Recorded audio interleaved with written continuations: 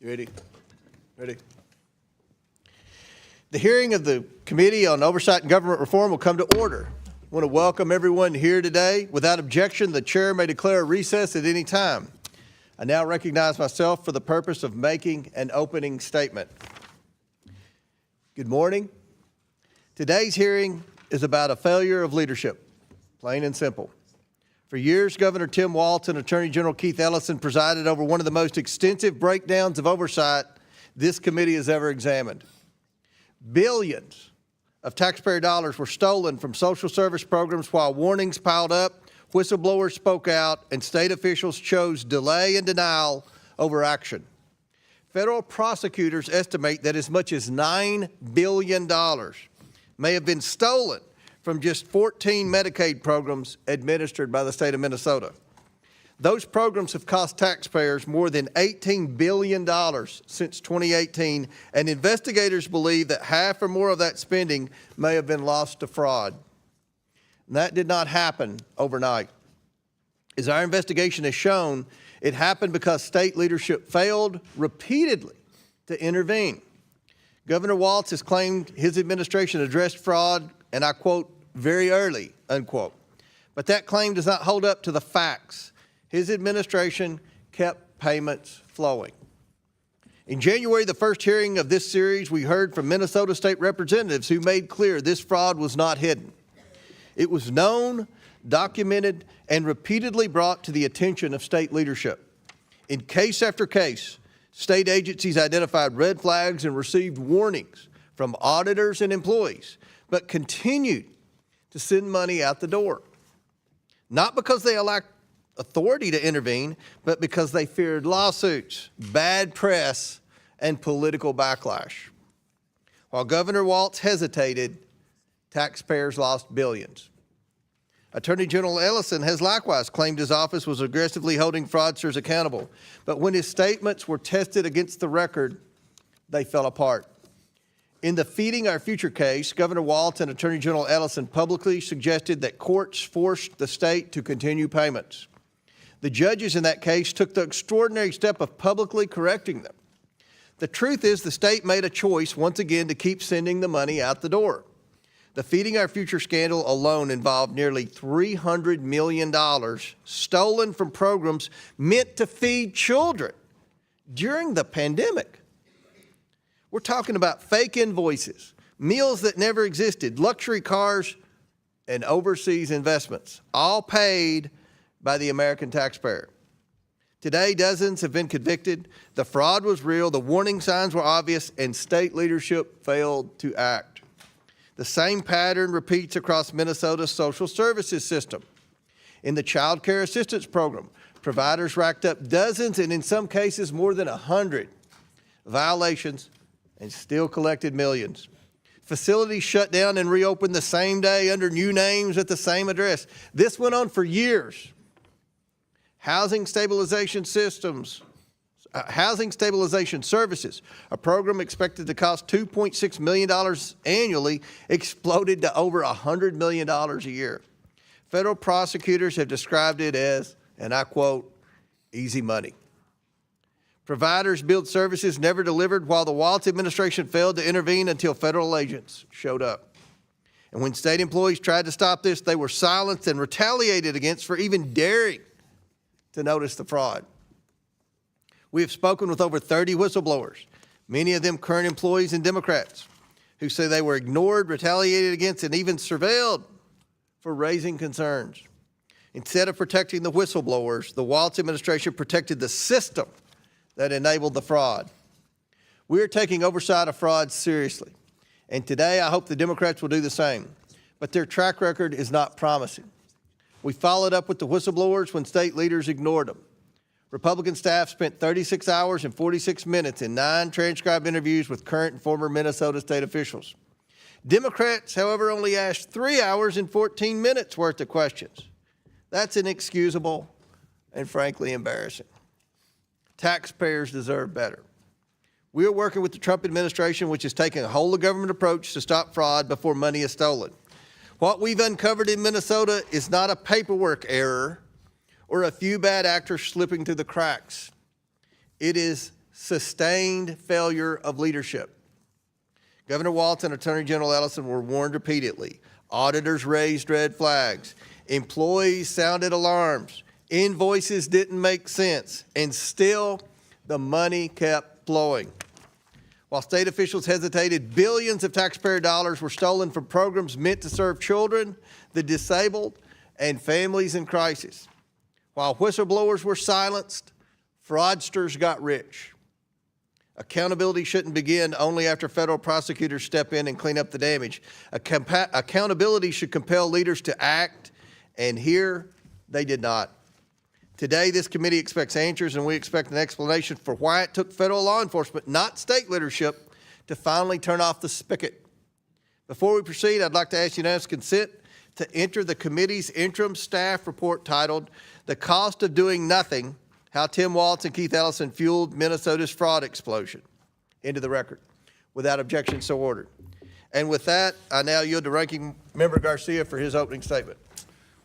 Thank you, Chairman Comer. I want to thank, of course, the governor for being here today, the Attorney General as well, and to Reverend Mariah Tolgard. Thank you so much for being here. I especially, though, want to thank the Minnesotans that I know have traveled here to be with us today to witness this hearing, but also in solidarity of the horrors and terrors that are happening, not just in Minnesota, but that have happened across the country. Now, we look forward to hearing directly on what life in Minnesota has been like thanks to the Trump administration's actions. And the truth is that Donald Trump and Republicans have cut billions of dollars from health care and food assistance. That is a reality. Instead, with that money, they've used it to hire officers who are now terrorizing cities and killing Americans. That's where our taxpayer dollars have gone. We've taken from food assistance, we've taken from health care, and we've superfunded terror on American streets.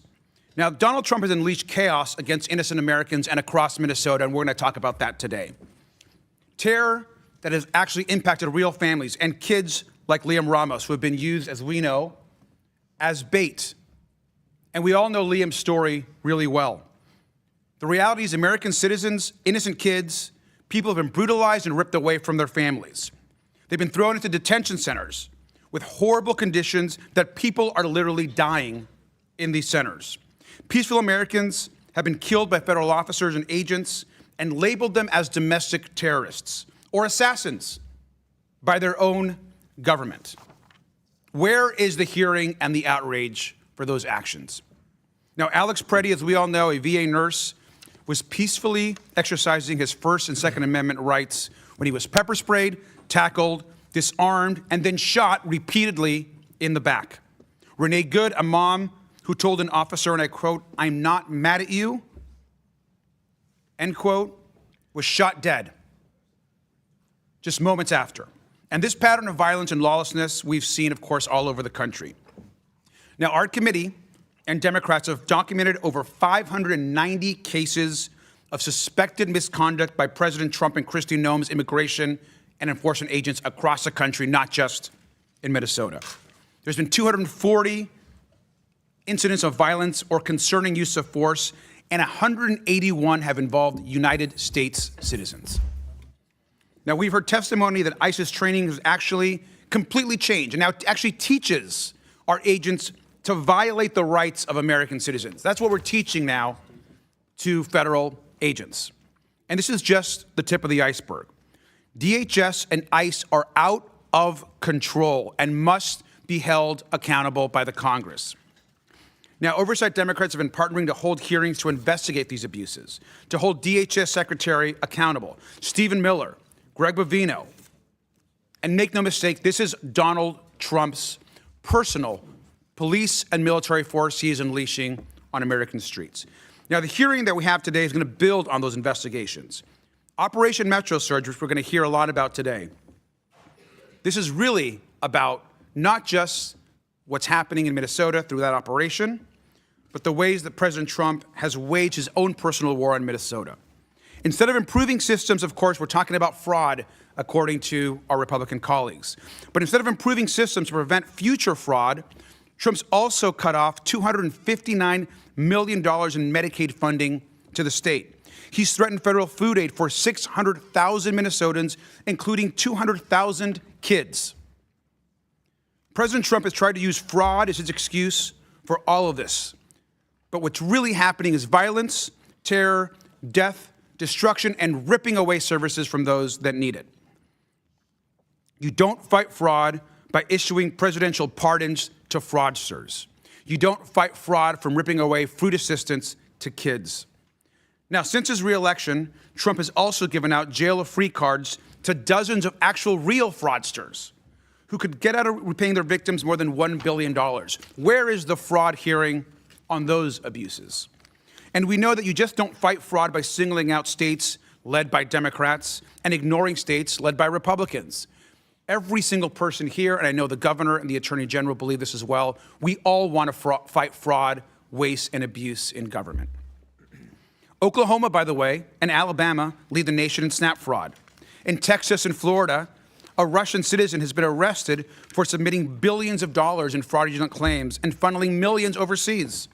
Where are those hearings? Where's the governor of Oklahoma or Alabama or Texas or Florida? I also want to note this. Because of the Trump administration's illegal and unconstitutional actions, we know there is now 31 of 64 lawyers at the Minnesota U.S. Attorney's Office that have left. That is stunning.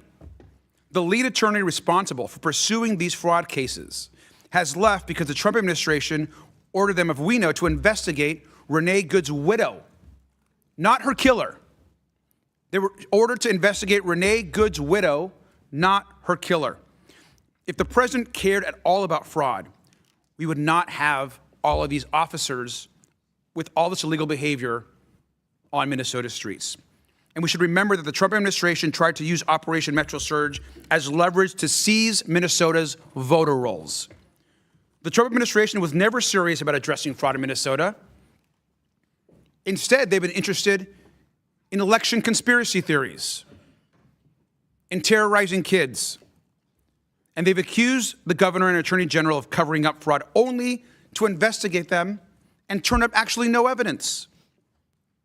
What they're trying to do is convince Americans that there's a good reason for violence, for killings, and for violations of the law.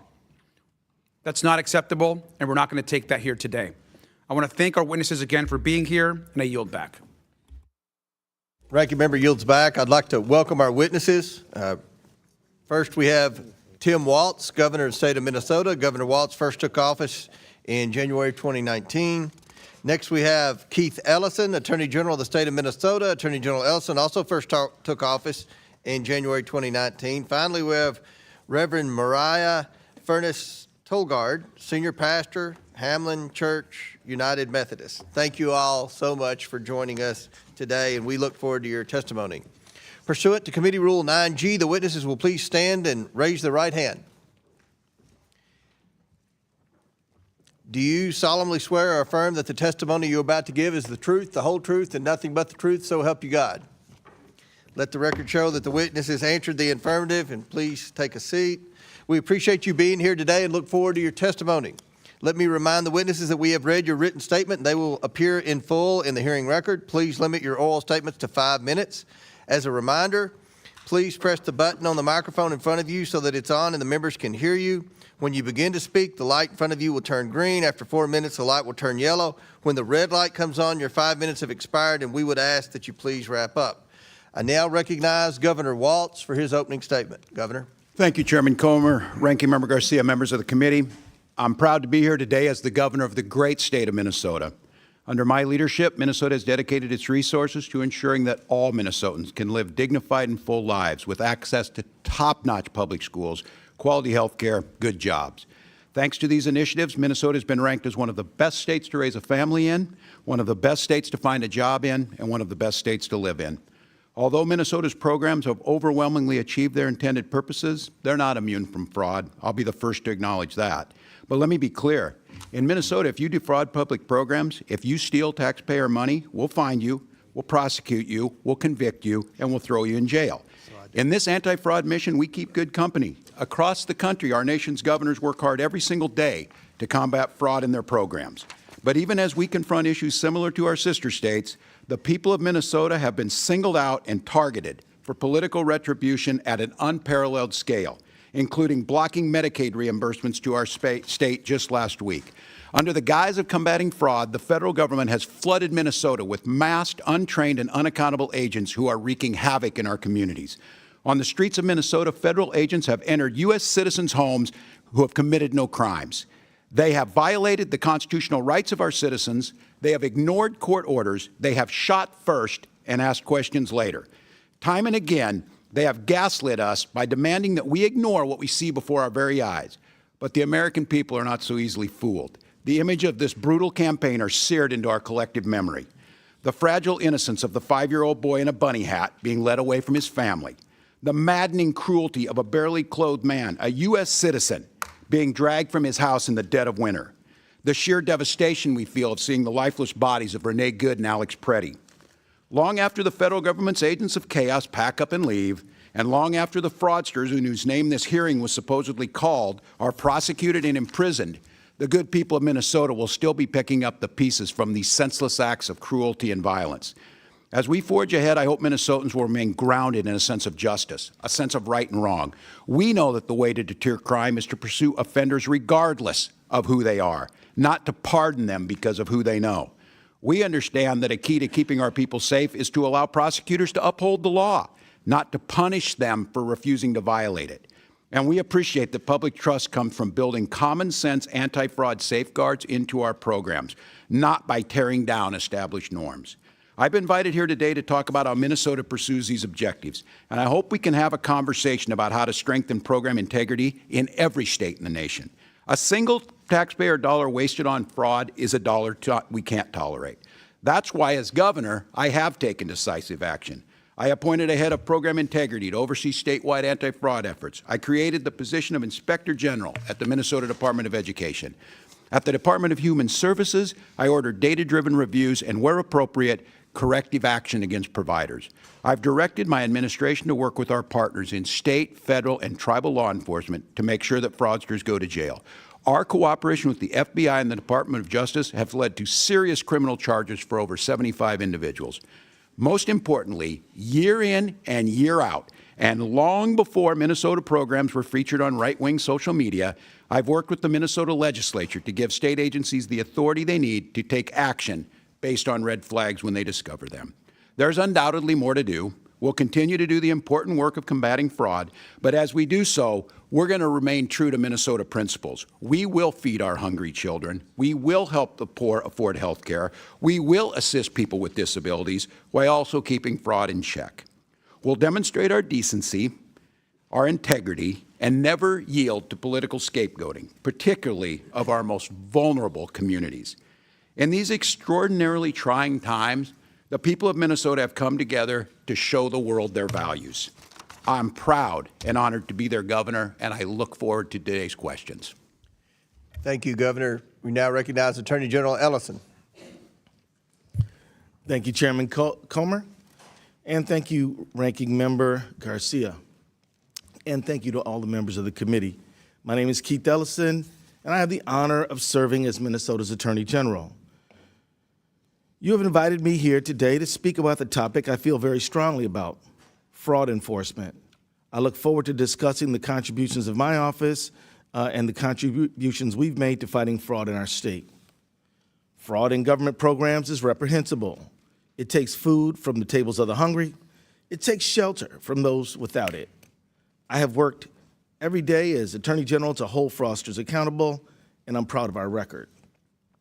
We've won 300 Medicaid fraud convictions, more than any other state of similar size, and recovered over $80 million for Minnesota taxpayers. We've returned tens of millions of dollars to victims of consumer fraud in Minnesota. Since 2019, our Charities Division has resolved over 50 investigations and dissolved 17 sham nonprofits. It's important to note that under Minnesota law, my office has limited jurisdiction over criminal matters. The only kind of criminal case we can prosecute all on our own is Medicaid fraud. Any other kind of criminal case must be referred to us by county attorneys. Still, we've punched above our weight where we do have criminal jurisdiction. I'm proud of that. Over the past 6 years, my Medicaid fraud control unit has ranked 5th in the nation in fraud convictions. Last week, I urged the state legislators to pass a bipartisan Medical Assistance Protection Act, which would give us additional resources to prosecute Medicaid fraudsters. Where fraud occurs outside of our jurisdiction, my office has and will continue assisting our local and federal partners. When our help is requested, we support our 87 county attorneys in Minnesota, and we regularly coordinate with federal investigators and prosecutors to combat fraud. That type of collaboration between enforcers at all levels of the government is essential in this fight. And that is why, if we are to discuss law enforcement efforts in Minnesota, we cannot ignore the devastating effects of Operation Metro Surge. As you know, the Trump administration, on the pretext of fighting fraud, unleashed over 3,000 masked, armed agents on the streets of Minnesota. And as a result, 2 U.S. citizens were killed by federal agents, Renee Good and Alex Preddy. Federal law enforcement still refuses to cooperate with us in investigating their deaths. Young, innocent children were detained and traumatized. Schools and businesses were forced to close, costing countless families their jobs, their livelihoods, their education, and costing our state hundreds of millions of dollars in economic damage. Operation Metro Surge did nothing to address fraud in our state. It harmed our economy, it scarred our people, and it dealt a devastating blow to fraud enforcement in Minnesota. As a result of Metro Surge, federal prosecutors' efforts to fight fraud in Minnesota have suffered a major setback. In the U.S. Attorney's Office, 6 high-ranking attorneys resigned because of the Department of Justice pressured them to investigate Renee Good's grieving widow. 8 more prosecutors then followed. The remaining staff should be spending their time prosecuting fraudsters and criminals. Instead, they are drowning in immigration-related petitions resulting from Operation Metro Surge. Mr. Chair, members of the committee, we cannot combat fraud without consistent messaging and support from our political leaders.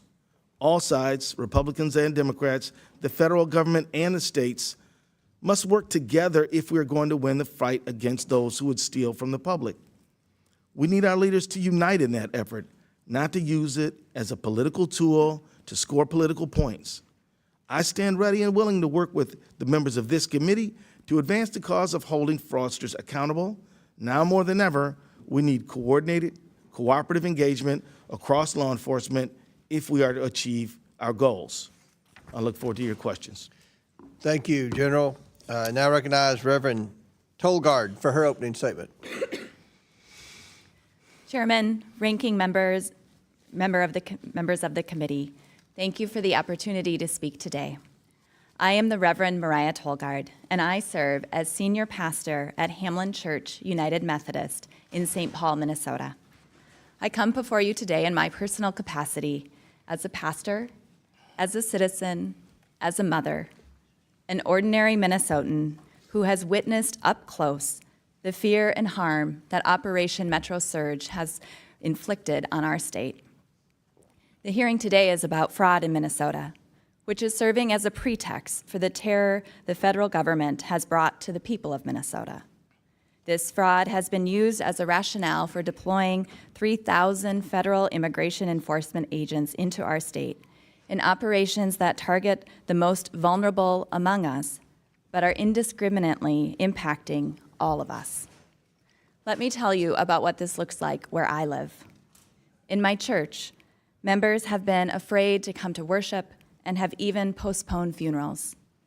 An elderly Hmong man in our city, a U.S. citizen, was taken from his home in the freezing cold wearing only his underwear and a blanket. ICE vehicles drive recklessly through our neighborhoods in packs of 4 to 6, stopping people of color for proof of citizenship, including a local police officer. In St. Paul Public Schools, where my 3 daughters attend, Nearly a quarter of students enrolled in distance learning because families were too afraid to leave their homes. My 8-year-old struggles to sleep at night because she is afraid ICE agents might break into our house. At local elementary schools in Minnesota and across the country, students are practicing drills for what to do if ICE is near their school. Let that sit with you. American children are now practicing 2 kinds of drills at school, one for an active shooter and one to protect themselves from their own government. That is not security. That is a nation failing its children. This is happening to all of our neighbors in Minnesota. Every Minnesotan has stories that will stay with you, from hearing of someone hiding in a walk-in cooler or the back room when ICE stormed into their workplace, to friends and family members being followed when dropping off their children at daycare. In Minnesota, we love our neighbors. We care for one another, and because we believe that every person bears the image of God, we've built systems that reflect that belief. Free meals for all children, health care for families who need it, schools where every kid belongs. That's what love of neighbor looks like in action. This administration has targeted Minnesota because we live out our values of loving our neighbors. These tactics aimed at undermining those values have not succeeded. When unidentified masked agents appeared on our streets, Minnesotans put on their own uniforms, and it said neighbor. Motivated by faith and conscience, we bought groceries for families in hiding. We paid rent. We drove children to school. We stood vigil at mosques. We served as constitutional observers. We pledged to care for children if parents were detained. We sang, we marched, we prayed. As a pastor, I say to you, if you feel even a flicker of discomfort hearing these stories, pay attention to it. If you hear about children like Liam Ramos, if you saw the videos of the murders of Alex Preddy and Renee Good, if you know of workers arrested in the very restaurants where they serve federal agents their meals, if you understand that citizens and legal residents have been wrongfully detained and something in you tightens, that is not partisanship, that is conscience. In my faith tradition, we call that the still, quiet voice, the voice of God. It's not too late to listen, to change our minds, our hearts, and our policies. To the members of this committee and our leaders across government, the question I leave with you is simple. What are you willing to do about it? Your silence has a cost, and it is being paid right now by children who cannot sleep, families who cannot grieve, and communities that are hollowed out. To Americans across the country and those watching from home, and particularly to the families still too afraid to leave their houses, there are more people fighting for you than you know. Jesus teaches us in Matthew 25, whatever you do for the least of these, you do unto me. History will tell its story about us, but long before then, our own souls will know whether we stood with them or turned away. No nation can build a true future on the terror of its own people. Security built on fear will shatter the first time it is tested. Only a community that chooses love of neighbor over fear will endure, and that is still within our power to become. Thank you for allowing me to share our story. I am deeply proud to be a Minnesotan. Thank you. Without objection, Majority Whip Tom Emmer from Minnesota and Representative McCollum, also of Minnesota, are waived on to the committee for the purpose of questioning witnesses at today's committee hearing. Without objection, so ordered. And now, okay, I'd like to recognize Representative McCollum for a UC. Thank you, Mr. Chair. I would like to, for the record, have a unanimous request put in with the statement. Thank you. Without objection, so ordered.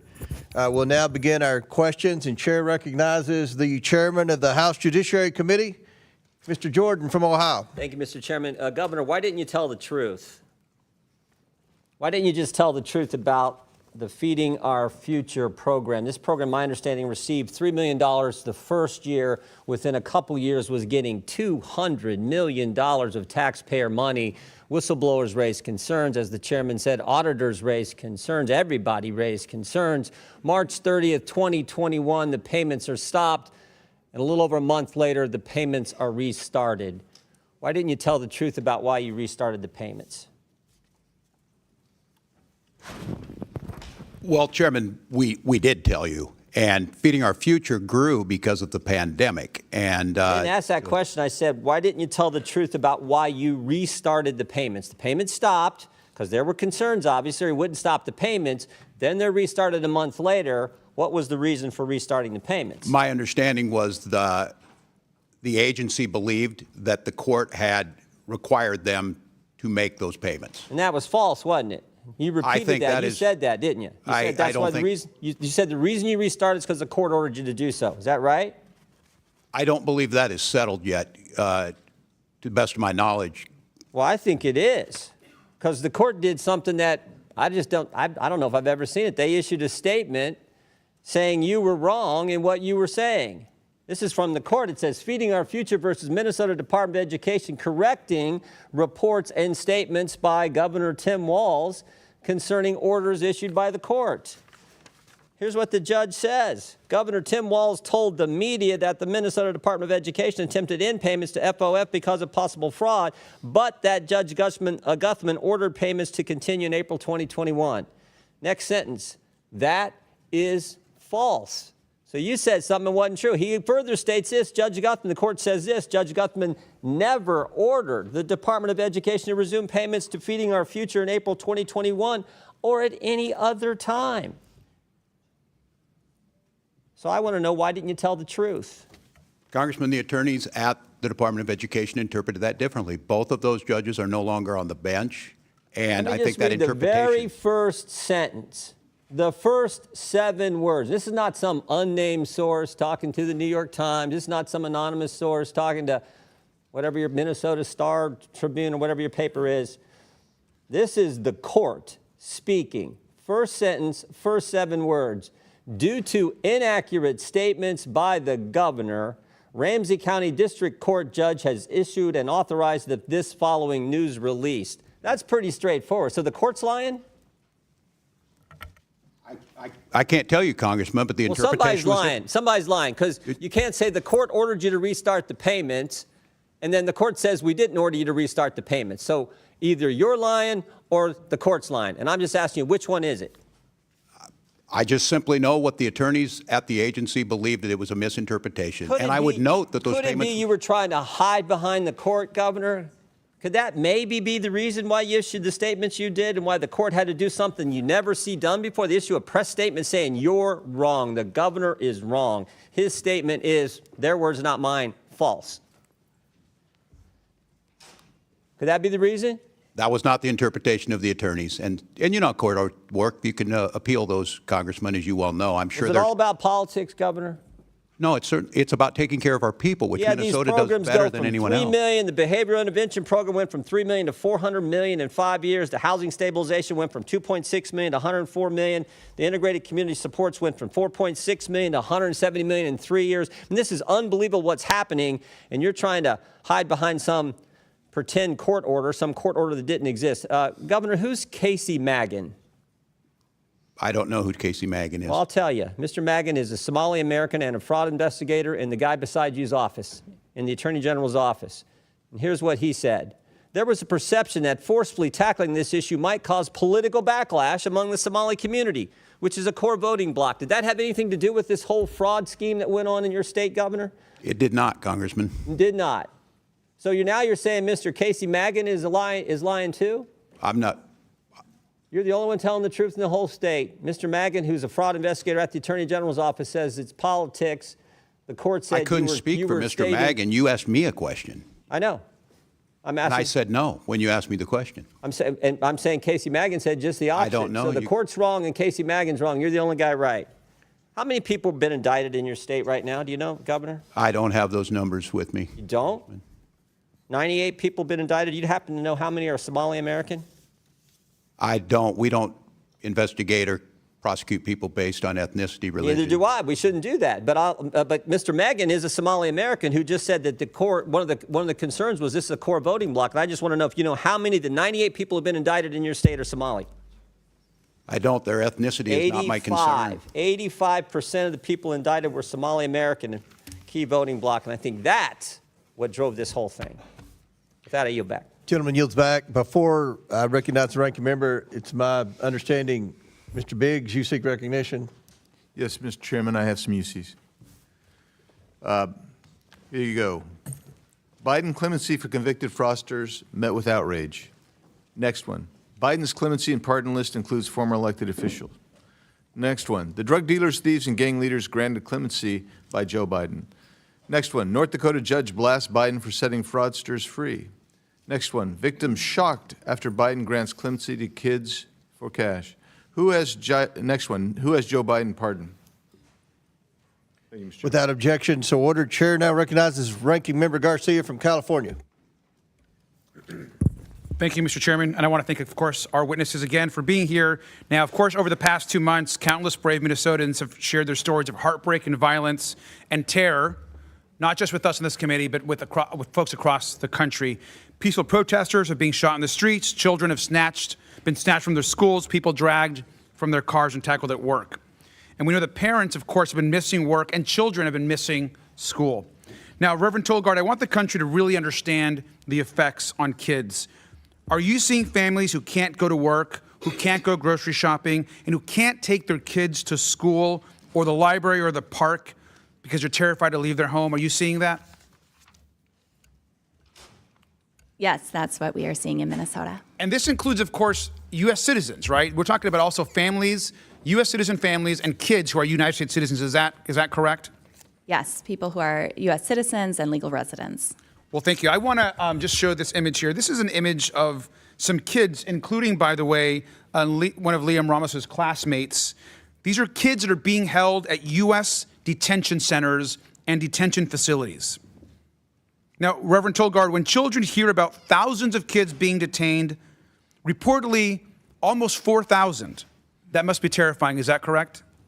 That is absolutely terrifying for children to hear these stories and to fear for that experience. And would you say that kids are scared at their school? Kids are scared at their schools. at Parents their are home. scared of what's going to happen to their children. Would you say that is correct Yes, also? that is correct. Well, thank you. Now, we're discussing the violence and brutality that's happened, and I want to show another image that's kind of difficult, I think, to see, but I think it's important for the American public to continue to see it. Now, this is the driver's seat of Renee Good's car seat after an ICE agent shot her dead. Now, Reverend Tolgard, are families in your community afraid that this sort of horrific image could happen to them next? Yes. Are kids scared that this type of horrific image could happen to one of their parents? Kids like my own, kids like the kids in my church are afraid that that could happen to their parents when they speak out. And let's remember that an ICE agent specifically told a protester, have y'all not learned from the past couple of days? This is just 2 days after Renee Good was shot. That is being told to people on the ground in Minneapolis and across the country, across Minnesota, and it's not acceptable. We should be clear here. This violence does not make us safer. It does not address fraud, waste, and abuse. It doesn't help families with health care, does not grow or build small businesses, and it certainly, as we're continuing to discuss, is not preventing the kind of fraud that Republicans are discussing here today. Now, Governor, can you walk us through specifically how Operation Metro Surge affected Minnesota's ability to investigate actual fraud? Well, thank you, Congressman. Well, first of all, as I've said, we've been partners with the federal, our federal partners, whether that be the FBI or be the U.S. Attorney's Office, which I will note was one of the premier U.S. Attorney's Office, regardless of who they were appointed by. Right now, those lead investigators and basically that whole team has left that office. They've not been filled back in. The U.S. Attorney himself was in front of a federal judge yesterday on contempt issues of that office not working together. Now, look, we're going to prosecute, as we have, every single person that's involved in fraud, but we can't do it alone. The Attorney General's office is doing everything they can. He has consistently come and asks the legislature for more money, more of the investigators he needs. But right now is the backlog at the U.S. Attorney's Office is being challenged by the federal courts. It makes it more difficult for us to get those cases over to them. But the good news is the Minnesota Bureau of Criminal Apprehension is continuing to do those. We got a conviction this week. Those are things that'll continue on. And while we need to put in all the safeguards, we need to, as you heard the Attorney General's opening statement, if we partner together in this, our chance of defeating this fraud is that much higher. But right now, it's stymied. There's no investigators over there. There's no U.S. attorneys. The FBI has been decimated, and it's very difficult. And that right there, the American public needs to hear.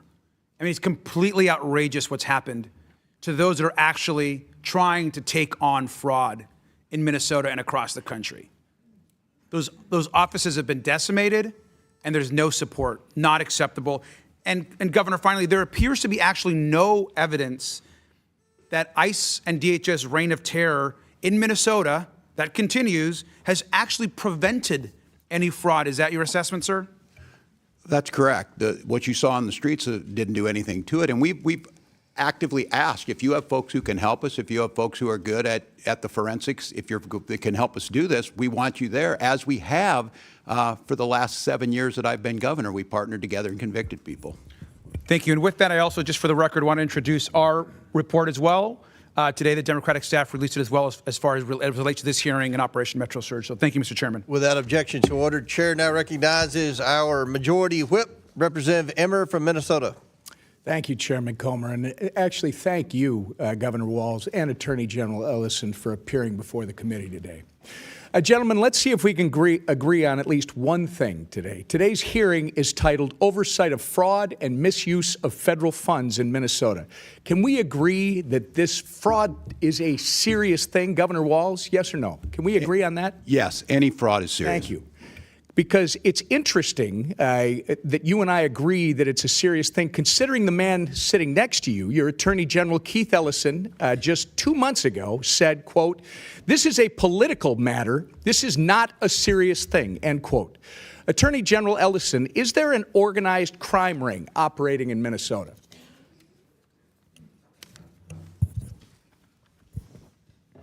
I'll answer for you, sir. Governor Walz believes there is an active crime ring in our state. In October, the governor said, quote, "We've got an organized crime ring in Minnesota. I think it's been going on for years." Moving on, Mr. Ellison, I, along with millions of Americans, have grave concerns over your alleged relationships with Somali fraudsters who have since been charged and convicted of federal crimes. I'm sure you are aware that over 90% of the defendants charged in the Feeding Our Future fraud case are of Somali descent. In fact, you have personal knowledge of these people. There's a 54-minute audio tape of your meeting with these criminals in December of 2021. And during your meeting, they complained to you about increased scrutiny of their nonprofits, and you told them, quote, "Of course I'm here to help," end quote. It's on the internet. Anyone can listen to you say that. Since then, you claim you were not aware of their crimes in the $250 million Feeding Our Future scheme, the largest pandemic fraud case in the nation. But just weeks after your December 2021 meeting, the FBI executed search warrants that you never would have requested in the Feeding Our Future fraud investigation. Now let's fast forward to September of 2022, 10 months after you met with the Somali fraudsters. Your office issued a press release stating, quote, "Minnesota Attorney General Keith Ellison and his office have been deeply involved for 2 years in holding Feeding Our Future accountable," end quote. So according to your office, sir, you have been deeply involved in the Feeding Our Future case since September of 2020. That actually sounds like you are saying that at the time of your infamous meeting with the Somali fraudsters, you were already aware of the allegations of fraud. When you had this meeting in December 2021, did you know, sir, about the long-running FBI investigation into Feeding Our Future? Yes or no? Mr. Chairman, Representative Emmer. Reclaiming my time. When did you personally become aware of the FBI investigation? That's all I'm asking. Representative Emmer, as you know, I have addressed this issue many times. All right, I have- reclaiming my time. In that same meeting with the fraudsters, Mr. Attorney General, you took aim at the Minnesota Department of Education. You stated that the Minnesota Department of Education had fought the nonprofit in very disgusting ways, in a very racist, xenophobic, and Islamophobic manner. You actually asked for the names of all these folks who are just hung up and offered to call the Minnesota Department of Education to, quote, demand some explanations. We now know that when you made these comments, the Biden DOJ was working with the Minnesota Department of Education and that their work exposed the massive fraud ring. Pretty bad look for you, sir. Either you were oblivious to what was going on under your nose, or worse, you were trying to obstruct the work of the Minnesota Department of Education. So I can see the time is getting short. Mr. Chairman, we are left with two questions. One, what did Governor Walz and Keith Ellison know about the fraud? And two, when did they actually know it? I would suggest that if they do not give direct and truthful answers to both these questions at this hearing, then they both need to be put under oath in a deposition. This is a serious thing, Mr. Attorney General. You are the only one who thinks protecting taxpayer dollars is political. Mr. Ellison, my concern is that you actively obstructed this investigation in exchange for campaign donations, a quid pro quo. If these concerns are proven to be true, you should be disbarred and you should go to jail. I yield back. Gentleman yields back. Chair now recognizes Ms. Norton from Washington, D.C. Thank you, Mr. Chairman. It is critical that the federal government support people who need assistance with food, housing, and health care. Unfortunately, as long as the government provides these services, there will be bad actors trying to take advantage of them. We need to prevent and identify these fraudsters so that social services can reach those who need them. However, we cannot recklessly deny help to many people who need services because of a few bad actors. My Republican colleagues have now held 2 hearings to talk about fraud in one single state, but they have completely ignored the fact that the Trump administration is the most corrupt administration in history. If Republicans really cared about fraud, abuse, and holding criminals accountable, they would call them out. Donald Trump for firing 17 inspectors general. These internal watchdogs are the front line of rooting out waste, fraud, and abuse at federal agencies. The Trump administration has also retaliated against whistleblowers and allowed administration officials to engage in serious conflicts of interest that often cross the line into outright corruption. We need inspectors general, whistleblower protections, and rules prohibiting conflicts of interest to protect federal programs and make sure that people can get the services they need. Across the country, Americans are struggling to afford their health care, premiums, and groceries. The Trump administration should be strengthening the social safety net, not cutting the safeguards that catch the fraudsters taking advantage of it. And I yield back. Gentlelady yields back. I'll now recognize myself for 5 minutes. Governor Walz and Attorney General Ellison, my questions are going to be simple and direct. Governor Walz, you were inaugurated as governor on January 17, 2019, and have served in that role through 2 terms ever since, correct? That's correct, Mr. Chairman. During the time period 2019 and 2020, while you were serving as governor, isn't it true that state auditors and officials raised concerns about fraud and vulnerabilities in programs overseen by your administration? I can't confirm that, but I'm assuming we have always ongoing OLA. I'll take that as a yes. Those warnings were communicated to senior officials in your administration, including yourself, correct? I can't speak if it was directly. I think the correct answer to that would also be yes. Despite those warnings, you did not order a broad stop payment or suspension of payment in any program at that time, correct? We're not going to stop payments of Feed Children until we have the proof that things happen. In 2019, we did start taking action. I went to the legislature, that legislative Governor session. Walz, when fraud concerns were raised early in your tenure in the Child Care Assistance Program, did your administration stop payments at that time?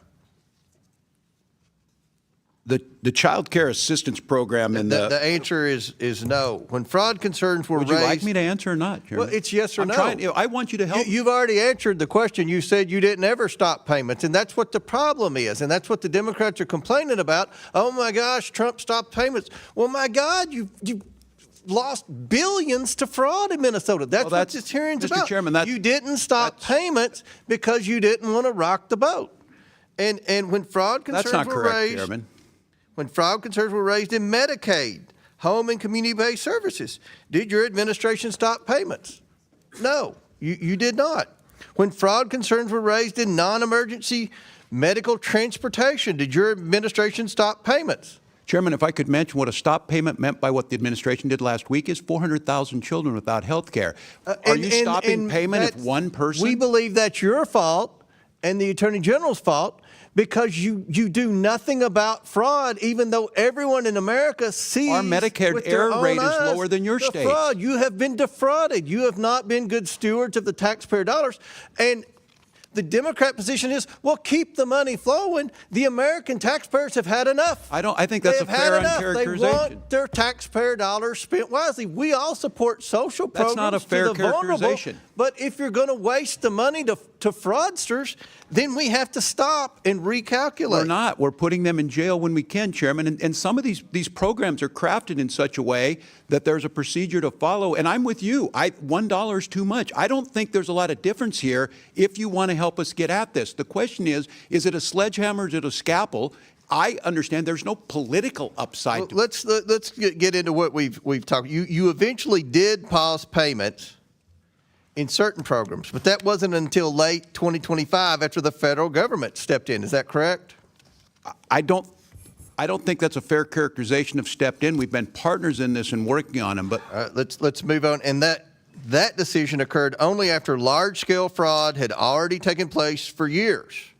Now, Governor Walz, employees inside state agencies raised concerns about fraud and improper payments for years. Is that correct? inside agencies, we've been prosecuting them for years. Yes. But they have raised concern. Agencies have raised concern about fraud in Minnesota, correct? For Each years. of those, yes, when they do and they're prosecuted. Yes. Some of those employees faced retaliation after raising those concerns. Is that correct? That is not correct, Chairman. Okay. Minnesota has strong whistleblower protections. Attorney General Ellison, you are the chief legal officer of the state of Minnesota, correct? Yes. Your office advises agencies on compliance with federal and state law, correct? Yes. Retaliation against whistleblowers reporting fraud is unlawful, correct? That is right. At any point during your tenure, did you tell state agencies to stop payments due to credible fraud allegations, yes or no? Sir, we prosecuted over 300 people in the Medicaid fraud area. 300, I would predict is a drop in the bucket, but you've never said to stop payments. That's it's one of the highest rates in the country, sir. Well, you have one of the highest fraud rates in the country in Minnesota. That's not true. And my office doesn't have the authority to do a stop payment. Right. We prosecute criminals when they're presented us by the agency. So the answer is no, unfortunately. No one's ever from your office said to stop payments until we can get the fraud under control. So to summarize, you both knew about fraud risk and payments continued. Our investigation has shown that whistleblowers who were alerted about the widespread fraud were ignored, sidelined, and even retaliated against. Only after federal authorities ultimately stepped in did you take any action. It's not this committee's responsibility to decide guilt or dole out punishment. But it's clear there was a massive failure of oversight and, quite frankly, a failure of leadership. One wonders whether either of you should bear some personal responsibility for the billions of dollars siphoned off by fraudsters under your noses in the state that you led. Again, this isn't for the committee to decide, but based on your answers today and apparent failure to take any responsibility, still the answer to that question has become abundantly clear.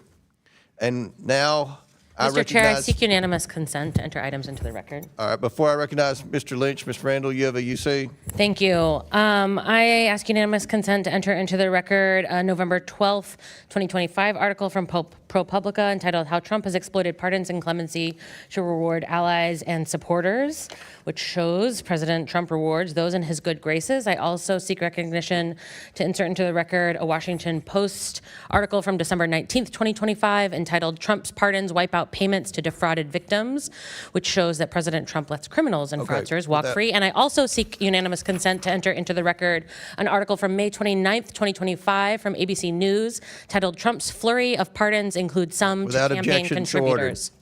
And Ms.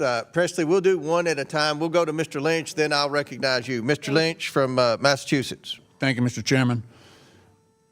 Governor, good to see you, my friend. Attorney General Ellison, good to see you again. Reverend, thank you for your willingness to testify before the committee. I want to shift gears here a minute, and I want to focus on ICE. So I was recently asked to serve as the co-chair of the Fight for 26 soccer tournament. It's a global tournament, the largest sporting event in the world. And my home city of Boston has been asked to host a lot of the games. In Boston, we'll host teams from Morocco, Ghana, Bolivia, Iraq, Scotland, France, England, and Suriname. We'll also host over 3 million foreign national visitors who are coming into Boston for these tournaments. And we recently learned from the Trump administration that ICE will play a key role in the security operations during those games. So we've got all these people flying in, foreign nationals, a lot of different countries, South America and elsewhere.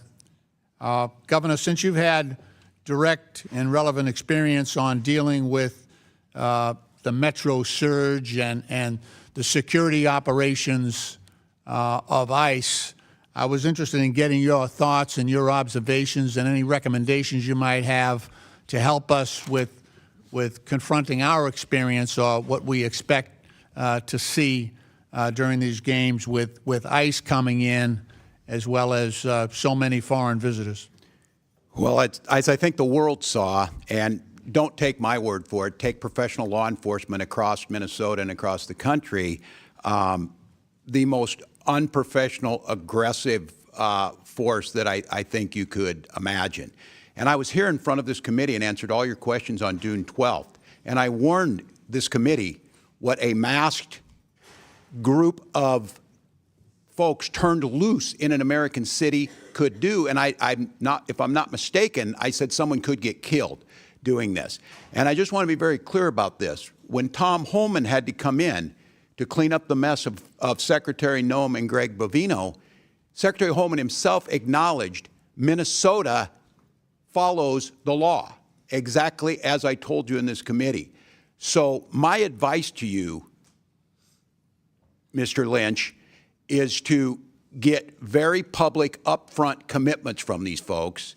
While I disagree with Mr. Holman's views on many things, he's at least professional enough that he pulled the leash back and pulled these folks out of Minnesota after, again, misrepresenting the number of people they were detaining, misrepresenting before he got there exactly what Minnesota did. And I'm just going to name it on accountability. The Secretary of DHS, being chastised by Republican senators, added insult to injury to Minnesota, pouring salt in the wounds of the parents of Alex Preddy and Renee Good's family by not even apologizing or acknowledging. And if you want accountability, for one of the times, as far as I know, the attorneys know better, we are not being included in the investigation. And the actions that were taken of a gentleman who was shot in the leg was the night that Kristi Noem called me a domestic terrorist and said that this gentleman was attacking federal agents. Well, now we know the story. They lied. They are now under investigation, they being the federal agents. So look, I'm with you. I want your help on fraud. Why would I not want money to go to the programs I care deeply about, feeding people, clothing people, housing people? But what ICE did disrupted everything that we were doing. It disrupted our federal partners, and it forced our law enforcement agencies, who have worked hard to gain the public trust, to have the public believe in them. So my advice to you is, and especially when the world's coming to see this, let Boston's finest lead. Let the people of Massachusetts lead. Let the 10th Amendment stand for something and allow us to be able to do this. The people of Minnesota will hold us accountable if they don't feel we're doing a good enough job.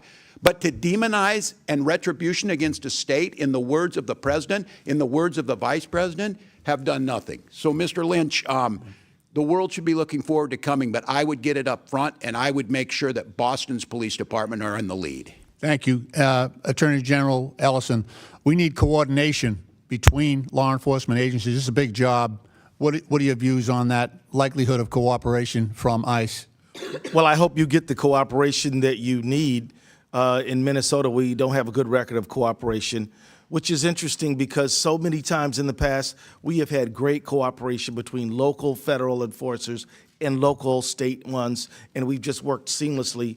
Nowadays, that has all changed, and that's quite unfortunate. Thank you, Mr. Chairman. I yield back. Thank you for the courtesy. Gentleman yields back. Ms. Presley.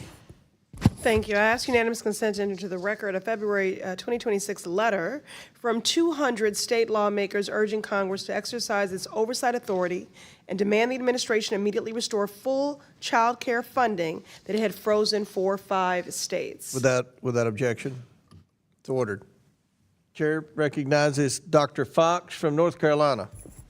Thank you, Mr. Chairman, and I thank our witnesses for being here. Governor, you've reminded people that you were here last June.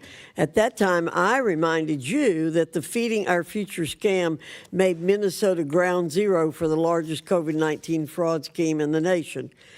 $250 million in federal taxpayer funds were taken out of the mouths of hungry children, and as the FBI noted, they were, quote, funneled into luxury homes, cars, and lavish lifestyles while families struggled.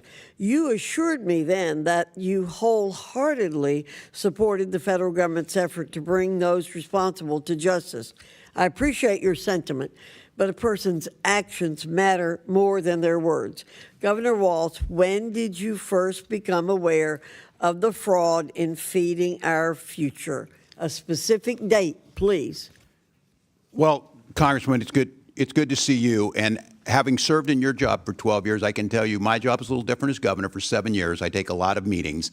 I certainly wouldn't specifically state, but I think during that pandemic, I think by late 2020, we started to see the irregularities. They were flagged. And I will note that we cooperated. State officials were aware of the fraud in early 2020. So you're asking when I, in my office, the governor became good, and I don't have a specific date. But what I would say is we provided witnesses, documents, the U.S. Attorney and the FBI, and 79 of those people have been prosecuted going back to 2022. Okay. Well, when I was chair of the Committee on Education and Workforce, I issued you a subpoena in September 2024 because you and your administration were not forthcoming about how your administration, quote, failed to identify what has been described as the largest pandemic fraud in the nation, end quote. In September 2024, you were aware of the Feeding Our Future fraud and your administration's handling of it, correct? Yes or no? 2024? Yes, by that time we had already put people in jail and had extensively investigated. This committee has testimony that the Minnesota Department of Education briefed your office about the Feeding Our Future's draft lawsuit and litigation hold on April 28, 2020. Let me jog your memory. Is that correct? I can't speak specifically to that. And if it's it was April 2020. That means Feeding Our Future received a total of over $200 million in federal funds after you and your administration knew about the fraud concerns. Why didn't you stop sending money to Feeding Our Future as soon as the fraud concerns were raised?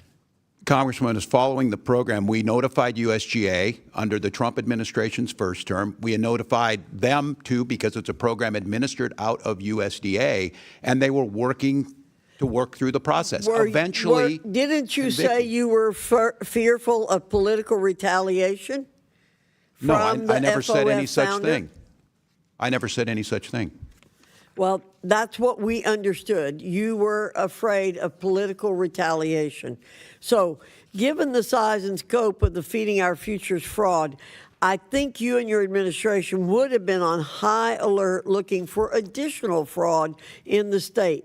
But after seeing the handling of Feeding Our Futures and its $250 million in fraud, it came as no surprise to learn that even more staggering amounts of fraud, estimated at up to $9 billion, were uncovered in the Child Care Assistance Program, the Minnesota Medicaid program, and other programs. How could you allow such massive fraud schemes in your state to get to this point? Congresswoman, we don't see anything by 9 million. Local press and everyone reports it about 300 million. But as I've said, if it's $1, it's too much. But we started in 2019 putting anti-fraud programs forward. After Feeding Our Future, we started going through and making sure every program had the integrity in it that it needed. And that's why you see convictions. That's why you see these programs Why did going it forward. take nearly 7 years for you to get engaged to stop the fraud? 7 years. We started in 2019, Congresswoman. It may be a surprise. If you arrest someone for stealing a car, other people are still going to try and steal cars. What we've tried to do is bring program integrity, but I'll go back to this. We're not going to shut down programs that have things that are going well in it, and we need to find that proper balance. And I've acknowledged that every year we're putting things in place. And Inspector General. Governor Walz, you did not do your job. You did not do your job. You did not protect taxpayer dollars. You allowed massive fraud. You and Mr. Ellison allowed massive fraud to go on in the state of Minnesota. And it is unfortunate, as somebody said, that you can't be held personally responsible at this stage of the game. I yield back, Mr. Chairman. Gentlelady yields back. Chair now recognizes Mr. Krishnamurti from Illinois. Thank you, Mr. Chair. Governor Walz, you've seen firsthand the brutal excessive force used by ICE and CBP agents in Minnesota. Unfortunately, we saw the same tactics employed in Chicago during Operation Midway Blitz. I want to turn now to ICE and CBP's horrific pattern of abuse. Secretary Noem went to our cities ostensibly under the guise of arresting, quote, the worst of the worst. But in Illinois, less than 3% of those arrested during Operation Midway Blitz had criminal histories. In Minnesota, the vast majority of those detained had never been in trouble with the law, correct? I believe that's correct, Congressman. There were also more than 170 cases this year where ICE and CBP detained U.S. citizens. U.S. citizens should never be detained by ICE, correct? That is correct. According I would to hope we all could agree on that. Well, I hope so too. According to the Chicago Sun-Times, federal agents have pepper sprayed children, including this 1-year-old baby in Chicago. And children should never be pepper sprayed, right? I would hope we could all agree on that too. They should not. And according to The Independent, CBP agents dragged a 67-year-old U.S. citizen out of his car, breaking his ribs and causing internal bleeding. No person should be subjected to that kind of treatment, right? They should not, Congressman. Attorney General Ellison, let me turn to another topic. In President Trump's second term, ICE has become America's highest funded federal law enforcement agency with a budget of more than $85 billion. If ICE were an army, this budget would make it the 13th largest army in the world. Let's look at where that money has gone. Last year, DHS spent $172 million on 2 private luxury jets for Secretary Noem. I assume you're not aware of a stop payment on that particular payment, right? No, I'm not, sir. Republican Senator John Kennedy yesterday grilled Secretary Noem about a $220 million ad campaign featuring her prominently, including on this horse in front of Mount Rushmore. Secretary Kennedy suggested this was wasteful spending, and I agree. I assume you'd agree with that as well, right? I do. This gross misuse of funds must end now, and Secretary Noem must be held accountable. Not tomorrow, not next week, now. Chicago was ground zero for Secretary Noem's overreach when she launched Operation Midway Blitz. Chicago media reported that ICE and CBP agents had pepper sprayed a 1-year-old baby, shot at a pastor, harassed seniors, tased U.S. citizens, and even killed a person. It's clear that Midway Blitz was never intended to make Chicago safer. In December, ICE and CBP began Operation Metro Surge in Minnesota. Over 3,000 agents were sent to one state. There were military-style raids at child care centers. Children kept home from school. Adults postponing medical care. In Minneapolis, Renee Good and Alex Preddy, both U.S. citizens, were fatally shot by federal officers. It's clear that Operation Metro Surge was never intended to make Minnesota safer. But this is not isolated to just Illinois and Minnesota. Inside detention centers across the country, the suffering continues. Detainees report physical and sexual abuse, medical neglect, and pressure to self-deport. On top of that brutality, Kristi Noem is misusing funds to buy herself private jets and enrich her associates.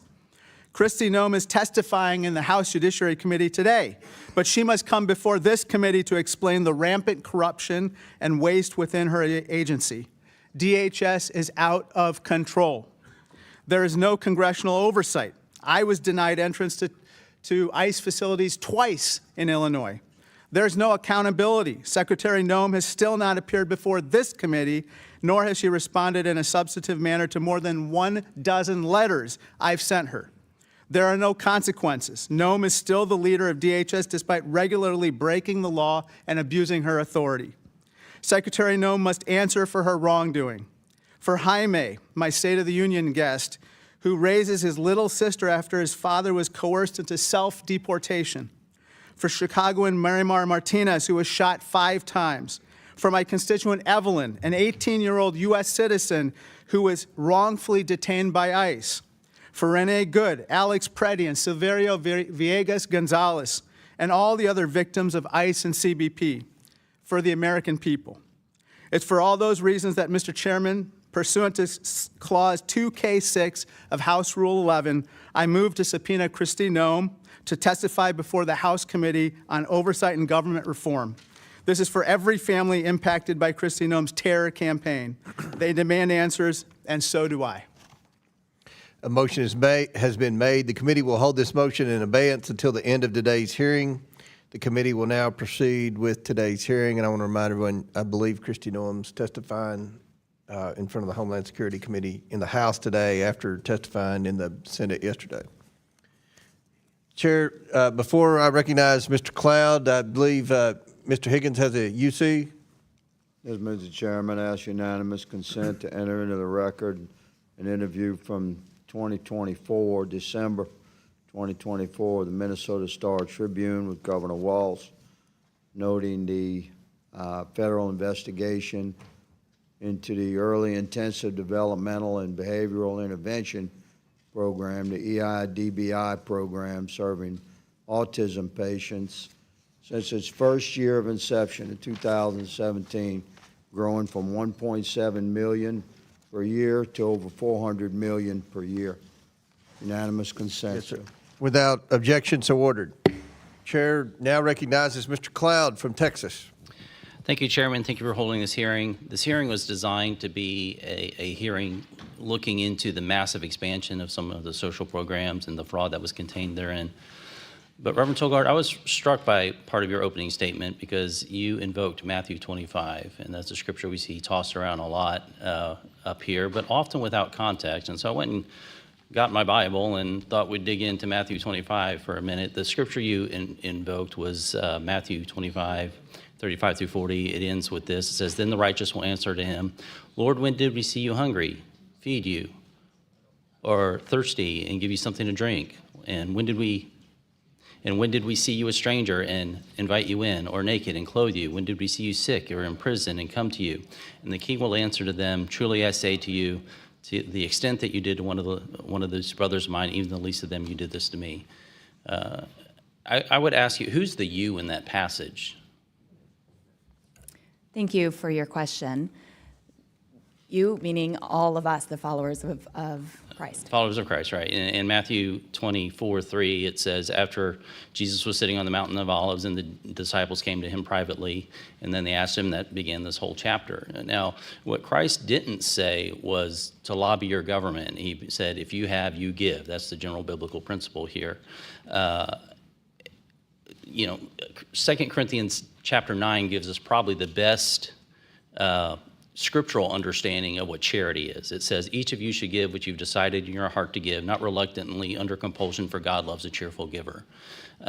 Would you say that taxes are under compulsion? Taxes are not my area of expertise, but But are they given under compulsion? Do you pay your taxes? As a U.S. citizen, I pay my taxes. Yes, as we all because do. what happens if you don't? We don't have the services that we need to support our. What happens to you personally if you don't pay your taxes? You get in trouble. You get in trouble. I would say that's under compulsion. So if we're talking about what charity is, I'm always amazed in D.C. how much of we get to define our personal worth as a politician or statesman or whatever you want to call us by how much of other people's money we give away. And so there's certainly a place for a social safety net potentially, but the idea that Matthew 25 is kind of used as a blanket statement. As a matter of fact, the parable that he gives right before that scripture that you go into is the parable of the talents, where you see someone, a business owner, go away and he leaves 3 employees in charge and gives them each a bit of investment. And 2 of them turn their investment into a profit, and one that turns it not into a profit, he does nothing with it, just sits on it. What does he call him?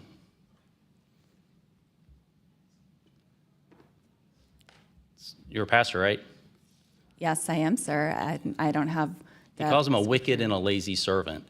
And so, scripturally speaking, God expects us to do something with what he's given us. Now, Romans 13 talks about the purpose of government. Scripture is replete with, there's different institutions that each have a different thing. The primary job of raising our kids and taking care of our families in the institution of the family. The government has a different one. It says, for the one in the authority is God's servant for your good. But if you do wrong, be afraid. For the rulers do not bear the sword for no reason. They are God's servants to bring agent of wrath on the wrongdoer. Would you say that someone who commits fraud is doing wrong? We all are against fraud.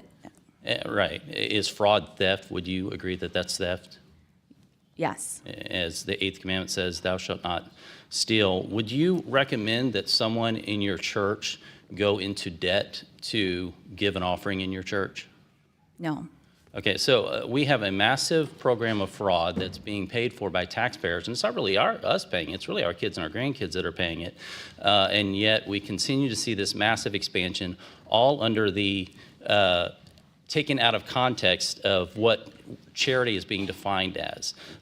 It's interesting, I find it odd that the left continues to bring up Matthew 25, because at the very beginning of that, right before he goes in that scripture that we talked with, it says, Matthew 25:32, all the nations will be gathered to him, and he will separate the people from one another as sheep and goats. He will put the sheep on his right and his goats on the left. And the king will say to those on his right, come in, you are blessed of the Father, take your inheritance to the kingdom. And those on his left, he will say, depart from me, you cursed, into the eternal fire prepared for the devil and his angels.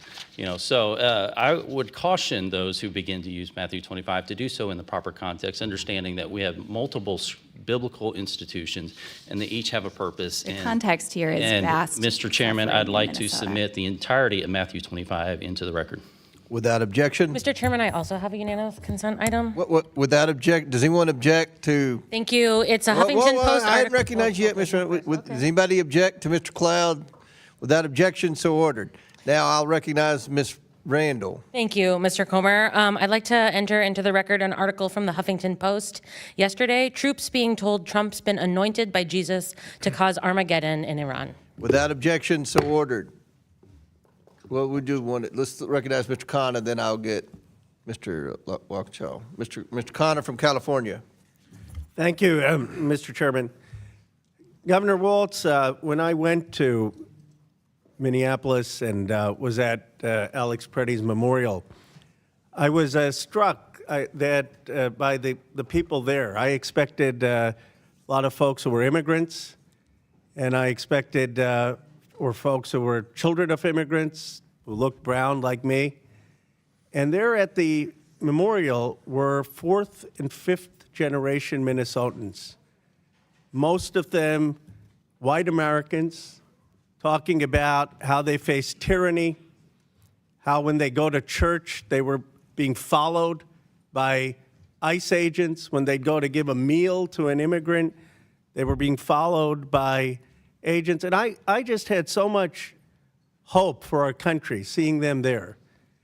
And I want to thank Minnesota, as a Californian, as someone who grew up in Pennsylvania, as an American, for their character, for their courage, for what they have modeled in a multiracial democracy. And my question for you, I mean, having served as a congressman, a governor, what is it about Minnesota that we can learn? What is it that leads to this kind of inclusive feeling about immigrants in our nation? Well, thank you, Congressman, and thanks for your work on many fronts. Look, I think Reverend Tolgard summed it up in getting at the heart of this. It's about the neighborliness and the care. And left to our own devices, I'm going to make the case, Minnesota, and by the way, I would remind folks, states have to balance their budgets. We're AAA bond rated, one of the states that's ranked the highest. We have a surplus, and we also have the highest rainy day funds, one of the strongest protections. So we understand fiscal responsibility, but we also understand this caring, this neighborliness. People saw their neighbor. I believe our politics can change with that idea of what the next door neighbor looks like. Now, I will have to tell you, Mr. Khanna, I was deeply concerned last year when the Vice President of the United States mentioned he can understand why people wouldn't want to live by somebody who's not like them, which seems to go against our entire ethos in Minnesota, whether it was the first wave of Norwegian and Swedish immigrants that came to Minnesota, German immigrants like my family, or whether it was Hmong coming after the Vietnam War, or Somali and other East African immigrants to our country. And I think it's this sense of working together. There's a reason that we rank at the top in healthcare. We rank at the top in personal incomes. We rank near the top in home ownership. We rank near the top in happiness. Because this idea that we're all in it together and that we believe everybody should have a chance. So I think it's an ethos, and it gets into our politics. On the secular side, I believe as an elected official that I shouldn't give a sermon, but I should attempt to live one. And one of our politicians, Paul Wellstone, talked about we all do better when we all do better. And that's what we do. And I know that is true to a certain degree in other states, but I see folks making the claim that, well, you wouldn't have any fraud if you just cut all these programs, if you just zeroed them out. That is true. If we did not provide food for our children, no one would steal from that program. But there would also be a lot of hungry children. And what I'm asking for and acknowledging the accountability, we need to put program integrity in. So I think it's a neighborliness. I think it's a historical point about caring for your own. And I think it's a clear understanding that if your neighbor does better, you're going to do better. Well, thank you, Governor. And obviously, fraud matters and budgets matter, but what really matters right now in this country are values. And I really appreciate your sharing that. Attorney General Ellison, in the brief time I have, you know, I just want to be clear about Somali Americans, because when I was growing up as an Indian American, anytime someone who was of Indian origin did something wrong, every Indian American was concerned, you know, and I don't think people understand that. If you aren't a minority, how that makes you feel. I understand there were 80 or 90 people who were Somali Americans who were involved in this, but there are 100,000 Somali Americans at least in Minnesota. And statistically, from all the studies I've seen, it is just factually untrue that Somali Minnesotans or Somali Americans commit more fraud than white Americans or Indian Americans or other Americans.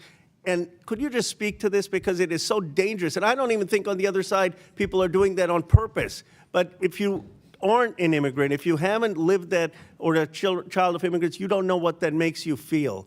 And can you talk about the Somali experience in Minnesota? You know, the reality is the Somali community in Minnesota has brought great things to our state. They have opened businesses. They've gotten professional degrees. They are great neighbors who volunteer and help their neighbors.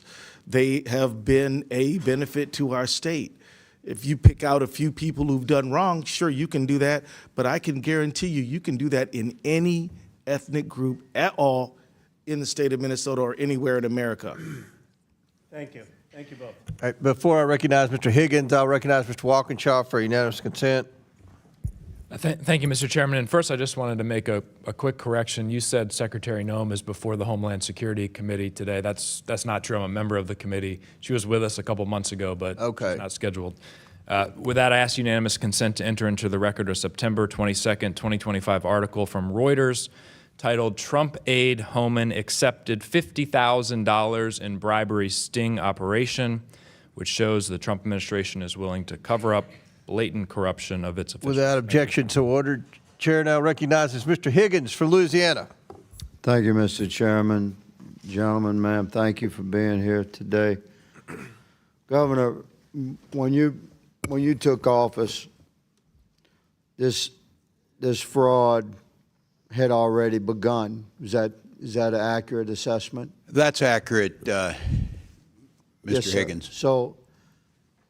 So what we're trying to get our heads wrapped around here as a nation, and we're doing our best as a committee, I'm quite certain on both sides, to just sort of focus our attention on what needs to be focused on. You had massive fraud in the state of Minnesota. And when we started looking into waste, fraud, abuse, and theft across the country, Minnesota surfaced as a wow moment for the entire country. So naturally, you know, we look as a citizenry to, well, who's in charge there? And my old friend, Governor Walz, is in charge. And the truth is, this fraud had begun before you took office. So it's a reasonable question, Governor. What you're noted in many interviews, I'm not going to go through them ad nauseum. You were aware of this level of fraud and investigations, and yet it seems like nothing was done until the Trump administration reestablished itself in a second term, and we began broad investigations into waste, fraud, abuse, and theft, and Minnesota popped. So would you please, I just give you a minute to respond. Yeah. Why didn't you do something sooner? I know some people were put in jail. I know there were investigations, but there was billions and billions and billions of dollars being stolen from a pretty concentrated demographic in your community. And this demographic is a significant political supporter for you and your party, good sir. So I just ask you, please explain. Yeah. Well, thank you, Mr. Higgins, and I appreciate your question in good faith on this. First of all, the issue of billions, and I'll keep saying this, $1 is too many. That number got thrown around. There's nothing behind it, but I will acknowledge $1 is too much. I will also note the characterization. I would say it's low. I would say it's low, but continue. Well, there's nothing to support that, but look, we will pursue it and assume that that's the case. We will still make the changes we need to make. The characterization that nothing happened until the Trump administration came in is simply not true. We worked with them in the first administration where USDA didn't take action, and I think that's documented. The fact is, starting in 2019, I went to the legislature asking for— But you didn't pause payments, Governor. The pausing payments— And the criminal investigation, which I'm running out of time, I want to jump to. The way America sees this, Governor Walz, respectfully, sir, is that this money just continued to flow. There was a high awareness of this waste, fraud, abuse, and theft, like organized crime level theft, and it seemed to be slow rolled, and nobody stopped the money from rolling in. And the money's gone, been remitted overseas. Attorney General Ellison, you stated in your opening statement that you sort of stated that your office only has direct jurisdiction over Medicaid fraud. Did you say that in your opening statement? Okay, well, you seem to indicate that you don't have, like, criminal authority, but you do, don't you? Under your own law, you have authority if the county district attorney asks you to get involved, or if the governor asks you to get involved, then your office can take lead on any criminal investigation, specifically if you have particular staffing and capabilities within your office, because it's statewide, to look into organized crime. Is that not correct? Okay, so you have the authority to lead your state's effort to respond to this massive fraud at the state level from within the healthcare realm, where government money is being stolen at very, very high levels, unprecedented levels in your state. Are you leading that effort for the state of Minnesota? You're addressing it. Are you leading it? Are you leading the effort? We are leading the effort to prosecute Medicaid fraud in Minnesota. I'm not talking about Medicaid fraud. Don't hide behind that. You have the authority to prosecute anything criminally that the governor asks you to. And this thing is big. I'm giving you an opportunity, sir. Are you leading the criminal investigative effort into this massive fraud across the board in the healthcare spectrum in the state of Minnesota or not? We are following the law. And you are not leading. You're not leading. I'm going to say, Mr. Chairman, that the Attorney General of the state of Minnesota should resign. I yield. Thank you. Gentleman yields back. Before I recognize Mr. Frost, I want to, Mr. Waukesha, you were right. She's not testifying in Homeland Security. Kristi Noem's testifying in Judiciary. I knew she was here somewhere today, so you were right. I misstated the wrong committee. Chair now recognizes Mr. Frost from Florida. Thank you so much, Mr. Chair, and I have unanimous consent called Fraud Focus. Why is Trump granting clemency to convicted fraudsters? Without objection, so ordered.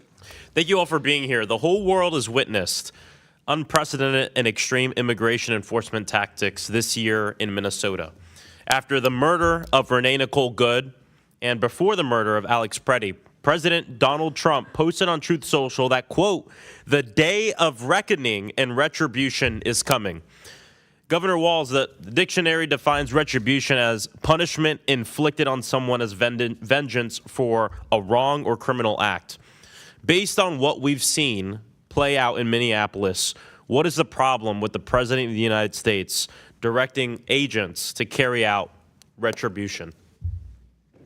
Well, yeah, thank you. And this is certainly troubling because under the guise of fraud, which we all want to tackle, we were subject to, as you saw, the largest invasion of a state by the federal government, I don't know, in certainly any of our lifetimes. And that infliction, to me, we're trying to figure it out. Look, we'll acknowledge, and we're fixing it in Minnesota, but I'm telling you, each year you're going to go back to your state, and if some of you think you want to be governor, you're going to deal with this, and these folks keep moving. The problem is, Congressman, this was about retribution. This was about singling out Minnesota, and I think, I'm going to just name it, I think it's singling out because our state works, and it provides things for people, and we care, and we mind our own business, and we respect our neighbors. And this retribution had nothing to do with getting the worst of the worst. We know that. It had nothing to do with stopping fraud.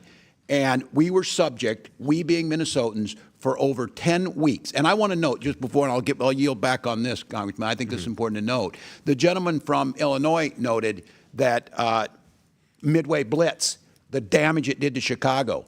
There were 500 agents on the ground in Chicago. Kristi Noem testified yesterday there's still 650 in Minnesota. It is not over. This is not ancient news. This is not looking like everybody moved on. Minnesotans are still experiencing this. It's bad for our communities and makes our people less safe. It's terrorizing our streets.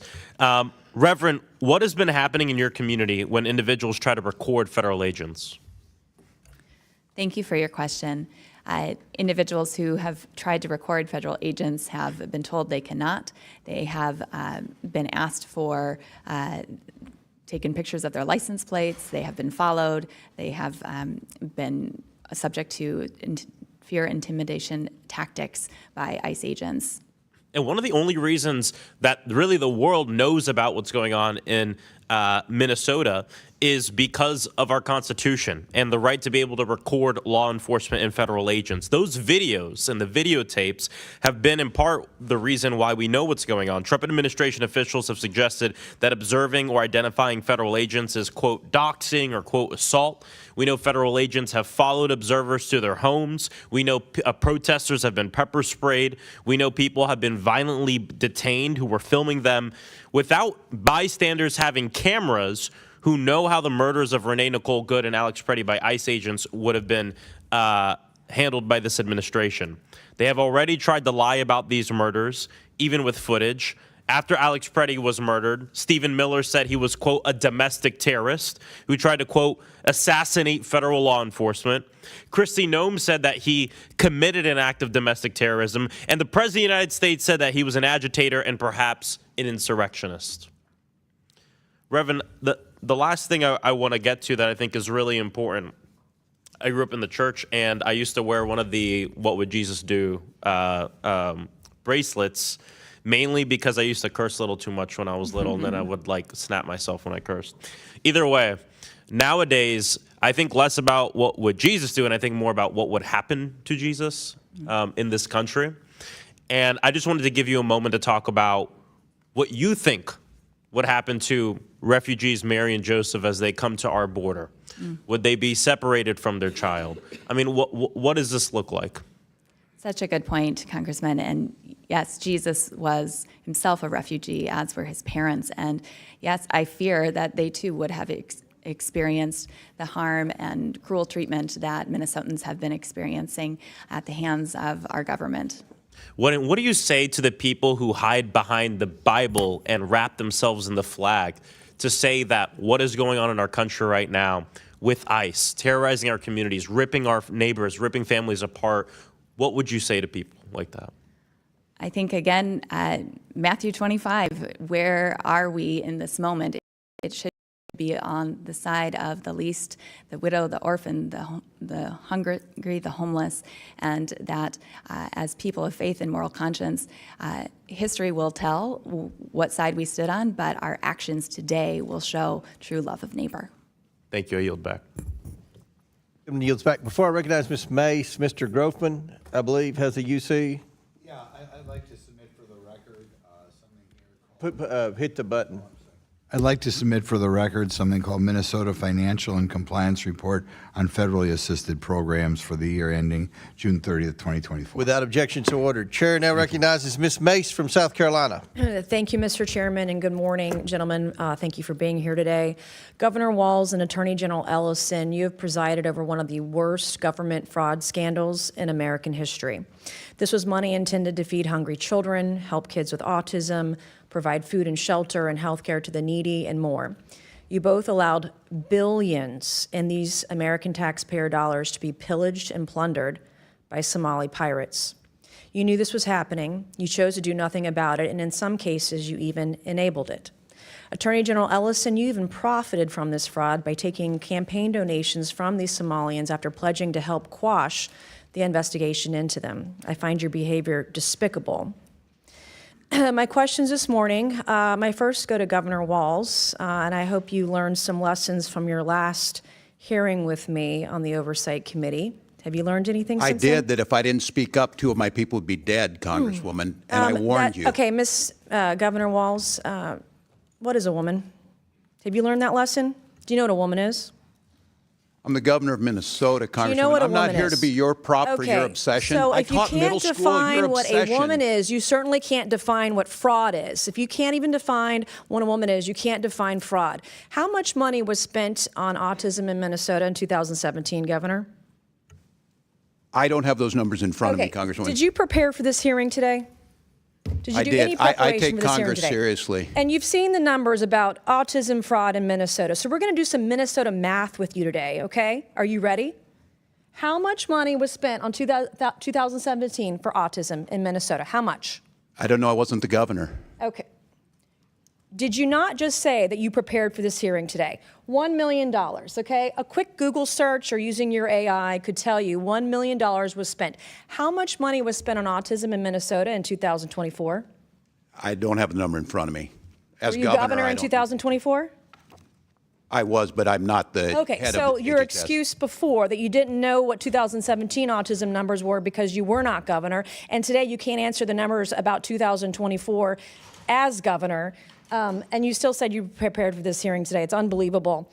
$343 million was spent in 2024. What percent increase is that from 1 million to 343 million? What percentage increase is that? I'm not here to be your prop. Go ahead and tell me. Well, are you governor of Minnesota or not?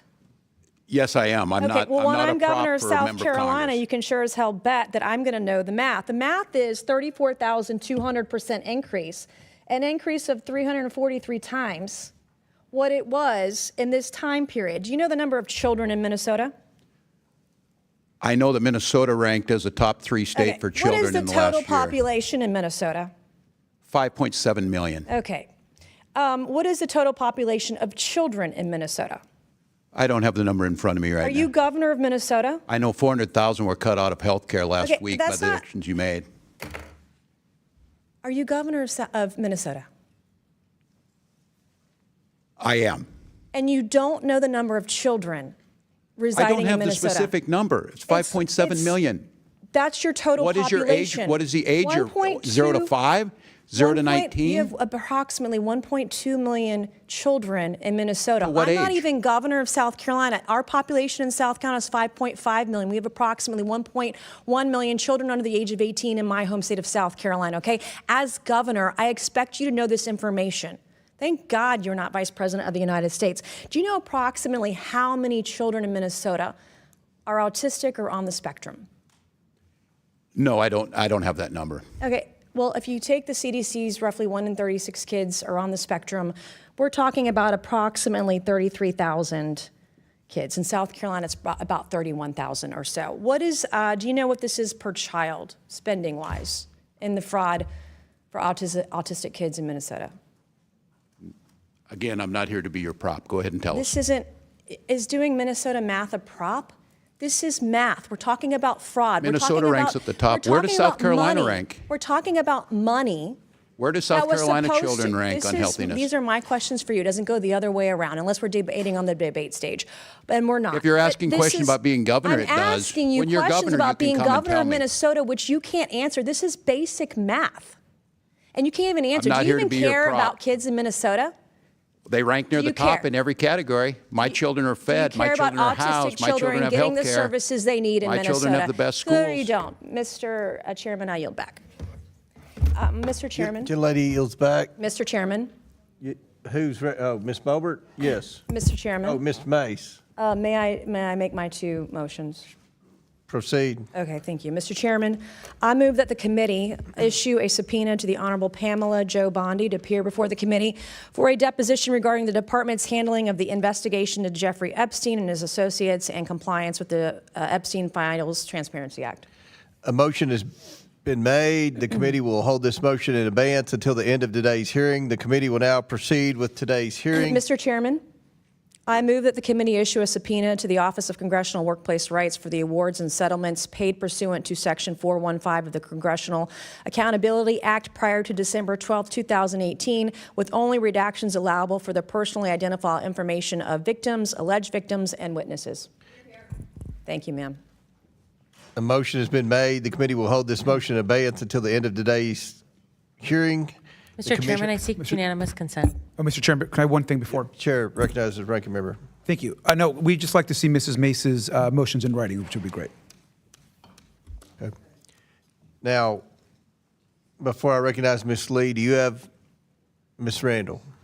Thank you, Mr. Chair. I ask unanimous consent to enter into the record a December 11th, 2025 article from The Guardian titled, "Somalis Are the Scapegoat. Fear Rises as Trump Targets Minneapolis Community," which describes the Without Trump objection. administration's xenophobic attacks. Thank you. Without objection to order. Chair recognizes Ms. Lee from Pennsylvania. Thank you, Mr. Chair. For the past few months, Democrats on this committee and in the Senate have been holding hearings on the unconstitutional actions of the Trump administration.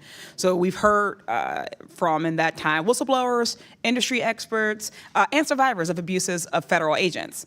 They spoke about warrantless searches that they have been subjected to, including federal agents bursting into their homes with guns. They spoke about being shot at and dragged out of their cars. and then, being made to look like they were actually the perpetrators. They spoke about federal agents, use of masks in unmarked vehicles, and the efforts of these agents to hide their identity to escape any sort of accountability. And we heard from the brother of Renee Good, who was murdered by ICE agents in Minneapolis. That is what oversight looks like. Not 2 hearings on fraud in one single state, which is not even the worst instance of fraud out there, though we all here agree that we should target fraud. Republicans have dragged Governor Walz in again to demonize and target his state because he is a Democratic governor and he is implementing Democratic policies. Republicans took a legitimate investigation and, as per usual, has made it a circus. Now we have just a random guy lurking around child care centers trying to get into buildings with children as the fraud vigilante. The Somali community has been vilified and made to feel unsafe. And federal benefits are being cut to Minnesota and other Democrat-led states. Trump and his administration also used this investigation as a justification for an immigration enforcement push that has created chaos and fueled violence and resulted in the death of American citizens. Reverend Tolgard, as a Minnesotan, do you feel that these oversight hearings and the Trump administration's fixation on fraud in Minnesota has made anyone safer in your state? No, they have not.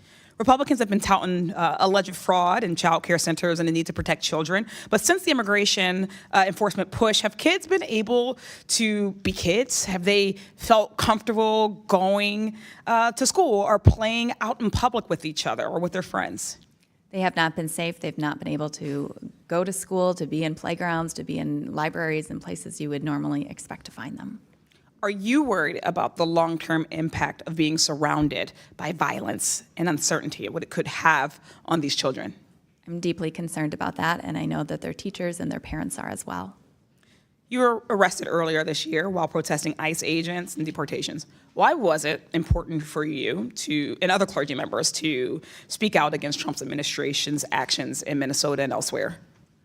Thank you for your question. I was arrested along with 99 other faith leaders in Minnesota, many of whom could be here today, and we were compelled to action to stand on the side of the most vulnerable in our communities and those who have been facing enormous cruelty and unfair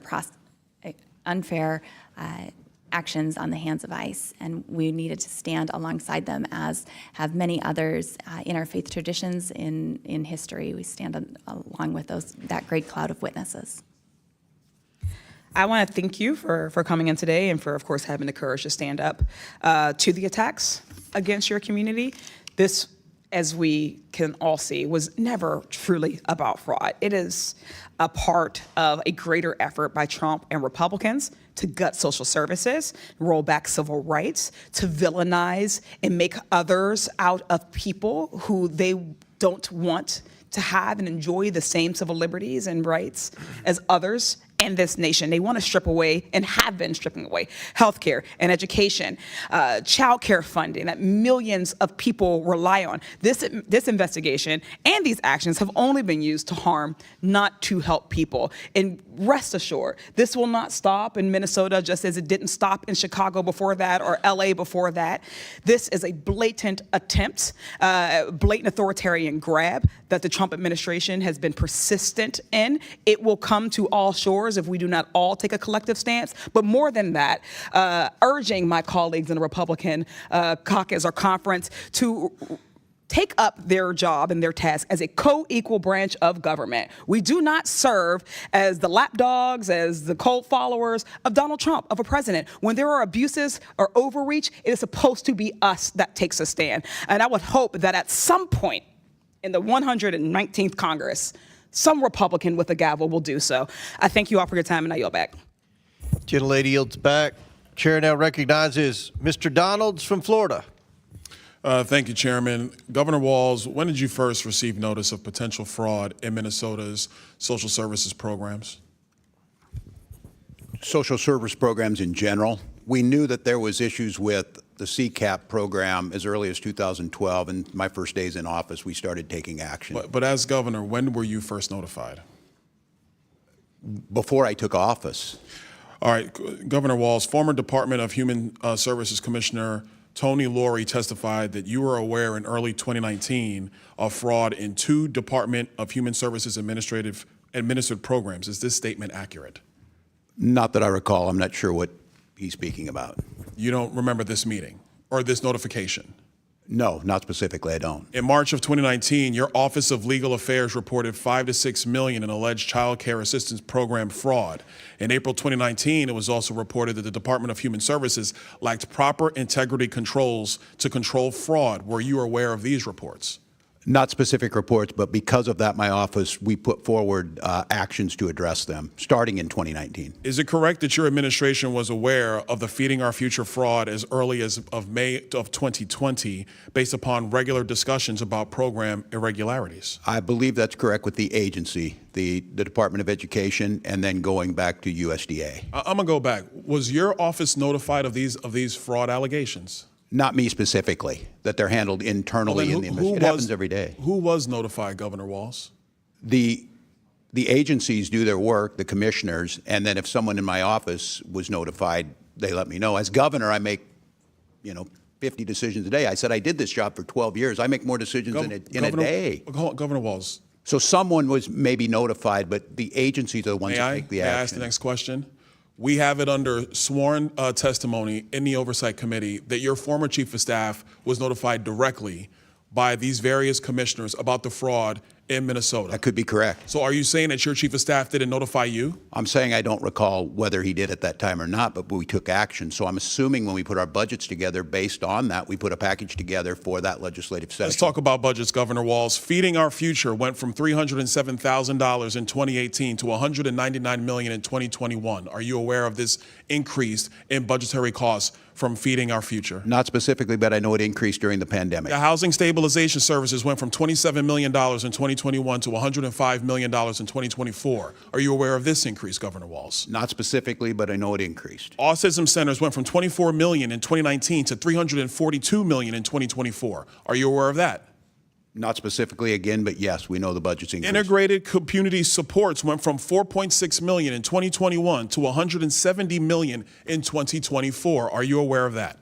Again, not specifically on the numbers, but it's the budget. Governor Walz, you have to submit a budget to your legislature every single year, like every governor has to do. If you're not aware of these increases, what was your office Everyone doing? is balanced. My budget is about $72 billion. It includes 23 agencies. Florida's budget's $115 $115 billion, sir. But what were you doing if you're seeing program increases like this amid allegations of fraud in your state? Action was being taken on these starting back in 2019. If it's CCAP. Can you describe the action that was taken in 2019? Sure. In 2019, I'll go to the first things that we did on child care assistance. We lowered the standards on proof of administrative fraud disqualification. Whoa, you lowered the standards? We lowered the standards for proof of administrative fraud. The standards where we had to prove it were so high it was impossible to try and do it. So we lowered what it took to show that fraud was happening. And what did you do with the results of lowering the standards to prove fraud? What did you do? We put 79 people in prison and. But Governor Walz, the fraud prosecute. continued to increase. It increased under your tenure. Do you acknowledge that? Did the numbers increase? Yes. And I tell you, when you catch people and prosecute them, it shows up at the fraud increase. I would tell you, Congressman, because you're not hearing about fraud doesn't mean it's not I got 50 happening. seconds, Governor, and I don't want to get into a fight with you, but let me move quickly to the Lieutenant Governor. Peggy Flanagan's your Lieutenant Governor, is that correct? That is correct. Does the Lieutenant Governor go on the ticket with you, or are they elected by themselves on a ballot in the state of Minnesota? It's on a ticket. It's on a ticket. Peggy Flanagan essentially works for you. She has an independent office. She's a constitutional officer. She's on the ticket, but she is independent as a constitutional officer. You could ask for her resignation at any time. Is that correct? That's typically how it works with lieutenant governors. Yeah, but she's a constitutional officer. I don't believe that's happened in Minnesota.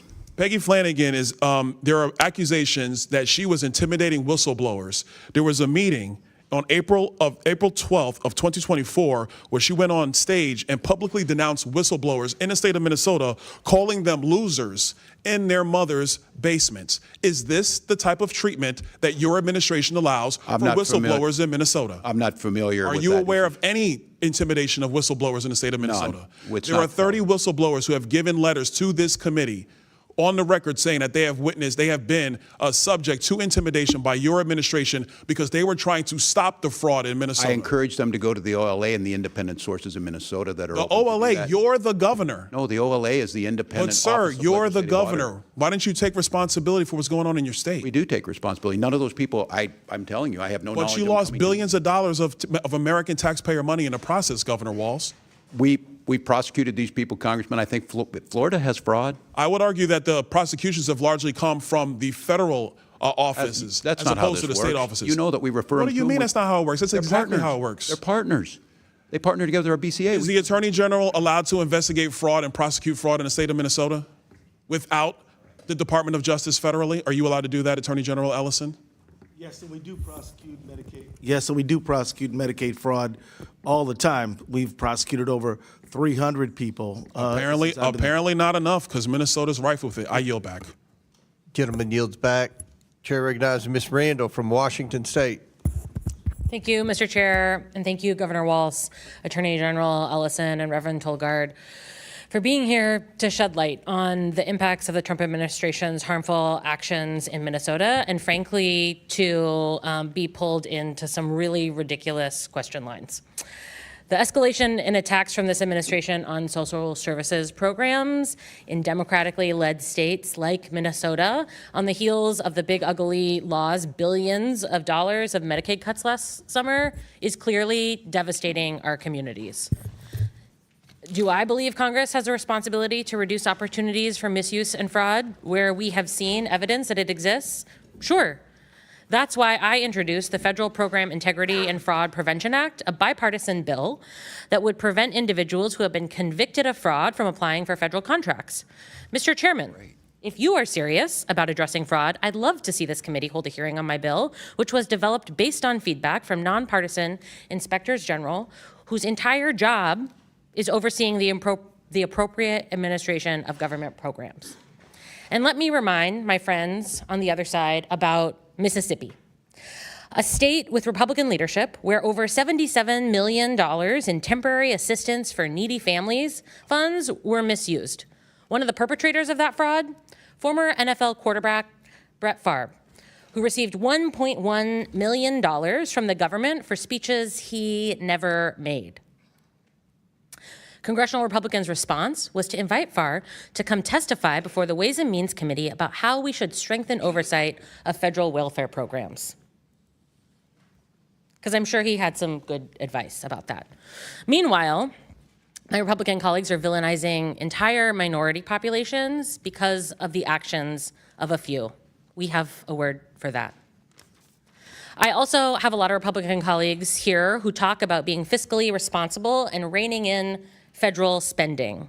Again, I also believe we should be fiscally responsible, but to me, responsible governing means that we invest in transformative universal health care that saves us money in the long term, childcare policies that give the budget back $7 on the dollar spent in long-term costs for the children who benefit. Policies that will actually save our country money in the long run and contribute to strong society and strong economy. Not slashing social services, not defunding hospitals, not eliminating childcare programs. Governor Walz, why do you think the Trump administration is so obsessed with fraud in Minnesota when its own agencies have found other states with even worse problems? Well, it's a question we're all asking, Congresswoman, and I'd like to say, and thank you for this, I just want to make sure I go on record, Chairman Comer, in condemning the slurs towards my Somali community that the gentlewoman from South Carolina made. Thank you. Look, Congress, I don't know. I think it's been pretty clear the president does not like me personally.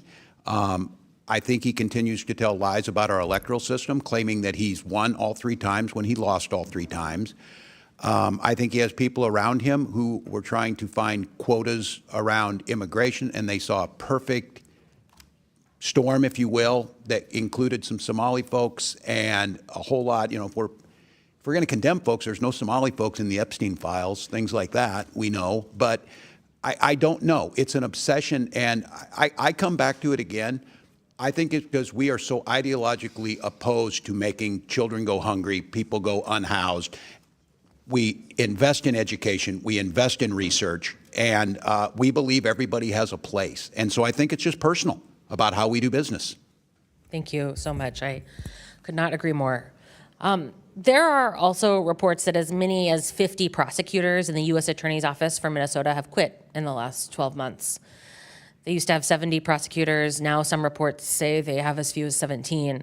Many of those who left include the very same prosecutors who were prosecuting the Feeding Our Futures fraudsters. How has this flight impacted your efforts to fight fraud in Minnesota? Well, it's made it very difficult. And I think for all of my friends on the Republican side, we welcomed the Republican folks, the attorneys over at the U.S. Attorney's Office who were good at helping us as partners. We turned this over to them. They prosecute, they put people in jail. They're not there now. There's nobody doing this. And I will remind this committee, the U.S. attorney was in front of a federal judge yesterday being threatened with jail because of what's going on in that office. And from my perspective, who's prosecuting trafficking, drugs, murder, and fraud? And so we want them. If you could do anything, Chairman, call the president and tell him to put some U.S. attorneys over there to prosecute fraud. I'll sign on with you. Thank you, Governor, and thank you, Mr. Chair. Chair now recognizes Chairman Burchett from Tennessee. Say that with disrespect in your voice, Mr. Chairman. Governor, you mentioned that President Trump lost all 3 times. I believe that's an error, and that's a conspiracy theorist. I believe you spoke in error there, but no, he lost Minnesota all 3 times. Okay. Well, I'm glad you corrected that. He doesn't agree with that, I don't though, care. Chair. We're good. Have you ever used taxpayer funds directly or indirectly to take action against individuals suspected of disclosing potential wrongdoing within a government entity? I have not. Well, almost 30 whistleblowers accuse you and your administration of retaliation. Would you say that's a conspiracy then? I can't speak to what they said. I can tell you it didn't happen. Okay. Are you aware of reports alleging state officials have engaged in retaliation against whistleblowers? No, I'm not. Not specifically, no. You're not aware of that when 30 have come forward? Okay. I am not. I believe these are okay. Internet. We have options. The OLA, we have independent folks that they can come to, and I encourage them. It's against the law in Minnesota. I have executive orders. It's against the law here, but it doesn't stop it. What actions have you taken to protect whistleblowers in your state, sir? And has anyone faced consequences for retaliation? If so, who? Well, in Minnesota, we have nonpartisan office of legislative auditor. We have zero tolerance. The Minnesota Whistleblower Protection Act prohibits retaliation. I signed executive order in 2025, added protections. The law explains and clarifies protections around what reports are protected and who can report issues. They're strong. When I was here, I was an advocate for the IGs, and I think that's well known in my 12 years here that we need them. Okay. Well, a whistleblower told our office that her supervisor at the Minnesota Department of Health and Human Services threatened to make her job difficult. And the supervisor that did that later received a promotion. Would that surprise you? And can you confirm if this account is accurate? No, I can't confirm it, and I don't make HR decisions, but when I'm being very clear about this, there's a zero tolerance for whistleblower retaliation in Minnesota. Can you, how can any agency combat fraud when retaliation goes unchecked? It makes it more difficult. That's why we don't allow it. Do you think that any the fraudsters sent stolen funds to Somali terrorist groups? Pardon me? Do you think that any of the Somali folks that received funds sent any of that money to any of the stolen funds to Somali terrorist groups? There's been reports done and investigations done on this, and I don't believe there's any proof to support that. Okay. Mr. Attorney General, do you recall a December 2021 meeting with individuals connected to Feeding Our Future, during which you stated there will be cases that you know, I want you to feel free to call me directly, and then I call up and what's the problem? And let me tell you, just letting the inquiry from AG is sometimes enough to make people knock it off. Congressman, yeah, I was at a meeting like that Let me just say that I've reported on this numerous times. I've been in front of a committee in the Senate. I'm here today.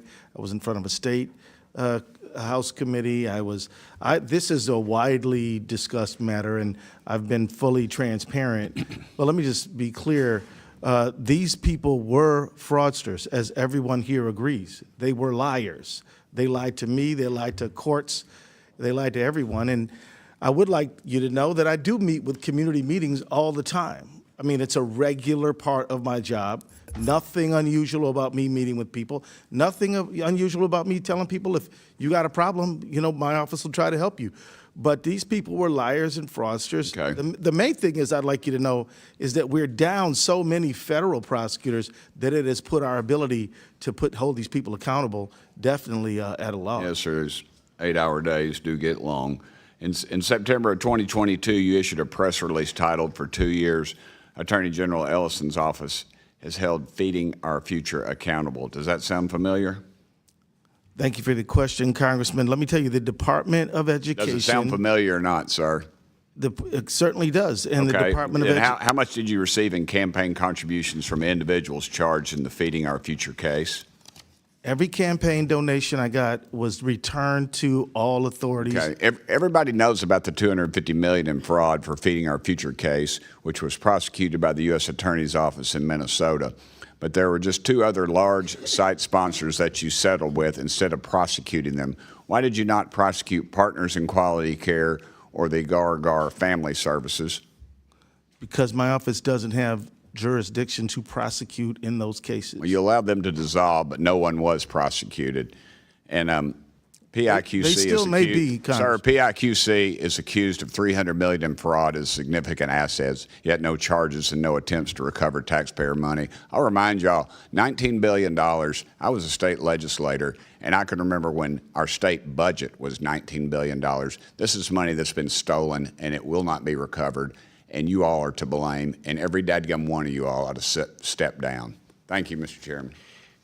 Gentleman yields back. Before I recognize Mr. Bell, Mr. Donald, you have a UC? Yeah, I ask unanimous consent to enter into the record an op-ed from the Minnesota Star Tribune, authored by Jim Nobles, the former Minnesota legislative auditor, dated December 29th, 2025. Without objection, so ordered. Chair recognizes Mr. Bell from St. Louis. Thank you, Chair, Ranking Member, and our witnesses for being here today. My Republican colleagues have called this hearing today once again to divert the public's attention from the dangerous threats that they themselves have created for the American people. They have chosen to turn a blind eye to the escalating public safety crisis in Minneapolis, Minnesota, fueled by the deployment of ICE agents under the direction of President Trump. On December 1st, 2025, this administration launched Operation Metro Surge under the false pretense of promoting public safety in Minneapolis. Since then, we have witnessed several deaths, including the brutal killings of Renee Good on January 7th, 2026, and Alex Preddy only a few short weeks later on January 24th. News reports state that in 2026 alone, there have already been 8 additional deaths at the hands of federal agents. We are now living in one of the deadliest periods on record, with more deaths carried out by ICE agents in recent years than at any time since 2004. Under this administration's direction, masked agents have inflicted trauma that will remain in these communities and neighborhoods. There's a lack of accountability and justice. Survivor stories have been suppressed, false narratives have been told, and federal officials have refused to cooperate, even going so far as to block state investigators from accessing evidence. A.G. Ellison, as the chief legal officer for the state of Minnesota, what level of cooperation would you expect from the federal government during an investigation of this magnitude? Congressman, I would expect the kind of cooperation that we're used to experiencing. I mean, in all of the time that I've even been a lawyer, which is now 36 years, state-federal cooperation was exactly how we did business all the time. We are very proud and we love working with our FBI agents, DEA agents, ATF agents. It's a regular thing. This is what's strange and unusual. And has the lack of cooperation and unclear communication from the federal agencies undermined the investigations into the death of Renee Good and Alex Preddy? It certainly has. We have been denied access to critical evidence in this case that we would need to evaluate this matter based on a use of force analysis. Which is befuddling to me because as a former prosecutor, I've led serious and thorough investigations in pursuit of justice. I can say that what we have seen by DHS, DOJ, and the FBI is the complete opposite of a detailed and thorough investigation into the wrongdoing of ICE officials. And let us be clear, despite what President Trump would have the public believe, those agents remain on the streets of Minnesota. These actions are not isolated incidents. We've seen similar events taking place across the nation in Illinois, North Carolina, California, to name a few. We have heard directly from survivors about the cruelty and mistreatment they endured by ICE agents, and we have seen the individuals appointed under President Trump to head these operations evade justice and not be held accountable for their actions. We can't stand by and allow this to continue. Those responsible for these actions must be held accountable, and survivors and their families deserve answers and justice. Which is why, Mr. Chair, I move that pursuant to Clause 2, subsection K6 of House Rule 11, the committee shall subpoena Greg Bovino to testify before the House Committee on Oversight and Government Reform. A motion has been made. The committee will hold this motion in abeyance until the end of today's hearing. The committee will now proceed with today's hearing. I yield the remainder of my time to the ranking member. I'd like just to provide just a few of that time to the Reverend, who I wanted to make some additional comments about something that was said earlier in the hearing. You have 30 seconds. Thank you. Just following up on Matthew 25, I am so proud of the countless ways that Minnesotans, Christians, and people of other faiths and moral conscience have stepped forward to show love of neighbor and to come alongside those who are suffering most in this time. There is no greater example of living out the teachings of Christ and caring for the least among us than what we've seen in Minnesota these past few months. Thank you. I yield back. Gentleman yields back. Before I recognize Mr. Perry, I have a unanimous consent to enter into the record an article from Alpha News where U.S. Attorney Rosen stated, and I quote, "We have more than adequate staffing to carry out the fraud. We have been reinforced in dramatic numbers by the Department of Justice and by other departments of the federal government." He also said fraud investigations are increasing in pace. Fraud prosecutions, you will see, are going to be dramatically increasing in pace. According to Rosen, if you're committing fraud in the state of Minnesota, it's really not a good time to be doing so. Just wanted to enter that article in the record without objection, so ordered. Chair now recognizes Mr. Perry from Pennsylvania. Thanks, Mr. Chairman. Governor, good to see you again. You're an Army guy. I'm an Army guy. What's, as governor, one of your primary responsibilities? Keep your citizens safe, right? I think we could probably agree on that. We might not agree on much, but we could probably agree on that. And I heard you talk earlier about working with federal partners. Now, there's a lot been discussed here about fraud of various kinds, but I want to talk about something that seems to me, quite honestly, a dereliction of duty, or certainly a huge lapse in judgment. And you were governor in October of 2023, right? I just want to make sure That's we're correct, on the same page here. And you signed the Minnesota Driver's Licenses for All Act. Is that correct? That's correct. That's correct, right? So now, look, I'm not going to hold you to knowing every single thing in these laws. There's a lot of paragraphs and wording and so on and so forth. But under your law that you signed, it prohibits the disclosure of information contained in the license or identification card applications for enforcing Title VIII of the United States Code. Just to make sure, are you familiar with what Title VIII deals with? I'm not specifically. Okay, so it deals with immigration, nationality, and aliens. Particularly, the law that you signed eliminates the requirement for Social Security numbers or proof of lawful presence. And furthermore, it's a violation under Section 14.4 of your code for anybody to research that. As a matter of fact, immigration status is classified as private under Section 13.18. So literally, the federal government, your partner, as you said, we work with our federal partners, can't use that driver's license information regarding people that are here illegally. Now, I don't understand the connection between the driver's license and the immigration piece, I guess. well, they can't because, well, let me make the connection for you. According to the Secretary of Transportation, 1/3 of Minnesota's non-domiciled commercial driver's licenses were issued illegally. Do you have a video ready to play for me? Can you play it now? This is what happens, Mr. Governor. This is what happens when you issue driver's licenses to people illegally.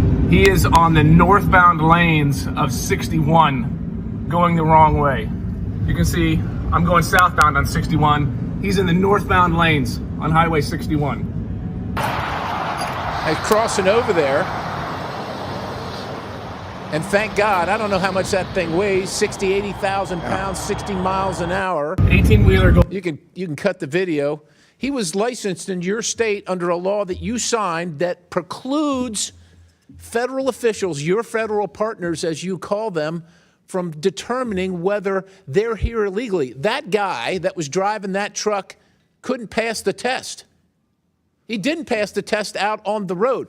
There's another video, I'm not going to play it, but there's another video of a guy here illegally turning a truck like that around in the middle of a highway where people lost their lives because they were decapitated when they went underneath it. That's what happened. So my question for you is, this should be easy. Yep. What are you going to do to rectify the law that you signed that allows people here illegally to get a CDL? That tape was in Missouri, not in your state. Look, if you don't want to protect the people in your state, I guess that's your business and the business of your voters. But that driver was driving in Missouri. And if he'd have hit a bunch of people, quite honestly, to me, you could have been held liable. Yeah. Well, Congressman, first of all, Minnesota ranks in the top 3 safest states by highway data from your own department. Highway data? The data from the Department of Transportation for highway safety. We have the 3rd. We want everybody on our roads to be licensed. So are you saying based on that you're okay? I'm not okay with that. I'm not okay with you or I speeding. I'm not okay with DUIs. But you signed this law that allows for that. You signed it.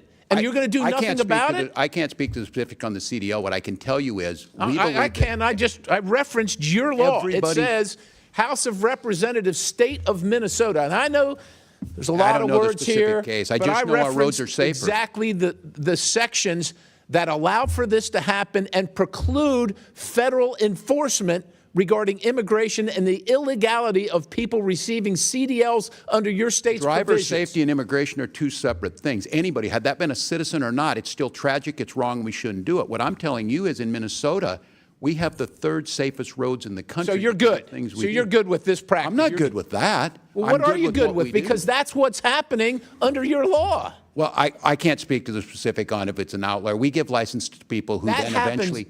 People get DUIs after we issue a license. That happened last month. This is March. That happened a week and a half ago.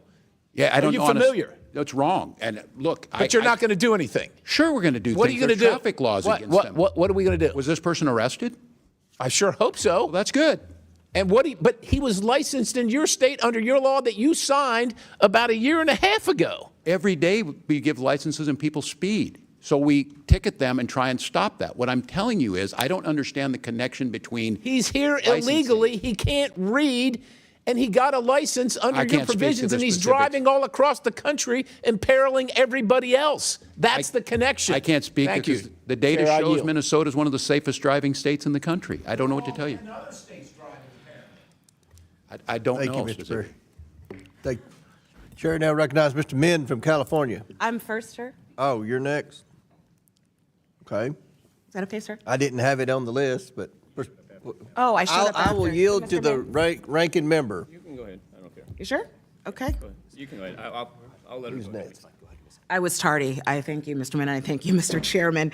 Good afternoon, and thank you, witnesses, for coming today. So what I've heard so far is feeding our future, $250 million stolen, 50 convictions secured, the prosecution was working, Then the administration froze $10 billion in child care across 5 states.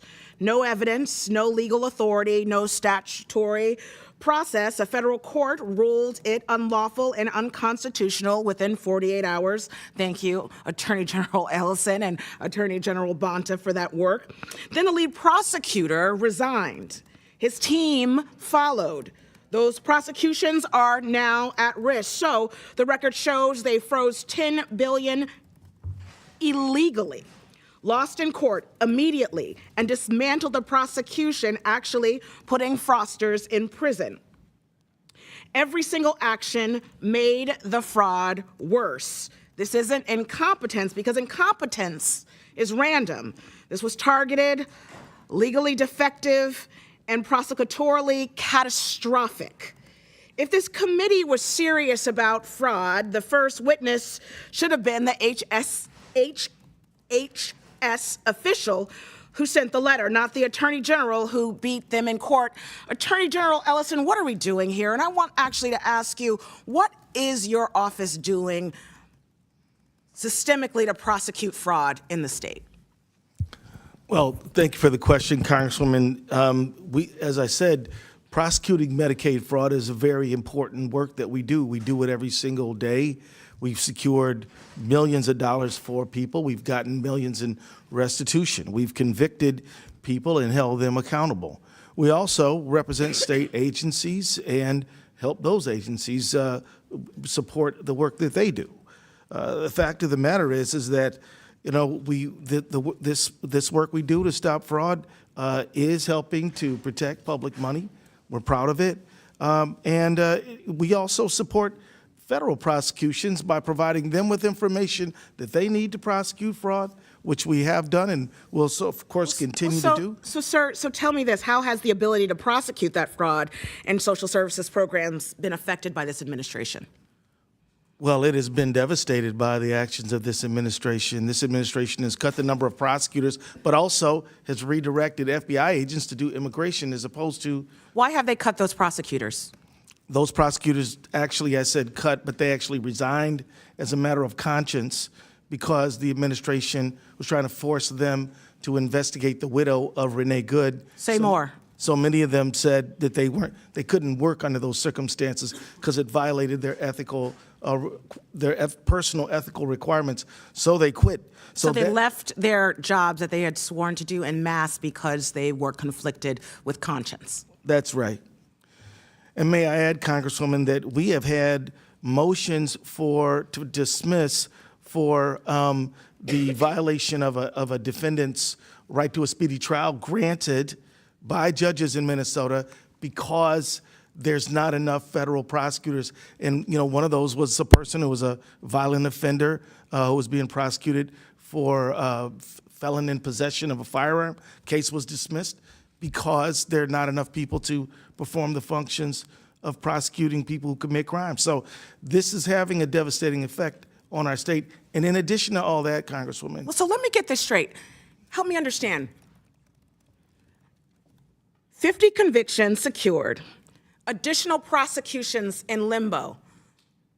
The administration's prosecutors have quit because the staging of how this all works, they believe, and they have said on record, is immoral. Why are we here? I've been wondering that, Madam. Because aren't you saying that you would love for the prosecutions that are dangling in the wind, you would love for those folks to face justice? Absolutely. Stealing public money is repugnant. So the ask would be then to the administration for what? With this committee here, I think your colleague, the governor of your great state, said you want more federal prosecutors on this case.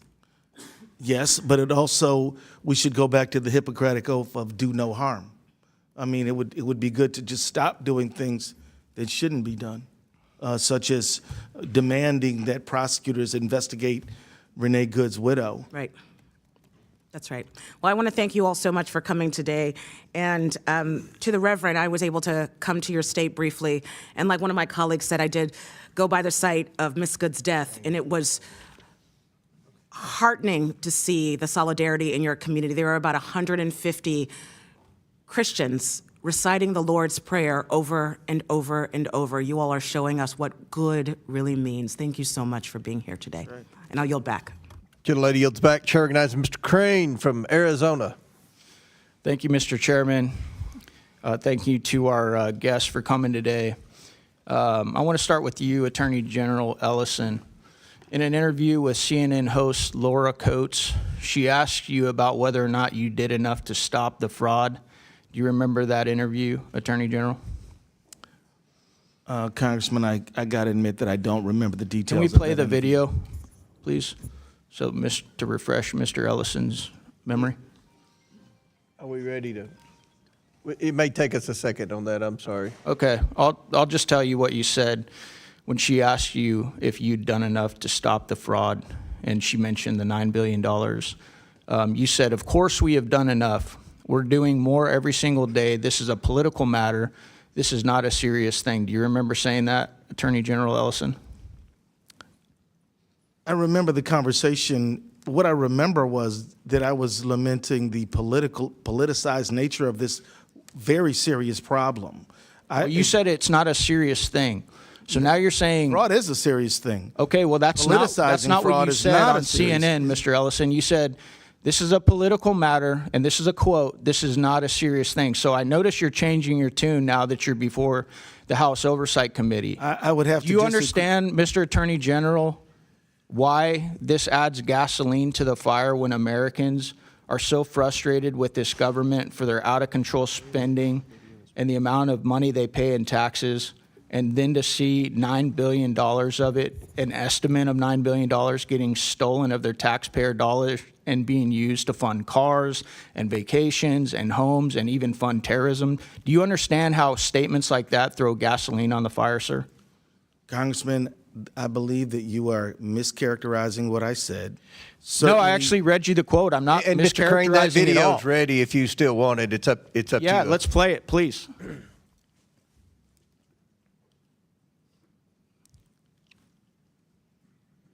Is that there has been hundreds of millions of dollars, but now there are some estimates that there could be $9 billion or more. And Noam was just suggesting they took hundreds of people off the street who were involved in fraud. Are you confident your office has done enough? Of course, we've done enough, and we're doing more every single day. This is a political matter. This is not a serious thing. So how are you going to sit here, Attorney General, saying I'm mischaracterizing? I read word for word your quote. I then showed it to the entire dais, the entire audience here today. How are you going to sit here and say that I mischaracterized you? Congressman, I believe you mischaracterized me because clearly what I was referring to by not serious is that the serious issue of fraud is being politicized and converted into a political weapon. That is not a serious matter in my view. That is something that I believe all of us should take seriously, but we're not taking seriously enough. So, sir, I would say very clearly fraud is a odious, horrible, malignant thing. And that's why it should not be turned into a political weapon, but we should come together on a bipartisan basis. The reason it's becoming political, sir, is because of statements like that when confronted with the $9 billion of fraud in your state as the top cop in your state that you're clearly not doing enough to address. I want to move on. Reverend Tolgard, you said in your opening statement that today's hearing is about fraud in Minnesota, quote, unquote, which is serving as a pretext for the terror the federal government has brought to the people of Minnesota. This fraud has been used as a rationale for deploying 3,000 federal immigrant enforcement agents into our state. Did you say that, Reverend? Yes. This is absolutely false. These federal agents were actually brought in to the state of Minnesota for a very specific operation to remove illegal alien criminals. It wasn't because of the fraud. That's being handled under a completely different agency and ICE and everything else. That's the U.S. District Attorney, okay? Did you know that?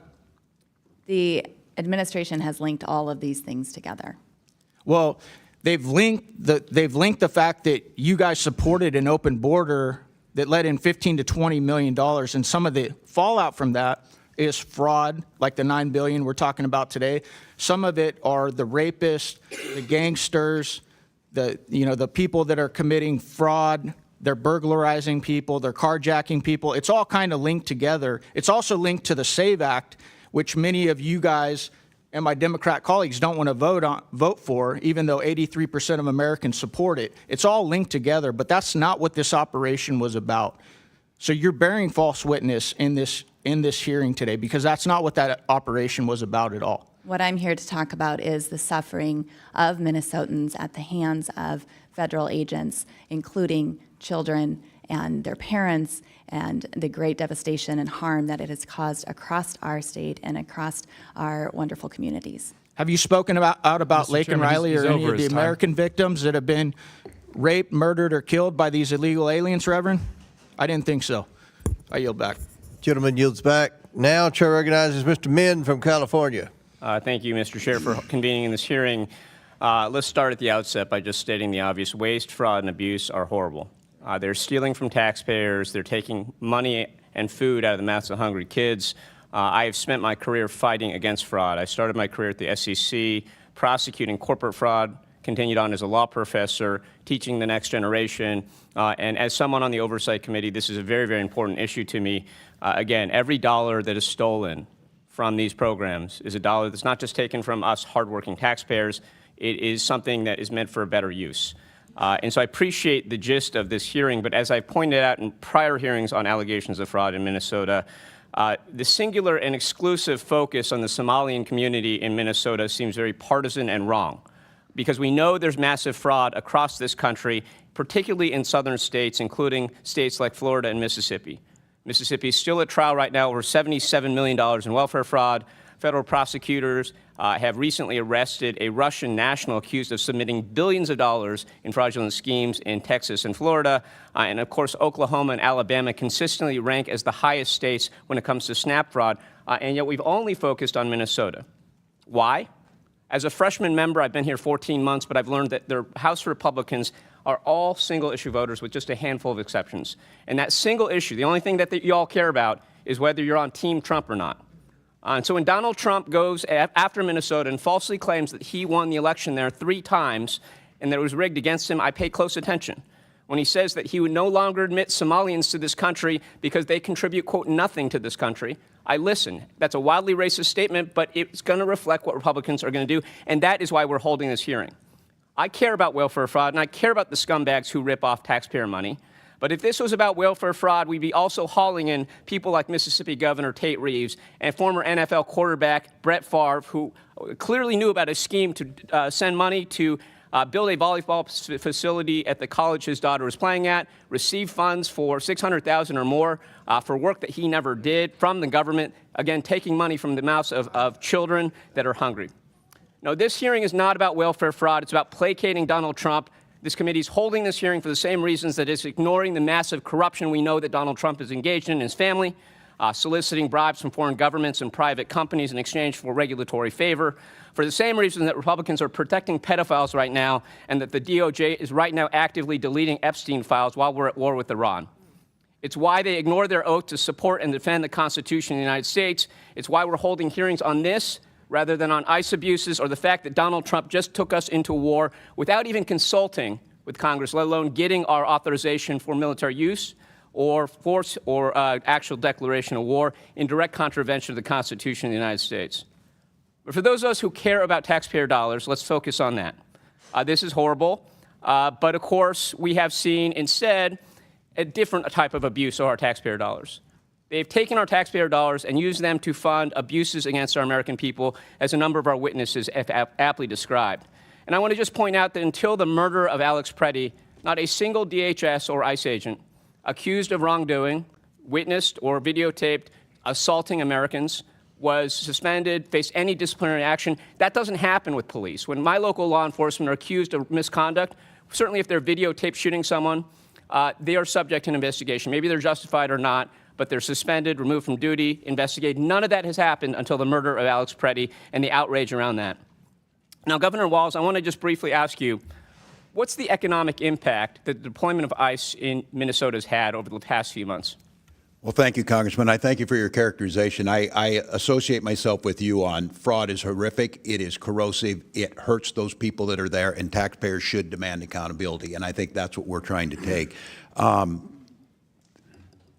The issue can, again... What's the economic impact? I know business... Look, for us, we just had our economic numbers, and I would tell people that we have to balance the budget every year. Minnesota is strongly, we're AAA bond rated. That shows up good. It doesn't account for what happened over the last 3 months. And by estimates, the city of Minneapolis estimates they lost $200 million alone. And I remind people, you saw pictures of Minneapolis. This happened across the state. Near my hometown of Mankato, Minnesota, in St. Peter, we saw a woman that was pulled over at gunpoint, a citizen. The chilling effect it had, businesses going under, especially immigrant-owned businesses, people who are here legally, citizens, starting businesses, were shut down. I'm just going to reclaim my time to make one final point here. I was at Minneapolis, had the chance to meet with you and others. I also met with a number of local police chiefs, and one of the things they told me, first, this is not the first time ICE has operated in Minnesota. But in the past, what is different about this time is that they did not coordinate. They did not tell anyone. And that resulted in a lot of 911 calls, because when you see masked men jumping out of vans, pulling people out, assaulting them, punching them in the head, as happens all the time with ICE agents. And by the way, that's not a matter of training. It's a matter of picking people who are predisposed to violence. That costs our local police quite a lot of money. It's one of the reasons I'm going to be introducing the Recoup Act so that local jurisdictions are repaid for the funds that they expend due to ICE misconduct. With that, I yield back. Gentlemen, yields back. Before I recognize Ms. Boebert, Mr. Gill, I understand you have a UC. Yep, thank you, Mr. Chairman. I ask unanimous consent to enter into the record a letter from the America First Policy Institute dated March 3rd, 2026, which details widespread and rampant fraud in Minnesota. Without objection, so ordered. Chair now recognize Ms. Boebert from Colorado. Thank you, Mr. Chairman. I'm going to summarize some of the things that have already been said here today rather than ask these questions directly. The federal prosecutors that we have now charged nearly 100 individuals across multiple Minnesota fraud schemes, including Feeding Our Future and related Medicaid, daycare, and autism programs, with 85 of those charged being of Somali descent. Governor Walz, your administration's Department of Education and Department of Human Services failed to act on multiple early fraud warnings about Feeding Our Future, allowing the theft of at least $250 million in federal child nutrition funds that were supposed to feed hungry kids during the COVID-19 pandemic. Governor Walz, I'd like to turn to the demographics and policy choices that enabled this. Since you took office, the Somali population in Minnesota has grown substantially. Recently, Fox 9 reported, the reporting puts the total over 107,000. Did your administration's soft on immigration policies, including expanded refugee programs and temporary protected status, contribute to that rapid growth? I couldn't speak to why people moved to Minnesota, other than it's a great place to live. It could be a sanctuary policy and refugee programs and temporary protected statuses. According to the Center for Immigration Studies analysis of census data, 81% of Minnesota households headed by Somali immigrants receive one or more forms of public assistance, compared to just 21% of native-born Minnesotan households. Why is that disparity so extreme under your watch, sir? I can't speak specifically, Congressman, but I would anticipate that new generation immigrants, whether they be Norwegian or whether they be Hmong or whether they be Somali, probably on the front end as they're establishing home ownership, education. I think we should be bringing folks to our country that are going to contribute and not just siphon off of the tax dollars of American citizens. Mr. Governor Walz, yes or no, would stricter vetting of immigrants and refugees have prevented many of these fraudsters from entering our country in the first place? I wouldn't have any way to know that. Do you agree with stricter vetting processes for those who are coming to our country? I don't care where you're coming from. If you commit fraud, you're going to jail in Minnesota. That's what I care about, and that's what I'm here for. Yes or no, should Somali immigrants or any other immigrants who defraud American taxpayers and steal funds intended for hungry children be deported immediately? That's a decision for the federal government. You're responsible for immigration. Governor Walz, do you know who Victoria Eileen Harwell is? I Do not believe I do. What about American Mafalda Tire? I don't believe I do. There. These are Minnesota women who were brutally killed by illegal aliens in your state. You don't know who they are, so I would also assume that you did not attend their vigils or speak out to their families when they were brutally killed by illegal aliens. I'm in not your familiar state. with both of these, no, Congresswoman. No, just the hard-hitting CNN ones. Yes or no, would you support ending Minnesota's sanctuary policies to stop these fraudsters and murderers from using your state as a safe haven? Well, as I said on June 12th, we don't have sanctuary policies, and Tom Holman reiterated that here in the past few weeks that we do not either, and that we are cooperating Will you as direct, thank you, Governor, will you direct local law enforcement to fully cooperate with ICE and federal agents and follow federal immigration laws that are currently on the books? They do. If they want to do more, they can, but we have a floor that they have to. And that's been proven time and time again in Minnesota over this. That's why they're leaving, because we had cooperated. Okay. Final question for you, Governor.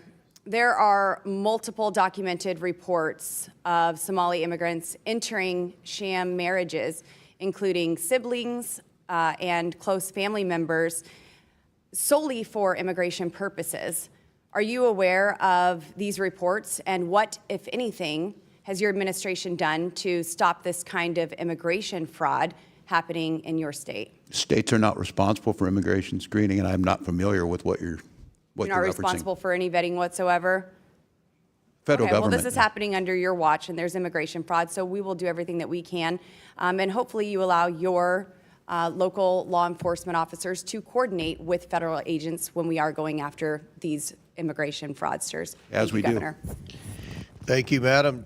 Chair now recognizes Mr. Walkinshaw from Virginia. Thank you, Mr. Chairman. Governor, would you agree that fraud is not a victimless crime? I would agree with that. It is not a victimless crime. Thank you.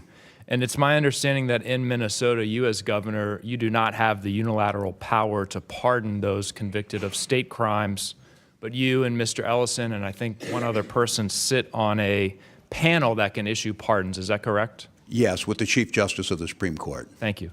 In your time on that panel, can you recall ever pardoning an individual convicted of fraud? I can't recall. I can't state either way. Okay. Mr. Ellison, any recollection of that? It's possible. I don't recall it, though. Okay. I'm not sure if it's true in Minnesota, but at the federal level, if a convicted fraudster is pardoned, that pardon can wipe out their obligation to pay restitution to the victims. Are any of our witnesses familiar with this individual? I know you're far away. His name is Jason Galanis. Sound familiar? I am not, Congressman. Jason Galanis, according to the federal judge who sentenced him to 15 years in prison, is a serial fraudster and a con man who defrauded a pension fund in a Native American tribe of $80 million. I'll put it in simpler terms. He stole money from retirees. Do any of our witnesses know what federal prison Mr. Galanis is being held in? I do not, Congressman. He's not, because President Trump, our fraudster in chief, the namesake of the fraudulent Trump University, the fraudulent Trump Foundation, the fraudulent Trump Organization, pardoned him and relieved him of the requirement to pay restitution to his victims. A member of this committee, Mr. Jordan, recommended to President Trump that he be pardoned. Any of our witnesses familiar with this individual? His name is Jeremy Hutchinson. I am not, Congressman. Mr. Hutchinson is a former Arkansas state senator, Republican, convicted of a multi-million-dollar public corruption scheme, embezzlement, bribes, illegal campaign contributions, conspiracy to commit bribery. Mr. Homan might know something about that, for passing legislation that benefited an orthodontist who was paying him off. President Trump's Department of Justice in his first term prosecuted him. A judge sentenced him to 8 years in prison and ordered him to pay $355,000 in restitution to his victims. Any of our witnesses know where Mr. Hutchinson is serving that sentence today? I have a guess. I have a guess, too. He's not serving a sentence because President Trump pardoned him, relieving him of his restitution obligation. A corrupt politician, prosecuted by Trump's Justice Department in the first term, pardoned by Trump in this term. Trump has pardoned fraudster after fraudster, denying victims, we talked about victims, taxpayers, senior citizens, children, the restitution they deserve. $1.3 billion.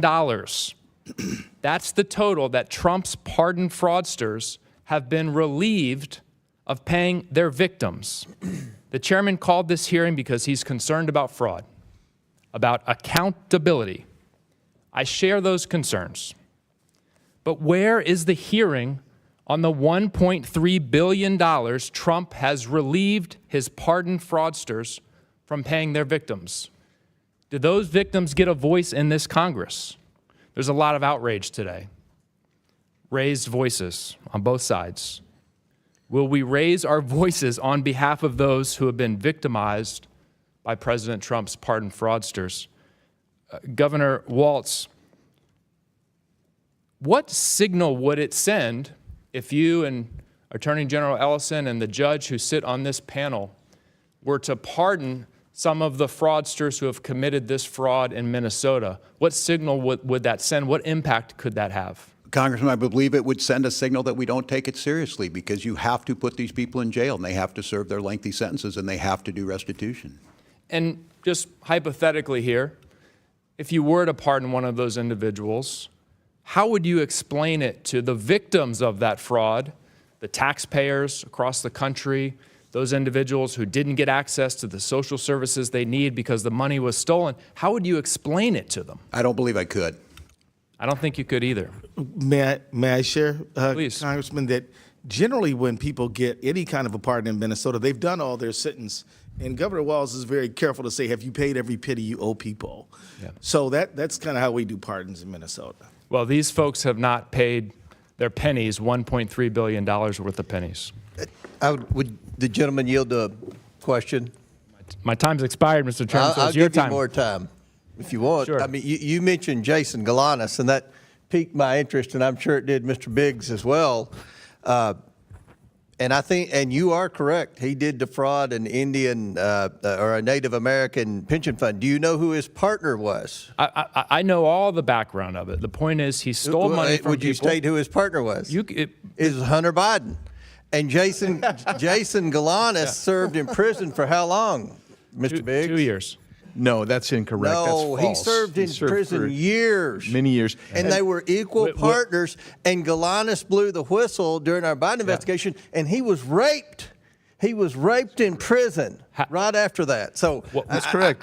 Will the victims of his fraud get their money back? Why I don't did know. President Maybe Trump? ask Hunter Biden. Why You all did? defend Why it. But ask you weren't President here. Trump? You weren't Ask here in President your Trump. defense. You weren't here Ask during the Biden President investigation. Trump to get the You've been victims here their about money 3 back. months, but you know more than anybody about everything. So, Chairman, Mr. Chairman. the chair recognizes Mr. Biggs from Arizona. Thank you, Mr. Chairman, and I'm glad you brought it up, because of the 10 partners in that fraud that you mentioned, 9 of them went to prison. Do you know who the one partner was that didn't go? Your buddy, Hunter Biden. That's right. Hunter Biden didn't go. And by the way, you must not have been here. I don't think you were here when I introduced all these documents earlier before I had to leave to go to judiciary, talking about of the 1,500 criminals pardoned by Joe Biden in 1 week, 24 of them were fraudsters that had hundreds of millions of dollars of restitution forgiven by Joe Biden. But now I'm going to go now to Mr. Ellison. Will the gentleman yield? No, no, I've had enough of you. Let's talk to Mr. Ellison. Mr. Ellison, isn't it true that when you were a member of Congress, you sponsored the Money Remittances Improvement Act of 2014? It was H.R. 4386. Do you remember that? Congressman, I think that's accurate. Yeah, I mean, I get you. We all introduced lots of bills. But that bill's purpose was to give more authority to states to investigate remittance payments. Do you remember that? Congressman, I believe that the purpose of that bill was to facilitate financial transactions for Minnesotans who needed them. Well, in reality, you shifted remittance payment investigations to the states, and that was supported by the Somali American Remittances Association. You may not remember that, but that was. Congressman, could you remind me, did that bill ever pass? H.R. 4386. So it was supported by the Somali American Resistance Association, and it was so important to you. You said, quote, "This is a great day for diaspora communities around the country, including the Somali and Hmong communities." And that's something you said, and we know that the Somali population in Minnesota supported that bill. That bill was passed, I believe, in 2014. Minnesota started identifying large numbers of remittances payments going overseas. And isn't it true that within 4 years of the bill passing, more than $100 million had been flown out of the Minneapolis airport by Somalians? Do you know that? I don't have the information on that. And then over the last 2 years, the TSA has identified over $700 million being flown out and linked to Somali travel. Are you familiar with that? No, sir, I don't have the data on that.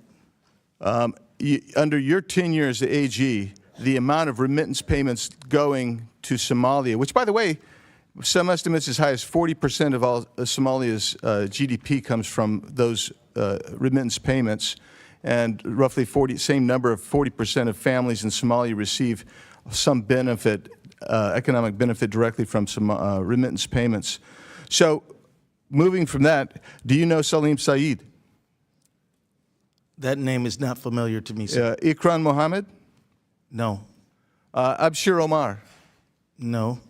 Okay, so in 2021, you met with a group of Somalis, business people. Those three people were there. Safari Restaurant, Partners in Quality Care, also known as Parties in Nutrition, some of their named partners, and Feeding Our Future representatives, including Abshir Omar, who said they were having difficulties because they were being investigated, and that conduct is very racist, xenophobic, and Islamophobic. Do you remember that meeting? Yes, I do, and I'll tell you that these are people who were fraudsters. They lied to me. They lied to the judge. Yep. They lied to state agencies, and that's why we contributed to them being convicted. Well, let's go on from that, because you may not remember some of the things you said to them, specifically. And maybe we should play this video. I don't know if do we have the video queued up? If we have the video queued up, well, that's fine. Let's do it. You call them and say, this is not in the right format. Not you're out. You're done. Your contracts are over. And so this has my attention. I'm extremely frustrated by it. But we are in the middle of a battle with the agencies now. And I can tell you this. Walz agrees with me that this piddly, stupid stuff running small people out of business is terrible. Yeah, because what you thought was terrible there was that these people were being investigated for fraud, and you later took $10,000 in campaign donations from these same individuals. Do you remember that? I would disagree with that characterization entirely, sir. I'm sure you would. No, because it's surely uncomfortable for you. But you took $10,000 from those same people that were ostensibly supposed to be investigated. Yeah. No, that's actually inaccurate. No, it's not inaccurate. Well, it is. First of all, you're entitled to say it's inaccurate, but the facts are the facts. And my time's expired, Mr. Chairman, but I do have some UC requests. Go ahead. Thank you, Mr. Chairman. Minnesota AG, who took $10,000 from convicted scammers, dismisses fraud scandal as political theater. Without objection. Amy Bach alleges Governor Tim Walz, Attorney General Keith Ellison knew of Minnesota fraud. Without objection. Walz and Omar using ICE operations to distract from fraud scandal. Without objection. Tim Walz accused of stonewalling key probe as Somali fraud sweeps his state. Without objection. Conservatives blast Dems. Walz for likening ICE agents to Nazi police force. Without objection. Tim Walz urges Minnesotans to resist federal occupation. Without objection. Tim Walz was a COVID-19 tyrant. Without objection. Anti-ICE agitators set up blockade on Minneapolis Street to check driver's license plates. Without objection. Minnesota Attorney General's legal opinion could threaten some county agreements with ICE. Without objection to order. ICE restricted from Minneapolis-owned parking areas under Mayor Fry orders. Minnesota mom jailed over COVID accuses Walz of tyranny. Minnesota grandma jailed for defying Walz COVID lockdown order warns you do not want tyranny at this level. And mother ponders, and that's all I do. Without objection, so ordered. Chair now recognizes Ms. Presley from Massachusetts. I've been in Congress now for almost 8 years, and one of the most meaningful moments that I experienced here was in the Committee on Oversight and Reform under the great Chairman Elijah Cummings. It was the first hearing to take place that I introduced in the House of Representatives on the epidemic that is childhood trauma. Though I represent the Massachusetts 7th, one through line has remained true in my travels and conversations from Massachusetts to Minnesota to Illinois to Texas, and it is the devastating impacts of Trump's terror campaign on our nation's children. This administration's policies, including but certainly not limited to Operation Metro Surge, in my opinion, I would characterize as child abuse, child neglect, and inflicting childhood trauma. We are experiencing in real time the compounded adultifying of our children, where increasingly so a childhood is a privilege instead of a right. I'm reminded of a conversation I had recently at the airport where a dad approached me to talk about his 6-year-old son who returned home from school pleading and begging for his parents to give safe haven to his classmate, his best friend, for fear that if they did not do that, that he would be deported. No child should have those concerns or carry that heavy burden, but this is the reality for our nation's children under Donald Trump's America. Frederick Douglass said it is easier to build strong children than to repair broken men. We are certainly not building strong children. In my district, the Massachusetts 7th, Eleni was only 2 weeks old when her father was wrongfully taken by ICE, a trauma that she will carry for the rest of her life. Again, so far I'm speaking about the pleas of a 6-year-old and the policy, rather the family separation of a 2-week-old. In Minnesota, Liam Ramos was only at the age of 5 years old, was detained by ICE and sent to Texas, and he'll carry that trauma for the rest of his life. There are the children that are directly impacted, then there is that secondary trauma for those who have bore witness. While in Minnesota, I met with parents who have had to establish parental patrols armed with whistles and orange vests and their cameras to try to keep their children safe. Green Street Elementary, it was just across the street from one of the murders that occurred in broad daylight under Operation Metro Surge. Around the country, the children of Renee Good, Keith Porter, Geraldo Campos, and dozens of other children whose parents were killed by ICE agents will carry that trauma the rest of their lives. Trauma in their bodies, their classrooms, their sleep. It shows up in the ways they cling to their parents at school drop-off, in the silence of a child who used to speak freely, in nightmares that no child should be visited by. Governor Walz, as a former educator and coach, you worked closely with young people experiencing traumatic events. What effect does this have on them, their classmates, and community? And have you heard from mental health professionals or pediatric providers about how this is showing up in your state? No. Well, thank you for the question, Congresswoman. First of all, I would say when I talk about Minnesota being one of the best states, if we're not first, it's usually because Massachusetts is. And I note that it is true because you care about this. And you mentioned it correctly. This is generational trauma that's been inflicted, whether it's learning loss that's happened or the trauma we've seen amongst our children. I say that as an educator, as governor, the deep concern, but as a parent of seeing this, what's happened to our children. We know that mental health issues will start to show up. We know that we'll see educational loss, and those have generational impacts on our economy and everything else. But I will note, your colleague mentioned me being a tyrant during COVID. We had some of the lowest deaths due to COVID. Tyrant looks like children being drugged from their parents, old people being drugged out of their house without warrants, 2 dead on the streets. And your point, the world saw a piece of it on TV. I can tell you none of us are going to be the same, Congresswoman. We are going to deal with this, and we are going to put money into social service programs to address it while we tighten up fraud protections, because the idea is you have all these generous programs, yes, and our people are healthier. Our people are more educated. Our economy's stronger. So thank you. Thank you. I ask unanimous consent to enter into the record a February 2026 article from Hechinger Report titled Parental Stress, Raids, and Isolation, How Immigration Enforcement Traumatizes Even the Youngest Children.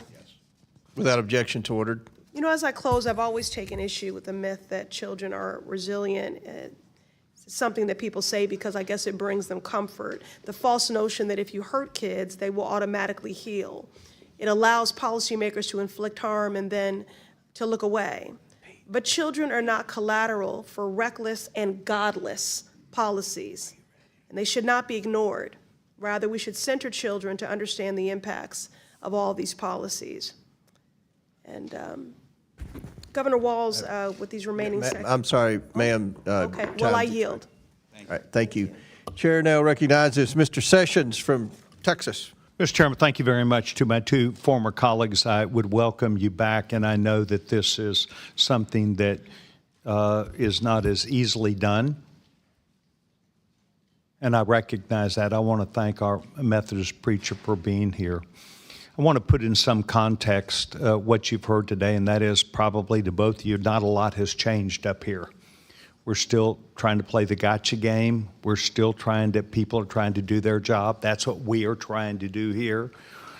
We come back and talk about children, yet we forget that President Biden, President Obama had tens of thousands, 800,000 children that were lost by them that President Trump is still trying to find.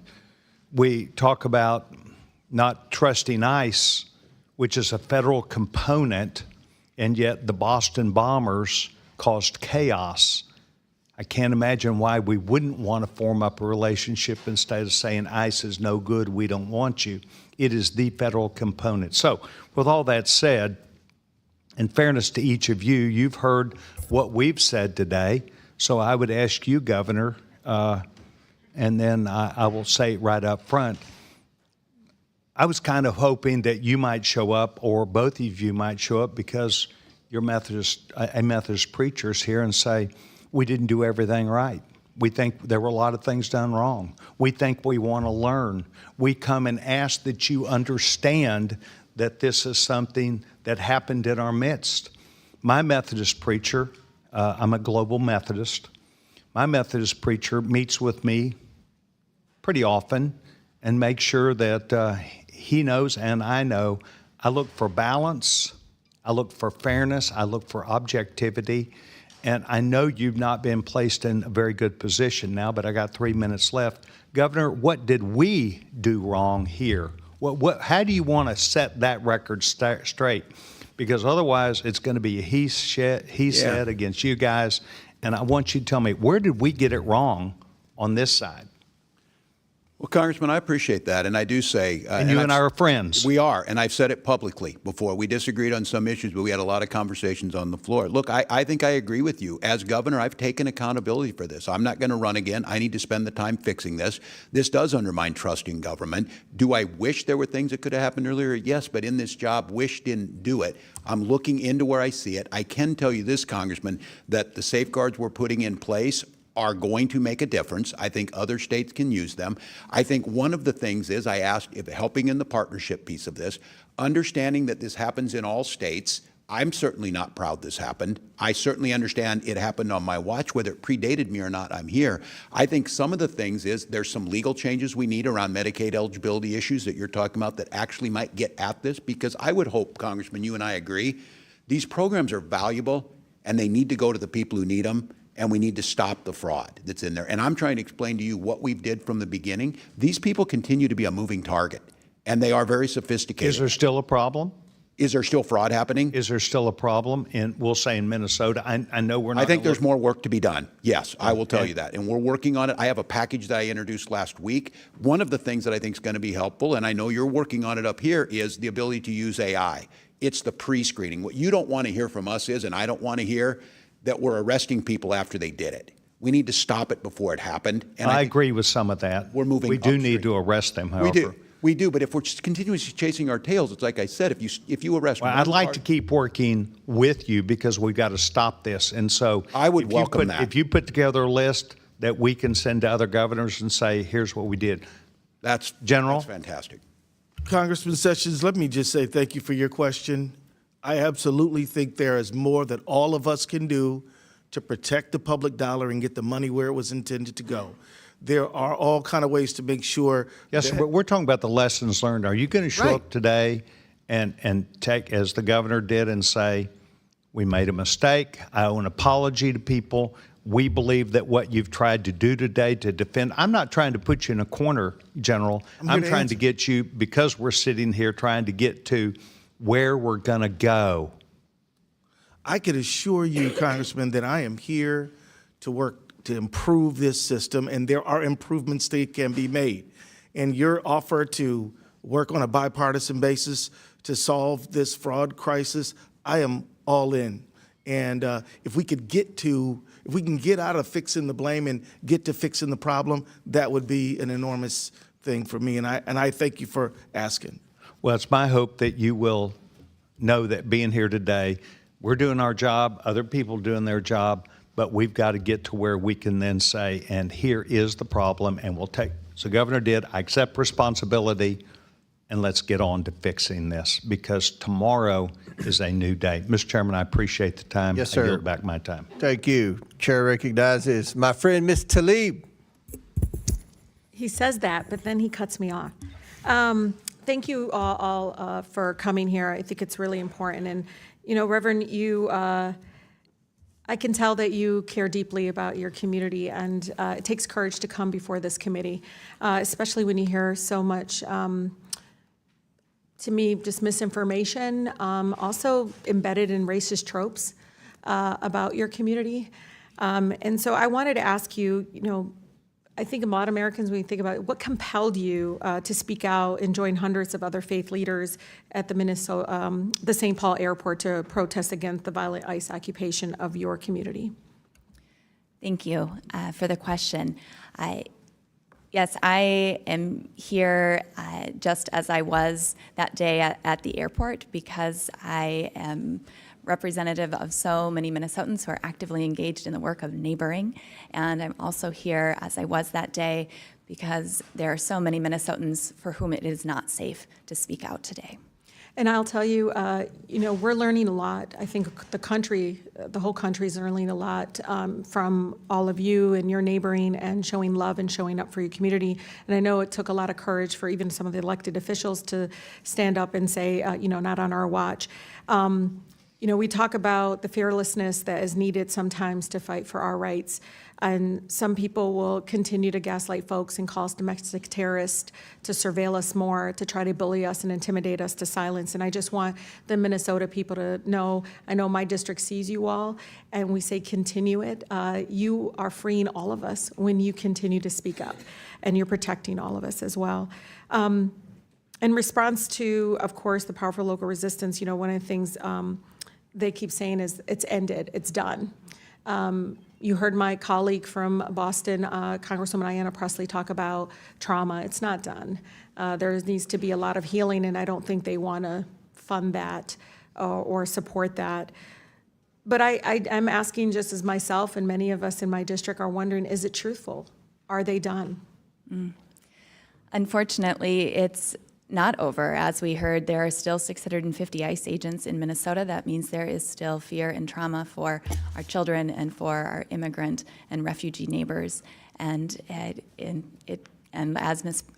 Priestley named, the trauma will go on, and we have much work to do in healing and caring for, especially those who've been most victimized in this. So I want to talk about intention. What's the intent of this hearing? What's the intent of all of it? I think intention is important because, you know, for the chairman, if I can submit for the record article titled Fraud Focus, Why is Trump Granting Clemency to Convicted Fraudsters? Without objection to ordered. Because I see this, and even though you're here, you have nothing to hide. These folks are not here. I don't get to question them. I don't get to say to the guy that committed $200 million Medicare fraud who just got pardoned by Trump. I don't get to ask Jared Kushner, why is your dad go from, literally in France, the title of the article is Prison to Paris. Literally from committing fraud, he pardons his son-in-law's father, and now he's an ambassador. You see all that happening, it's like, well, what's the intention here? They're creating a world's largest paramilitary under the direct control of the president, who has made it clear that he intends to crush dissent, target entire cities, and rig elections. He literally is telling us he's going to send ICE agents out on election day to intimidate and target our community. He's not lying. He's going to do it. And I think we need to be very, very much prepared. At the same time, intention. Governor, I seen him in this administration funding freeze, and blaming all of these people. Like, I hope people don't blame my community for everything Trump's doing. Do you know what I mean? Can you imagine right now the impact that is happening? What impact is it going to really have right now? I mean, you're talking about today, this is cut off, and he's refusing to let go of the money that, again, Minnesota actually is supposed to rightfully get appropriated. 400,000 children lose health care, pregnant women, and elderly and rural hospitals will be severely impacted and potentially close. It's hard because I wonder if they would do that in Kentucky where they have fraud, in Tennessee where they have fraud. Their own numbers show that our error rate is 2.1%. The national average is 6%. Oh, I know. You guys testified about it. Attorney General, even though, you gave everybody else 30 seconds, I need to ask you, you're here today. What could you be doing right now? You're Attorney General. You're doing what today if you were at work instead of here? To be honest, can you explain what's back home that you have work to do at home? Like, what can you be doing instead? Hey, microphone, please. Have is a Medicaid fraud bill that I'm trying to get passed to increase The legislature is in session. The legislature is in session, and I'm supposed to meet with House caucus leaders tonight, hoping to make that so that we can do more to stop fraud. Yeah. So that's one thing I could be doing among 20 others. Well, I'll tell you, I'm always reminded, and please bear with me, Chairman Comer, our amazing, former chair, Elijah Cummings. First hearing I ever had as a freshman was on the high cost of prescription drugs. It was incredible, it was powerful, it was real, and the intent there was, let's make sure people that get sick are taken care of. I'm just so tired of these hearings that are just politicized in a way that is not consistent, because if he's doing this, why are you targeting innocent people? Thank you. Thank you, Ms. Tlaib. I gave you an extra minute and 15 seconds to criticize the chairman of the committee, but I do like Ms. Tlaib. Chair recognizes Mr. Gill from Texas. Thank you, Mr. Chairman, and thank you to the witnesses for taking the time to be here. Governor Walz, are you familiar with the Early Intensive Developmental and Behavioral Intervention benefit? I am, Congressman. Got it. It provides services for autism patients. Is that right? That is correct. Got it. And when did you become governor? In January of 2019. In 2019. Okay. So using 2018 as a baseline, do you know what that program paid in Medicaid claims? I do not, Congressman. It's about $671,000. Do you know what that program paid in Medicaid claims in 2024? I don't have the number in front of me. $342 million. That's about a 500x increase over 6 years. Was there 500 times the number of autism patients in that time period? I couldn't speak specifically to it, but I will say, Congressman, that doesn't sound reasonable, right? You don't think there was a 500x increase in the number of autism patients in 6 years, right? Correct, and that's why we ordered on-site visits starting back in 2024. So we agree that doesn't sound reasonable. Would you also agree that a single taxpayer dollar wasted on fraud is a dollar too much to tolerate? Yes. Yep, and would you agree that as governor, ultimately you're responsible if tax dollars are defrauded? Yes, I would agree. Yep. Would you also agree that calling somebody racist is a serious accusation? If they are racist, I think it's I'm probably asking accurate. you, is that a serious accusation to make about somebody? I think it's just an observation of reality. All right, well, let's go there. Is it racist for a government official to identify fraud? No. No. Is it Islamophobic? To identify fraud? To identify fraud? No, I don't believe it would be. How come multiple whistleblowers have said that your administration told them not to say anything about widespread fraud across multiple agencies because doing so would be considered racist or Islamophobic? I can't speak to it because it's not anything I would say. Well, that's what your administration has said and has told whistleblowers, and as you just testified, the buck stops with you. That's what you stated in your statement whenever you announced you weren't running again. Are you familiar with Faye Bernstein? Yes, I'm familiar with the name. She's a Democrat, isn't she? I wouldn't know that. She stated publicly that she's a Democrat. She's only voted Democrat in her life. She's also stated publicly that she was retaliated against and called racist, and that her work responsibilities were diminished whenever she was highlighting fraud within your administration. Are you familiar with that? I couldn't speak to Why do you think she would? Allegation. Why do you think she would say that? I can't speak for what you she have no would think. idea? I do not. You would agree that the tone in your administration comes from you ultimately, right? The tone is that. The tone of how you might deal with whistleblowers. Right, and we protect them. Wait, it doesn't sound like you're protecting them. We heard from Representative Kristen Robbins, quote, "We have dozens of credible whistleblower reports saying the exact same thing, that people were told not to say anything because they'd be called racist or Islamophobic or it would hurt the state." Do you think it's racist or Islamophobic to highlight and try to stop fraud? It is not, and I certainly wouldn't It's know. not, but that was the message your administration was sending to multiple whistleblowers. I can't speak to that. You can't speak to that. You don't want to speak to that, I think. I have over 40,000 be employees. retaliated Congressman. against? Pardon me? Do you think whistleblowers should be retaliated against? Absolutely not. They have strong protections in Minnesota and lots of paths. And the paths go for the That's not OLA. what we're hearing from whistleblowers. Faye Bernstein, who, again, has stated that she is a Democrat, she's only ever voted Democrat, says That that, doesn't she was matter whether subjected she's to, quote, Democrat or a smear Republican. campaign for trying to make leadership aware of illegal contracting practices. Why do you think that happened? I can't speak to that, Congressman, because we don't do it. You just don't know anything? I do know that we have strong whistleblower protections, and I can't speak. That's not what the whistleblowers are saying. According to another report, quote, "There's just a continuous effort to stifle you, to shut you up, and it's impossible to overcome." Your administration's response to whistleblowers has also been described as, quote, "nearly unbearable retaliation."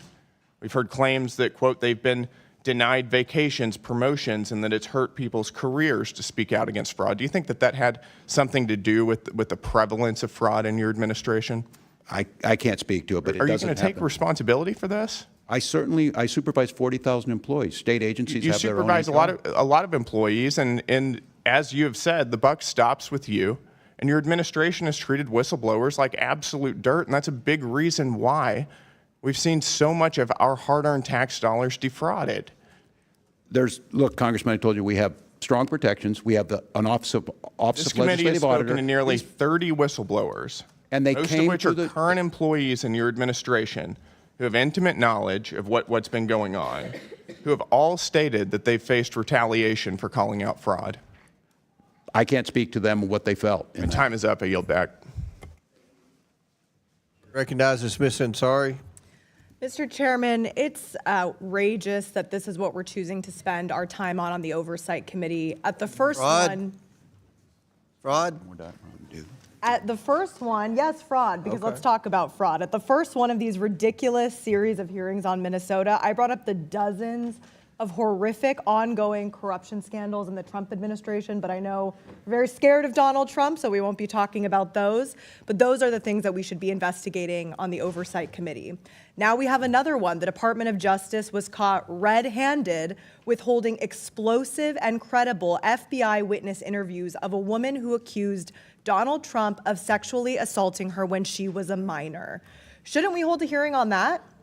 Shouldn't Pam Bondi be here, forced to testify why she is violating the law that Congress passed, the Epstein Files Transparency Act, nearly unanimously, along with this committee's subpoena?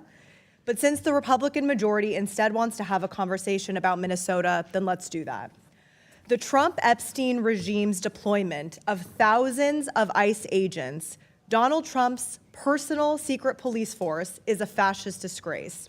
These untrained agents terrorized the people of Minnesota, violated their rights, and even shot them dead in the streets. I want to remind us all about what happened to Alex Preddy, an intensive care nurse murdered by CBP agents while trying to protect a woman that the officers were assaulting. After his murder, Stephen Miller said Alex was, quote, a domestic terrorist who tried to assassinate federal law enforcement, a would-be assassin, and an assassin. Kristi Noem said Alex was, quote, committing an act of domestic terrorism. She said, I don't know any peaceful protester that shows up with a gun and ammunition rather than a sign. She accused Alex Preddy of brandishing a weapon, despite video evidence showing the gun never left its holster. Greg Bovino said, quote, this looks like a situation where an individual wanted to do maximum damage and massacre law enforcement. And Donald Trump said Alex was, quote, a gunman whose weapon was loaded with 2 additional full magazines and ready to go. He said Alex was an agitator and perhaps an insurrectionist, obviously projecting about himself. Dictators in other countries would literally be impressed at how brazen these lies and propaganda spread by the Trump regime and Kristi Noem are. So Governor Walz, I want to thank you and Attorney General Ellison for putting up with all of the lying and hypocrisy from the Republican majority. Governor, is the Trump administration attempting to block Minnesota state and local police from investigating the murders of Alex Preddy and Renee Nicole Good? I believe we're not getting any cooperation, and we were told we would not be part of that. Attorney General may know more. Yes, Congresswoman, we have been told that we would not have access to investigative file, which would include evidence that would be relevant to the investigation in both cases. And even there's one case, shooting incident that that was non-fatal, and that one has also we've been frozen out in that as well.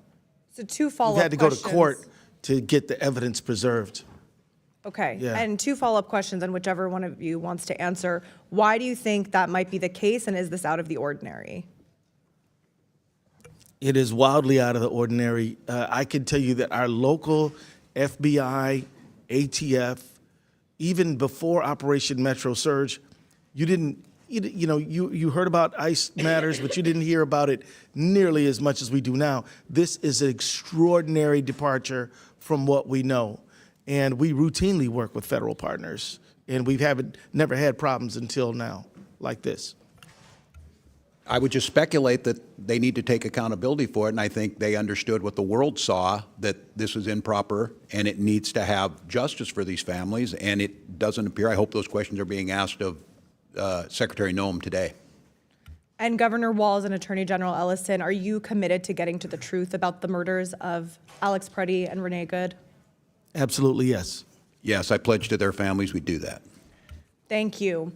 We need to hold this administration accountable for these murders, starting by impeaching Kristi Noem for gross misconduct, lying to Congress, and failure to uphold the laws and the Constitution. I yield back. Chair recognizes Mr. Grothman from Wisconsin. Thank you. We'll go for Governor Walz again.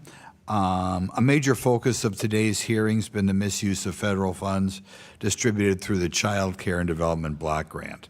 This program is supposed to be helping working families afford child care, and I think the taxpayers expect these programs to be protected from waste and fraud.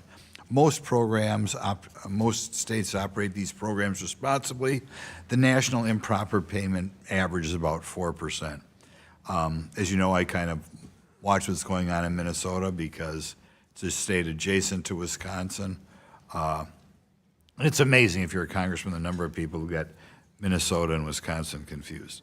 But when that number climbs above the national average of 4%, it should be a warning sign that oversight has failed.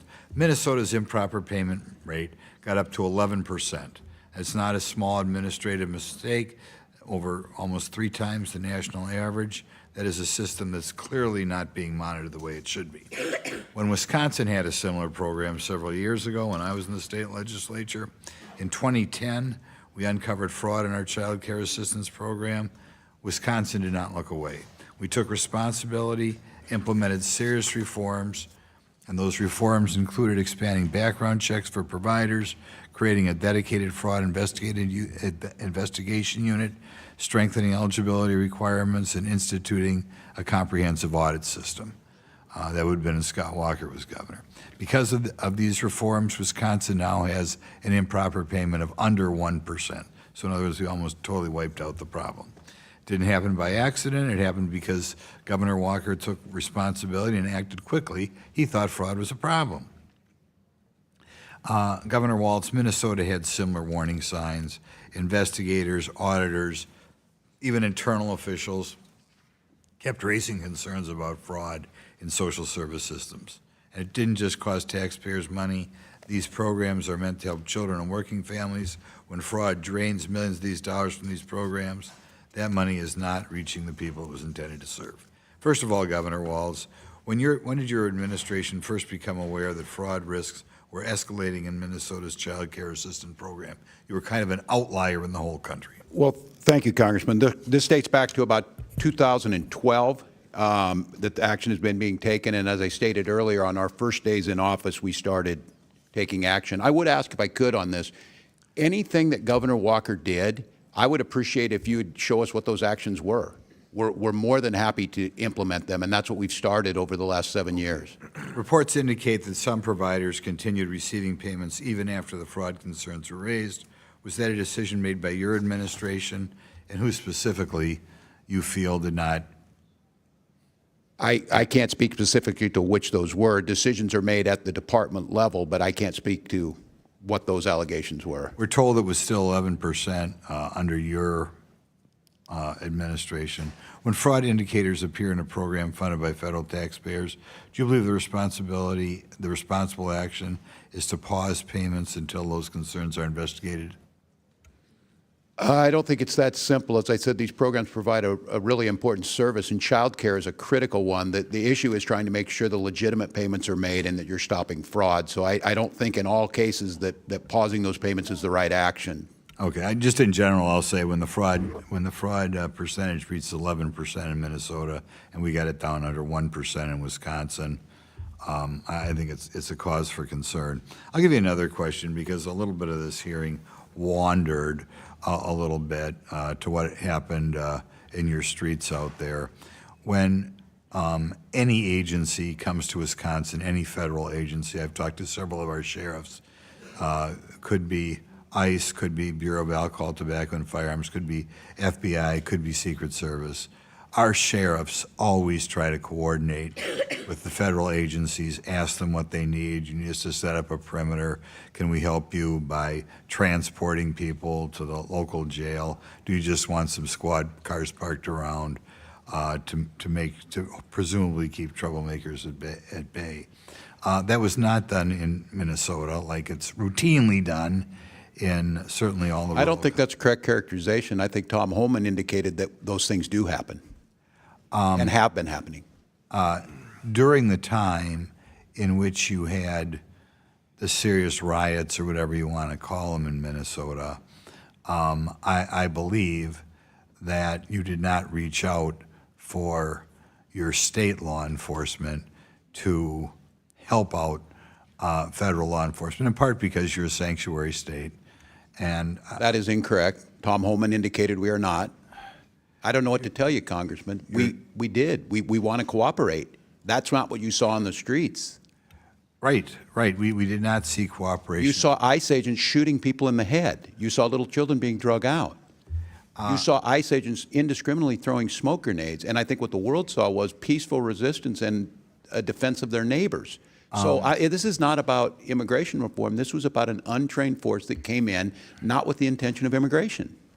I would say that you did not have the interaction between local law enforcement and federal agencies that is routinely seen around the country. Thank you.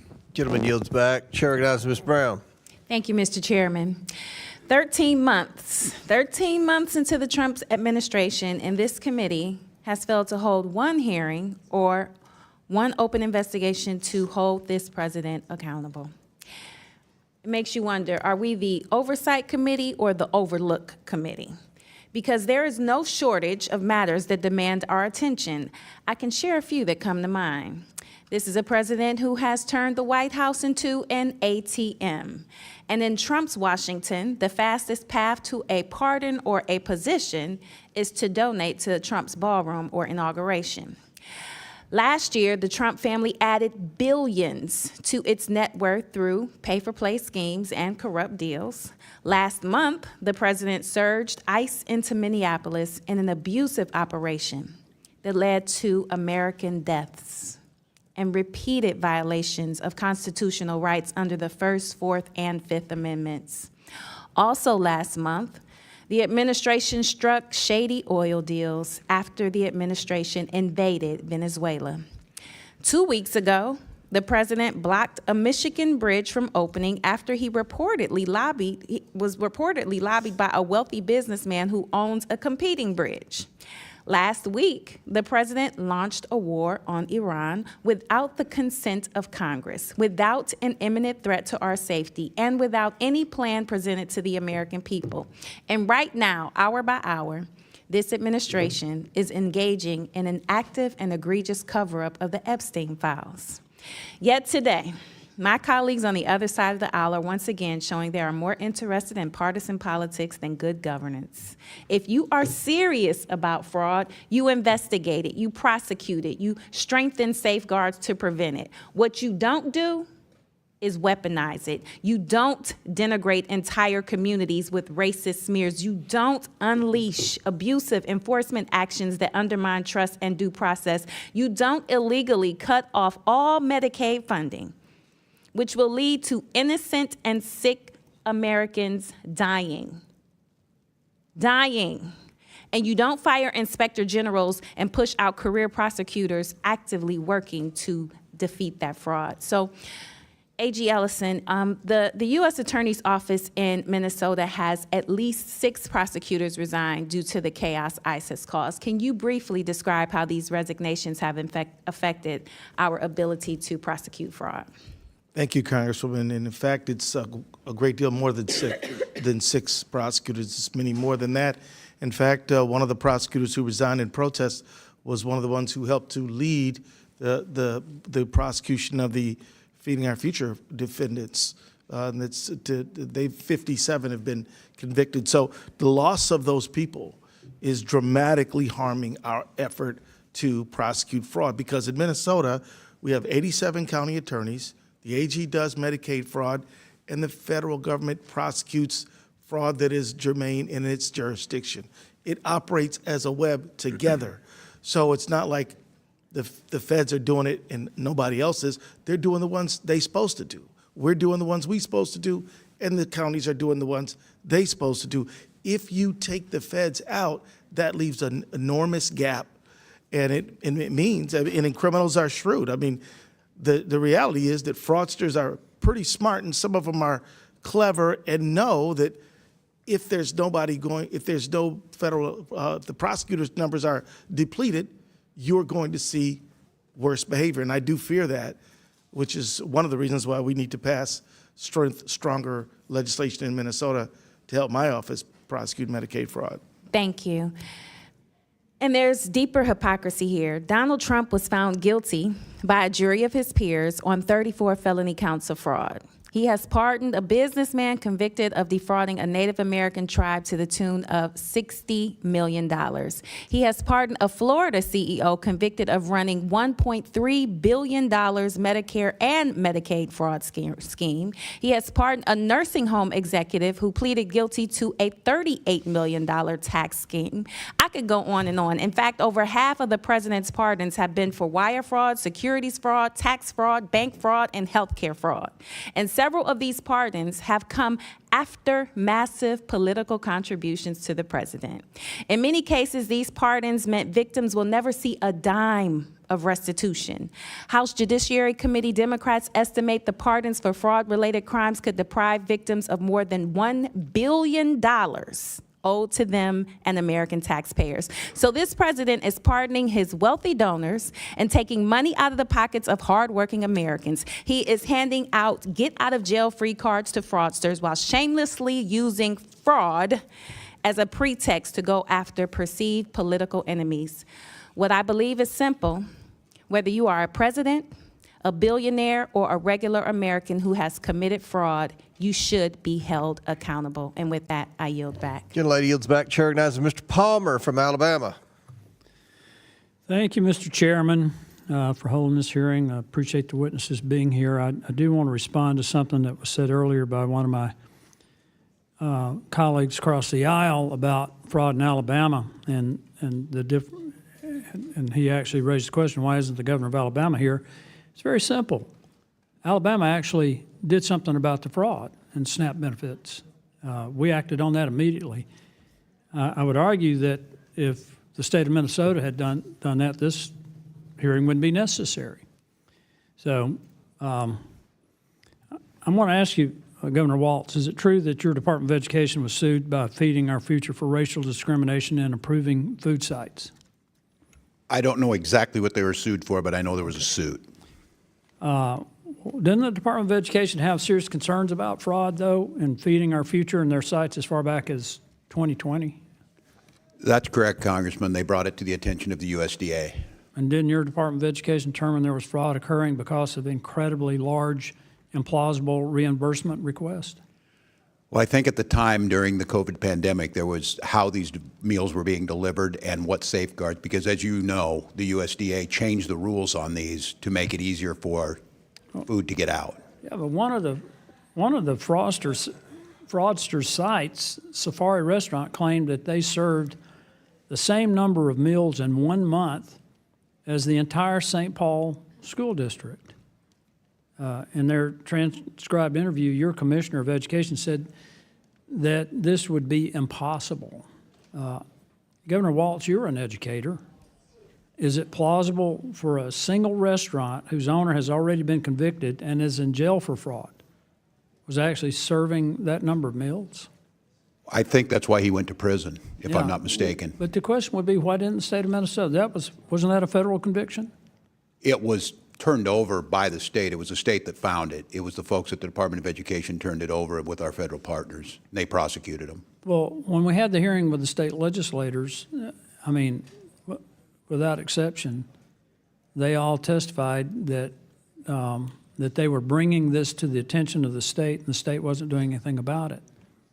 Those legislators run the committee, Oversight Committee. They never held a single hearing until just very recently, and the chairwoman of that committee is running for governor, so I can't speak to why, but I can tell you that we certainly But you tried can't to address. politicize this, something that was reported years ago.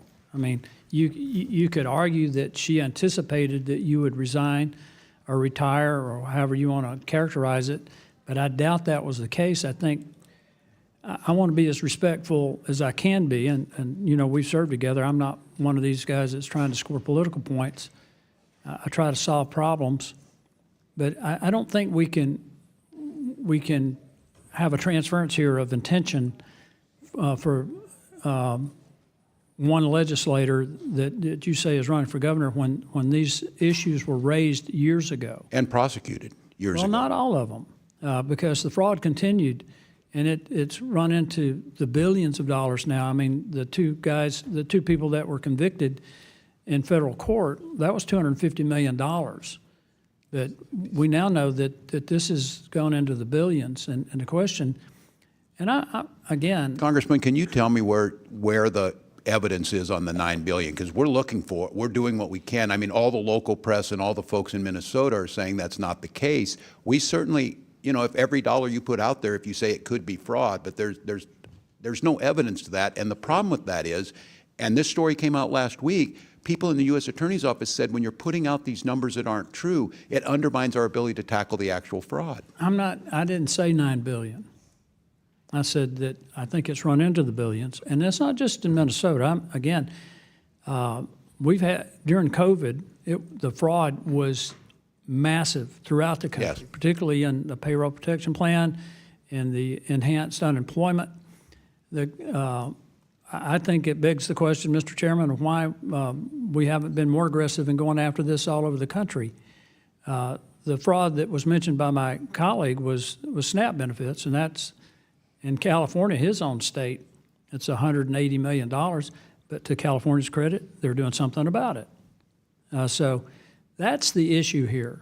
I'm not interested in scoring political points. I'm trying to stop the fraud. I appreciate I'm trying that, Congressman. to get to a place where the public at the state and federal, in terms of state and federal spending, has confidence that we're properly managing the money, and wherever fraud occurs, that we're aggressively pursuing it.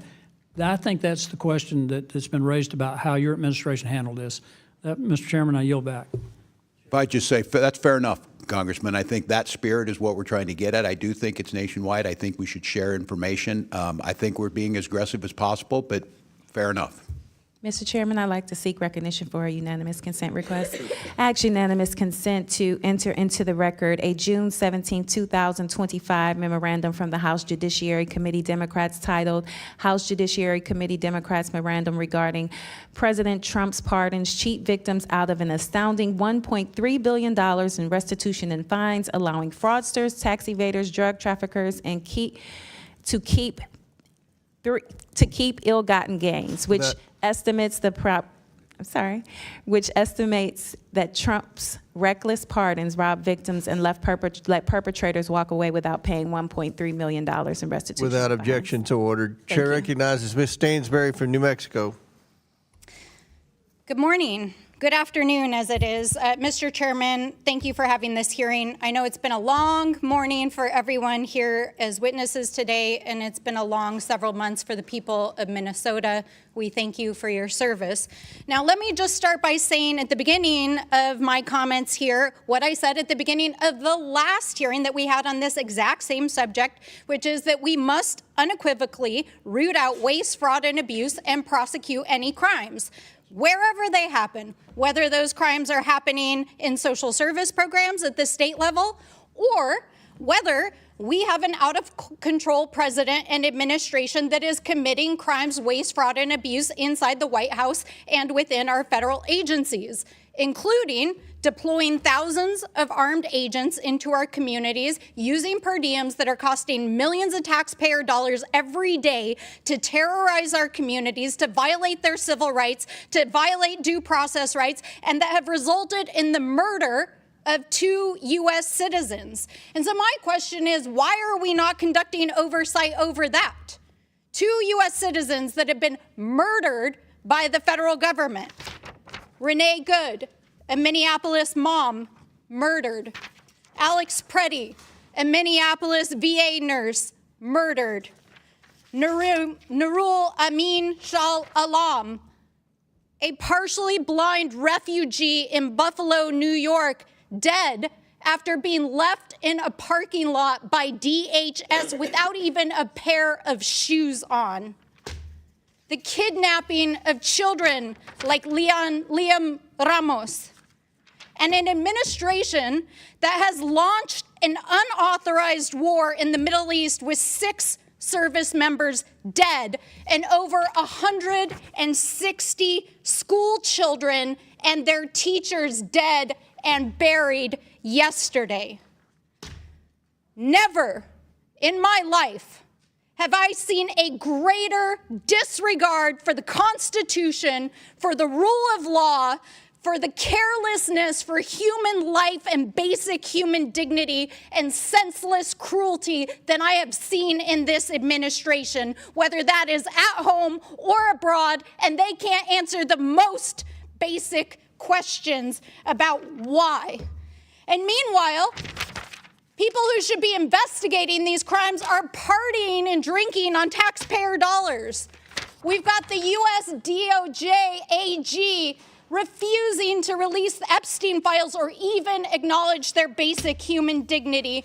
And yesterday, the Secretary of DHS testifying and lying under oath in the United States Senate, refusing to acknowledge Alex Preddy and Renee Nicole Good's death its murder and the harm that she personally has caused by calling it domestic terrorism. That is what we should be investigating. And the billions of taxpayer dollars that are being used to support this cruelty and out of control administration. Now, I know it's been a long day, and Mr. Ellison, I know you have had a long day especially. I want to say thank you for your service, Governor. You have inspired the nation by helping to organize along with the faith community, our communities in resistance, in strength. And I agree with you, Reverend, that silence is complicity. And that is why we have to speak. And so, Mr. Ellison, I just want to ask you one question. What do you think Congress should be investigating? What should we be investigating here today? Congresswoman, I'd be very grateful if the committee really dug into the use of force policy at ICE. I think it needs greater training. I think it needs clearly better guidelines. I think there needs to be a policy of cooperation between state and federal investigators in the FBI. And I think there should be a general policy that leaders not make statements about blame or guilt immediately after the tragedy. And they should try to wait and figure out what actually happened before they make those kind of statements that you identified. Thank you, AG. And I'll just say this, I've heard a lot of political theater here today. I think it's disgraceful. Our job as the Oversight Committee, our job is to oversee the administration and the agencies that it executes on, and we are failing the American people, and this administration is failing the world.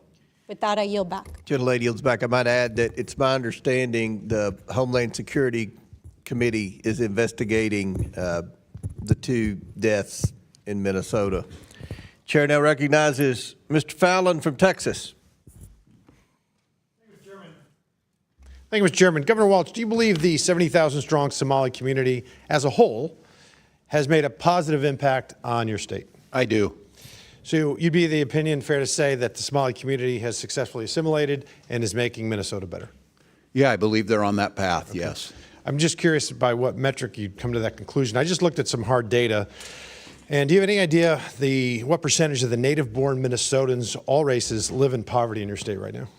I don't have specifically. I'll share it with you. It's 8%. For the Somali community, it's 52%. How about receiving food stamps? I don't know. All right, I'll run it down with you.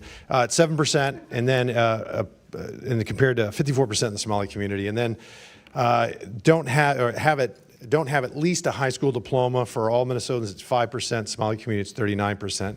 One family member at least on Medicaid, it's 18% for Minnesota, 73% for the Somali community, and receiving welfare of some form, it's 21%, and it's 81% for the Somali community. Governor, do you happen to know what the percentage is of all those who have currently been charged in this staggering social services fraud scheme were native-born Minnesotans? What percentage? I do not have that. I think it was 85 out of 98, which comes out to 13% Minnesotan and 87% Somali Minnesotan. So I think this is an instance perhaps of where woke gets slapped by data. Governor, there's been billions stolen over 7+ years right under your nose, and really there's only 2 explanations. It's either you were in on it or you weren't smart enough to see it. It's either criminal negligence or wild incompetence. And the only way this kind of fraud can reach this scale is if there's people in power that are colluding and collaborating and willfully blinding themselves to the realities around them. And in oversight, when we do investigations, it's rare for us to have whistleblowers because they face retribution and punishment and resentment, and they can be ostracized, and it's difficult and it's uncomfortable, and sometimes it's even dangerous. So when we have when we're having an investigation and we have even a couple of whistleblowers, it's very valuable to us because they provide invaluable insight. Do you have any idea how many whistleblowers are working from Minnesota or working with the Oversight Committee?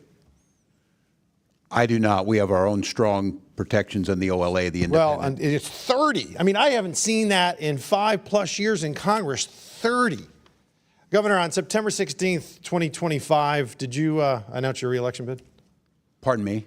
On September 16th, last year, did you I don't announce know the it? exact date. In September, roughly the fall last year, did you announce you were running for governor again? Yeah. I believe that's correct. Okay. And then I think you said in your quote here, We've made historic progress, but we're not done yet. And then just 3.5 months later, on January 5th, you dropped out. I got to ask you why. I mean, were you tired of making historic progress?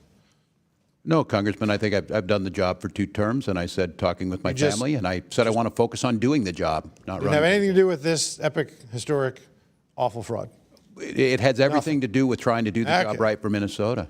The facts are your leadership, and really your lack of leadership, has been responsible for one of the largest ripoffs of the American taxpayer in our history. And you traded, I believe, political expediency, the currency of political expediency, for your integrity. And, you know, Mr. Chairman, I don't know if you know this, but it's been widely reported that in 2008, when Barack Obama was choosing his vice presidential candidate, he had 3 criteria. He wanted to make sure he picked somebody that wasn't as smart as him and had less talent and charisma and couldn't possibly outshine him, so he picked Joe Biden.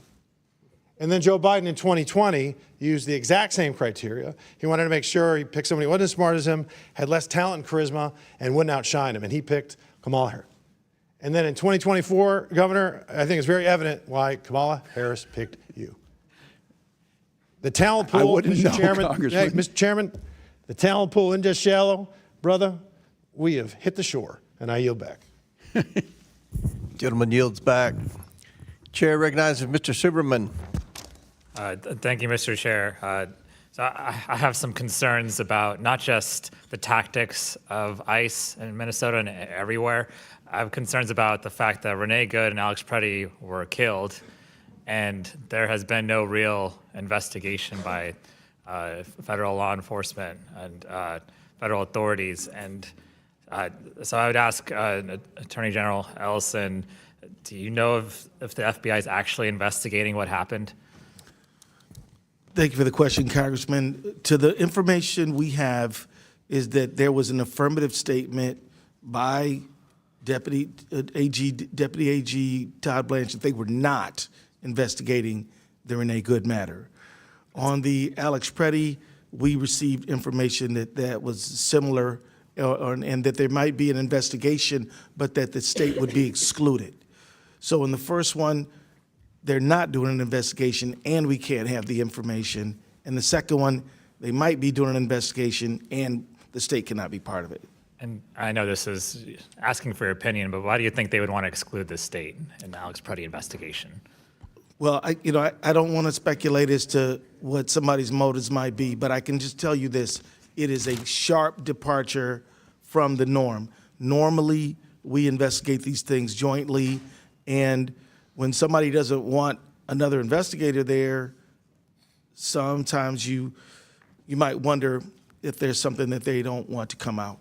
And it's my understanding that the federal government is better positioned to do such an investigation and to be able to prosecute such crimes because there might be federal immunity. My understanding, federal agents are typically immune from state prosecution if their actions were directly tied to official duties. What is your understanding of that?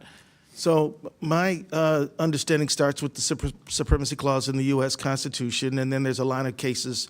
The first one is something called In re Nagel, and then there's a number of cases after that. What it says is that if a federal agent arguably commits a crime and is indicted or charged, that that agent, the federal agent, would have a affirmative defense of saying that I was doing my job and I was doing it in a necessary and proper way. What I was doing was necessary and proper. If they can meet both of those criteria, a court might grant their motion to dismiss. If they cannot, the matter is going to face a jury. And matter of fact, there was a case involving, you may remember the case involving Randy Weaver in Idaho. That case actually was cleared by the Ninth Circuit to go to trial, but the local authorities decided not to pursue it. And to prosecute Renee Good and Alex Preddy, you would need evidence, right? Has the FBI or anyone given you or been able to cooperate with you on any evidence in this case? No, at this point they have precluded the state from access to the evidence, but there's a lot of other evidence out there, and we're also pursuing all options to get access to the evidence. Do you think with what you have now, you could prosecute Renee Good and Alex Preddy at the state level? I think theoretically it's possible, but I would think it would be imprudent until you see the federal file, because, when you're a prosecutor, you should know the whole file. You should have evaluated all the evidence before you make a charging decision or bring a matter to the grand jury. Because my concern here is that not only are these terrible things happening to U.S. citizens, but there's no accountability, right? There's no mechanism. There's a cover-up for the people who are at ICE and other law enforcement who do the wrong thing, and it's making everyone at those agencies look bad. It's making our country look bad in the international stage. And so, we have legislation at the federal level. I'm a co-sponsor of the Stop Excessive Force and Immigration Act. We're trying to do things tangibly to make things better. We need some support on the other side of the aisle, but certainly we're going to push forward anyway. I guess I would end by saying, what would you ask Congress to do to help get the accountability that we're looking for? And I'll ask either one. I think that for anyone, Republican or Democrat, hoping to get public trust restored to immigration agents, there must be clear protocols regarding recruitment, training, and protocols on use of force. There must be an investigation. States must be involved, and there's more to be discussed. Governor Walz, you have 5 seconds. I would agree with the Attorney General that it's about restoring faith, that people don't trust what they're doing, and we need them to be able to do their job. Thank you. I yield back. Gentleman yields back. I'll now recognize Mr. Burleson from Missouri and then Mr. Timmons from South Carolina. Thank you, Mr. Chairman. Governor Walz, we already know that the Minnesota Medical Assistance gives taxpayer dollars to people that are not here legally, illegal aliens, and we know that in large part, your sanctuary city policies or sanctuary state policies have exacerbated the fraud that we are seeing in Minnesota.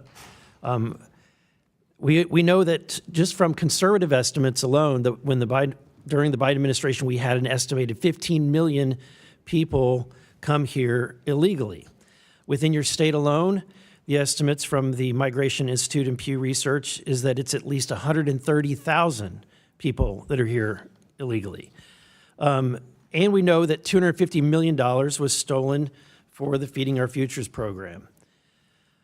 Are you familiar with the fact that those working for the program and individuals later convicted of fraudulent crimes met with Mr. Ellison in the what has been talked about, the recorded conversation? I believe the Attorney General just testified to that, yes. It was a 54-minute conversation, and in it, the conversation was recorded and as an audio file secured by, there was a request to get that information. He can clearly be heard pledging his support to individuals who would soon become his family's campaign donors and later Feeding Our Future criminal defendants. The ask occurs around minute 43:30. Specifically, the request for him is in the AG's statutory role as the attorney for state agencies to intervene on behalf of these frauds. And at 44:26, Mr. Ellison assures the fraudsters, quote unquote, "Of course, I'm here to help." And at 45-minute mark, he says, quote unquote, "Let's go fight these people." These people meaning the agencies that were looking into the fraud. Have you listened to this audio? Today was the first time I've heard it. I'm familiar with it, and I don't know if I can validate that characterization. If this is true, do you have concerns? I'm not going to speculate on like I said, I can't characterize what it was. Certainly, you've heard the allegations that Mr. Ellison was working with individuals and that people were trying to reach out to him to try to avoid any kind of prosecution. I don't know if I would characterize it like that. I couldn't do that. How would you characterize it? I don't know. I wasn't there. I just heard the clip you had. How much fraudulent money has been recovered? Oh, I don't have the number in front of me, but I've heard the highest number is 80 million. I mean, that could be. I can't verify that. So it's reported that it's at most it's $80 million, and as we know, the amount that has been attributed to fraud in Minnesota alone is estimated, I think on the low end, the conservative side is $9 billion. I think the Trump administration says $19 billion. Congressman, I don't see anything to show that, but what I've acknowledged is $1 is too much. I think the local people and the folks who are taking count of this show it just at about $271 million. Do you think the effort to return the money has been successful?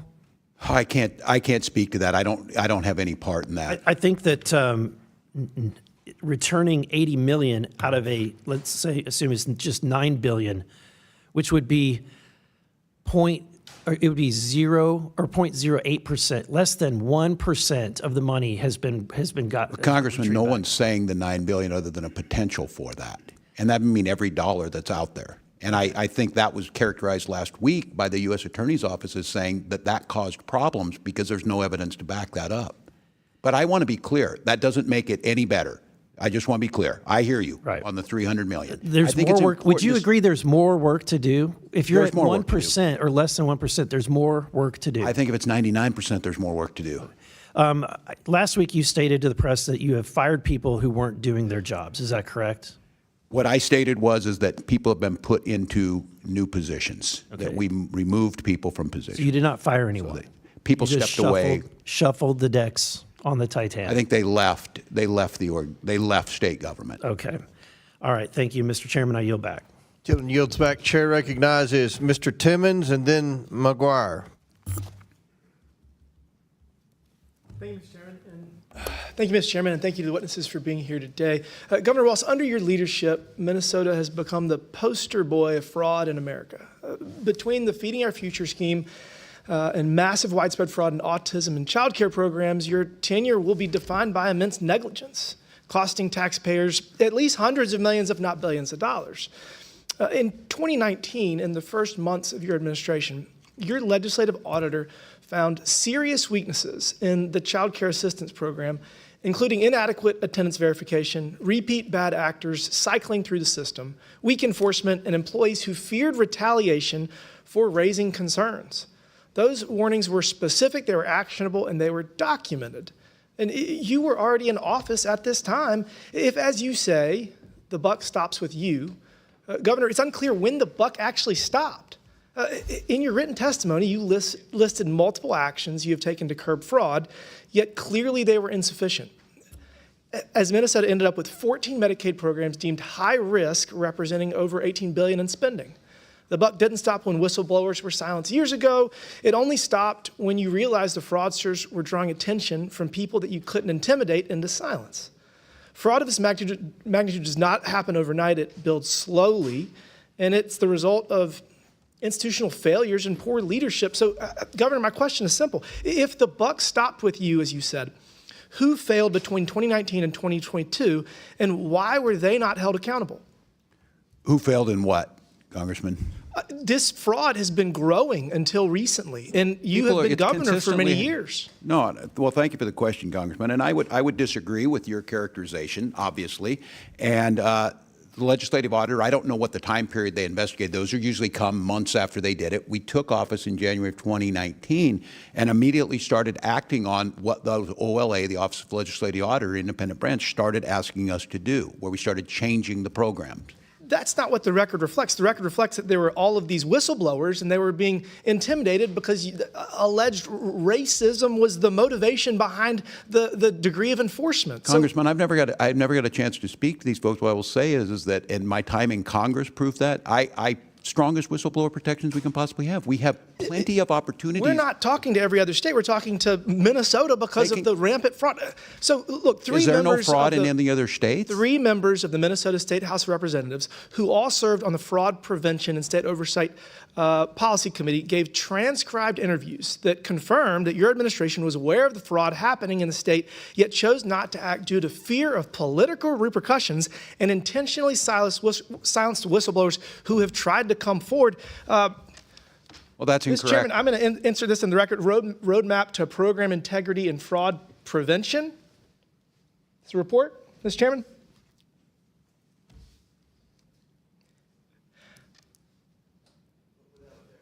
Thank you, Mr. Chairman.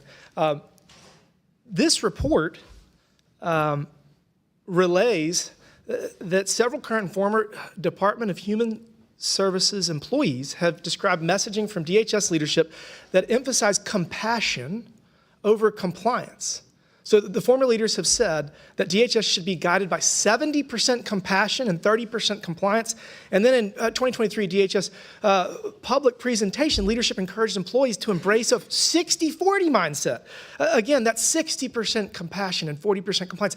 I want to have as much compassion for people that need social safety nets.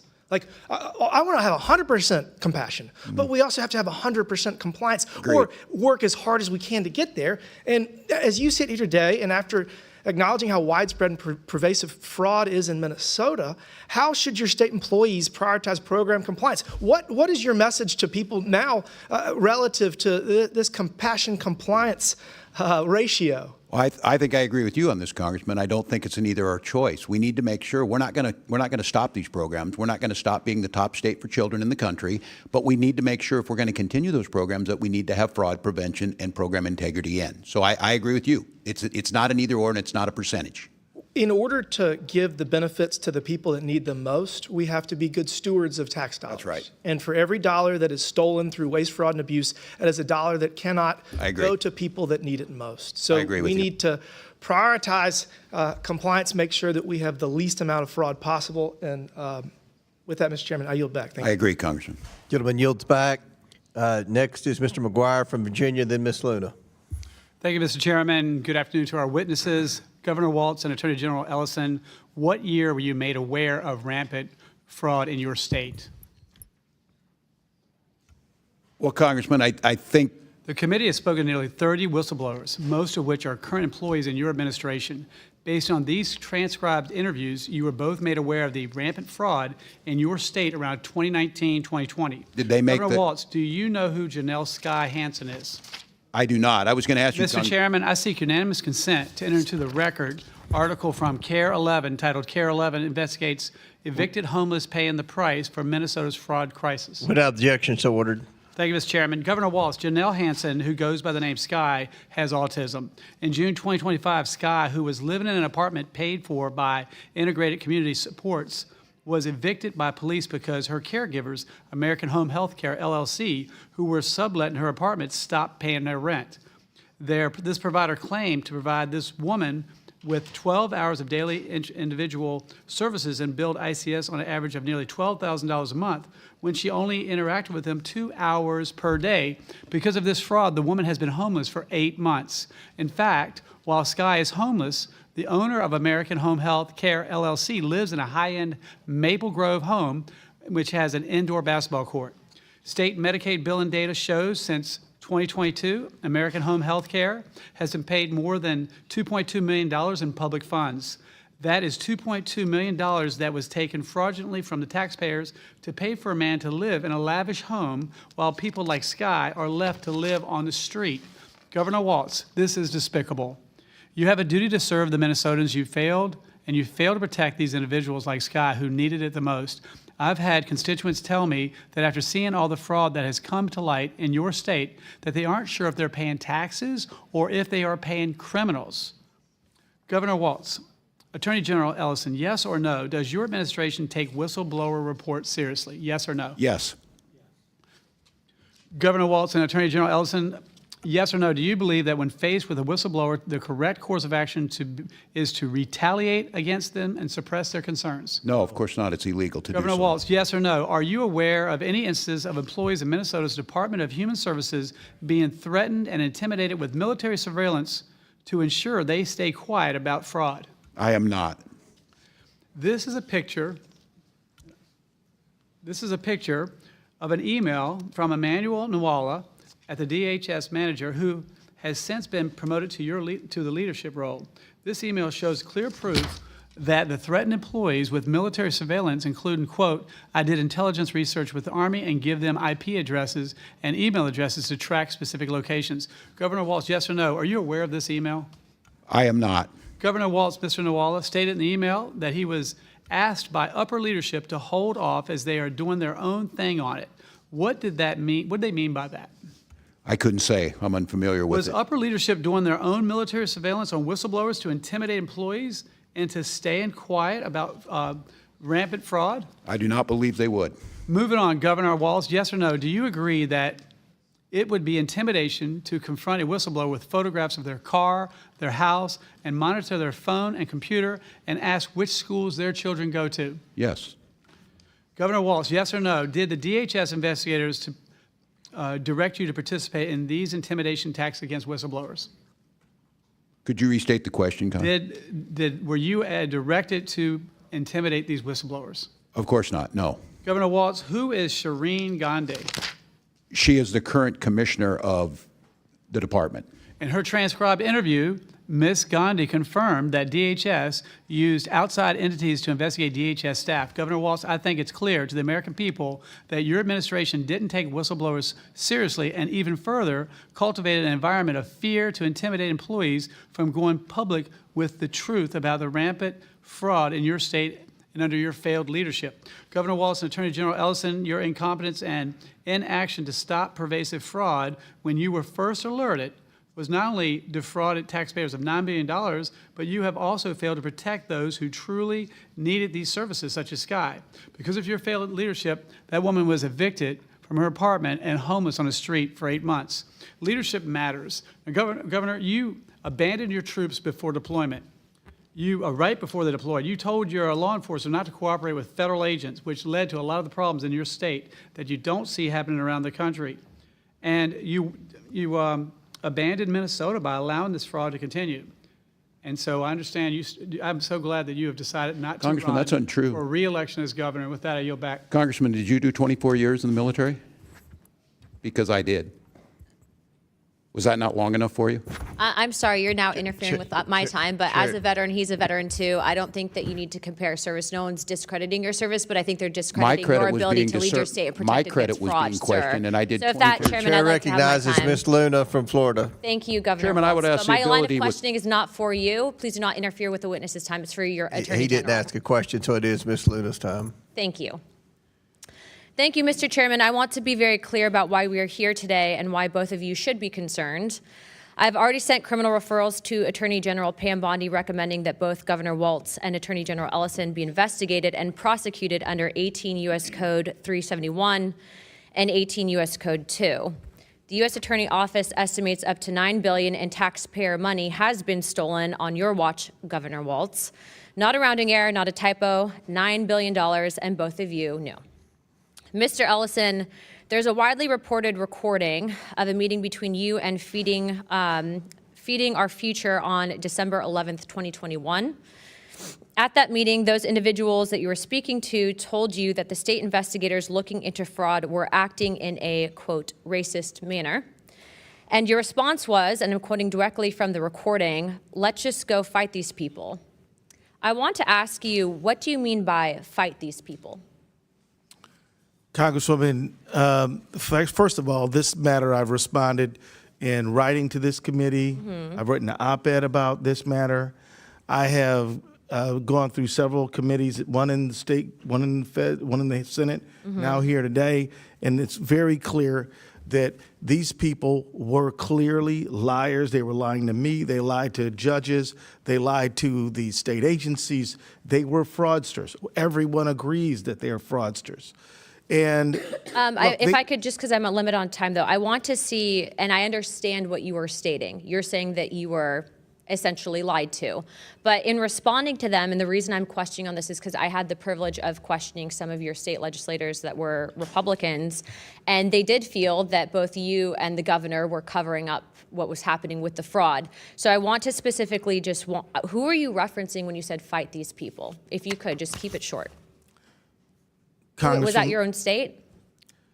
Congresswoman, these people represented themselves to be business people who were having difficulty with the bureaucracy. Okay. They contacted me and they wanted to know what, can you possibly help us? What I did is investigate their claims and then work with the federal authorities to see 57 of them convicted of crimes and about, I think, more than 80 now indicted. So these people presented themselves as someone needing help and honest business people. They were not what they claimed to be. So just- and we helped them get convicted as they well clarifying, should but just be. to be clear, it would be the bureaucracy, would you say, within your own state? Is that you were saying fight these people as in the bureaucracy within your own state, correct? Congresswoman, I was in Congress for 12 years. Thank you for and I serving did and I did Congress. constituent services all the time. Okay, so I'm not going to working get anywhere with on this people. question. That brings me to my next thing. Do you believe that it is racist to investigate someone of fraud because they are of Somalian descent? Yes or no? Ma'am, I believe that anybody who commits fraud of any background should be investigated and held accountable. Okay, well, I would actually agree with you on that one, so thank you for clarifying. But to be clear, those individuals that you told the Department of Human Services were basically, it was racist, and if you were looking into it for fraud. You took that meeting, you made that promise, and then it turns out that the billions of dollars in fraud continued. And I hate to bring this up because I am a parent, but your own son also received donations from those same individuals. Imam Omar, the man that you invited you and is listed a partial owner of an entity that was used to launder over $40 million in Feeding Our Future funds. I would say that you did mislead the public. Whether or not you at the time realized what they were up to, the fact is that you were then presented with the evidence, and it does feel, and according to your own state legislators, that you did not take that seriously enough. In my opinion, if you have I would disagree, ma'am. I'm telling you what my opinion is. I don't believe that that was a question, but I do believe, based on the recording, based on the fact that you were personally tied to it, and based on the fact that your family then had ties to it as well, seems a little sus. Aside from that, though, you're telling the American people essentially that maybe you didn't know about it when dozens of your own employees were afraid as being labeled as racist or Islamophobic if they stayed silent. And so I just want to be clear about something. You've stated and you agree that anyone should be investigated based on, regardless of their background. But the fact is that your own employees came forward and were actually afraid of actually looking into that fraud because they did not want to be labeled as Islamophobic or as maybe xenophobic. So you dismiss this, as President Trump said, as politicizing the issue when $9 billion is not a political talking point. It's an embarrassment. The American people see what's going on, and this is fraud. I would say, and I would also advise the Attorney General to look into our criminal referrals. I do not believe that you guys could say that you didn't know what was happening because, frankly, even if, let's say, giving you the benefit of the doubt, you might not have known, you guys still chose to turn a blind eye to it.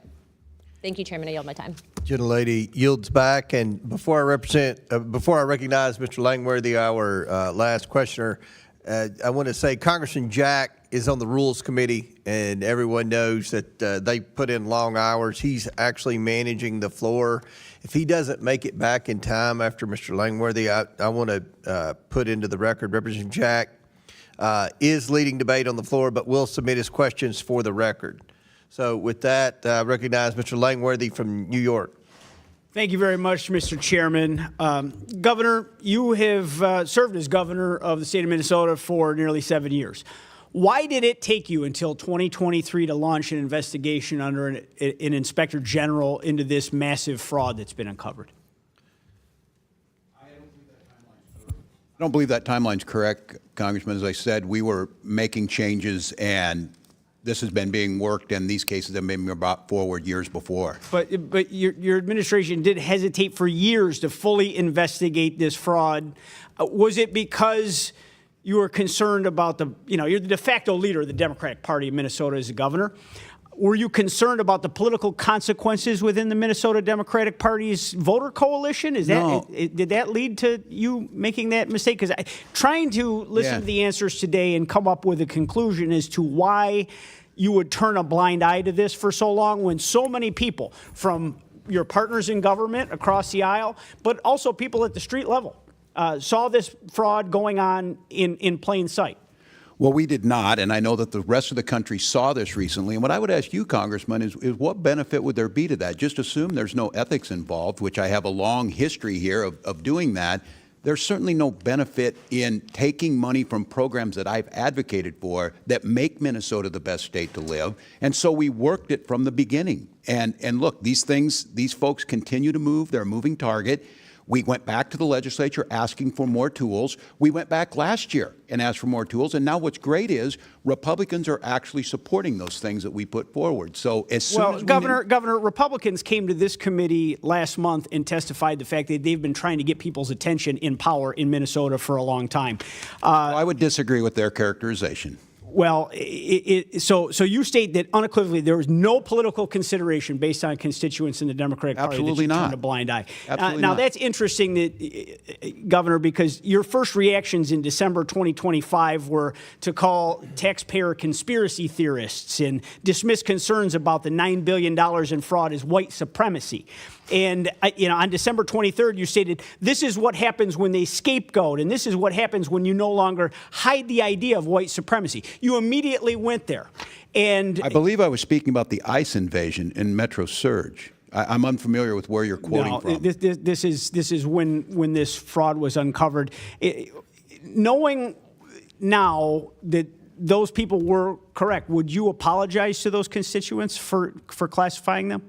I'm unfamiliar with what you're asking for. I've heard today attacks on the Somali community that I would view as racist trope thrown at the Somali community. Okay, Governor, I understand you need to deny and deflect, and your stories are pretty legendary at this point. But while you were looking the other way at fraud that took place on your watch, you and your ticket mates in the Democratic Party in Minnesota get somewhere between 80 and 90% of the vote in Somali-heavy precincts. In your election, re-election, the gentleman sitting next to you won his last election by a mere 21,000 votes. It seems to me, in conventional wisdom here would be that you were willfully ignorant to these crimes in return for a community support. That's totally false, Congressman. That accusation is totally false. I won by, 10 points, hundreds of thousands of votes. He won by 21,000. But that accusation, throwing that around, we came here to help and work with you to try and find solutions to fraud. We're talking about $9 billion in fraud. Your entire state budget's only $65 billion. I mean, this is a massive. Do you have the spreadsheet on that, Congressman, on the $9 billion? You've rattled off about 10 different numbers today. You clearly don't have a handle on the numbers either, and you need a serious accounting effort in the state of Minnesota right now. Okay, Congressman, I've given you the numbers it's my time, to the best not of my yours. ability. Do you believe that your inaction in the first term to prevent fraud in the childhood nutrition and child care assistance programs gave the green light to other scammers to commit housing and Medicaid fraud in your second term? No, I don't believe that. And once again, your words say one thing, your actions say something different. You came into office after several multi-million-dollar fraud scandals on the heels of a 2018 report alleging that over $100 million was being defrauded from taxpayers annually, and you did nothing. And in 2020, That's not after correct. hearing We took about action. potential fraud with Feeding Our Future, you did nothing. That's and Governor, incorrect. you knew and did nothing to stop autism payment fraud. Its annual expenses inexplicably increased from $6 million to $192 million in just 5 years. And you did nothing to stop housing stabilization, Medicaid fraud, which has topped $100 billion, and you did nothing to stop daycare fraud, an issue that's already costing taxpayers millions when you were sworn into office. Are you familiar with Article 8 of the Minnesota Constitution? I am not, Congressman, but I will give you this. Doing nothing, you're in the right job for that in this Congress. I disagree with that entire characterization. No, I'm unfamiliar with that. It seems like you've created a state of Minnesota that you're free to come It ranks and at the set up top shop of almost and every do- category. and make fraud. It ranks at the top of nearly every category in quality of life. A real big, bold one after what we've uncovered here today. Article 8 country's states seen that what Minnesota's Minnesota made of. officers, including the governor, may be impeached for malfeasance or nonfeasance in the performance of their official duties, while billions of dollars of taxpayer money were allowed to be lost to fraud. Whistleblowers were ignored. It's extremely well documented, and those people were punished. And you had a direct political benefit to this fraud. That's an impeachable offense. Mr. Chairman, I yield back. Gentleman yields back, and I think you heard the bell. I know votes are being called, so the ranking member and I have deferred any closing statements until we come back. I want to thank our witnesses for being here. We appreciate your testimony.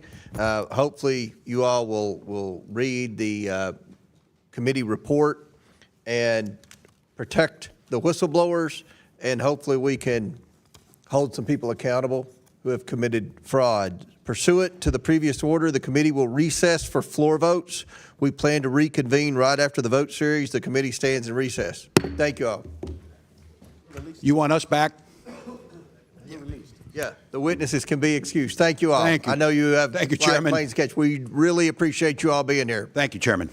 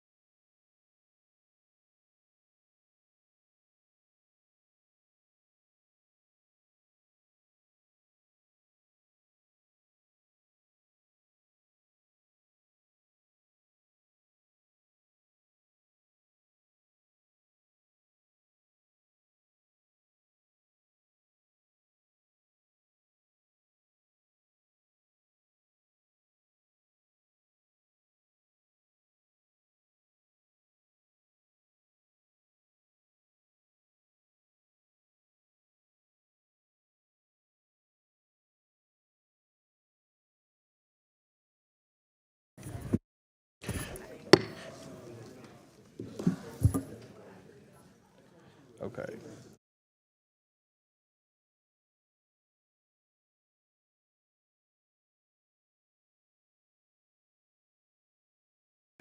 I'm going to gavel the committee back to order. I know there's some members that are still coming back from the floor, but we're going to go ahead and go through the bills, and then we'll vote on them if there's any debate.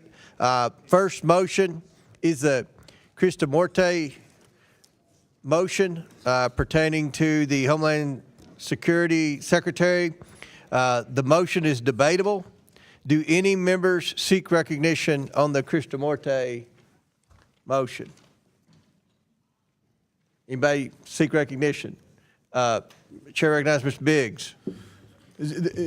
This is for Secretary Noem, is that correct? This is for Secretary Noem. So she's been testifying down and is continuing on in judiciary, and it is quite frankly hard for me to imagine that there'd be anything new that my colleagues across the aisle would want to ask her. It just seems to me like this is.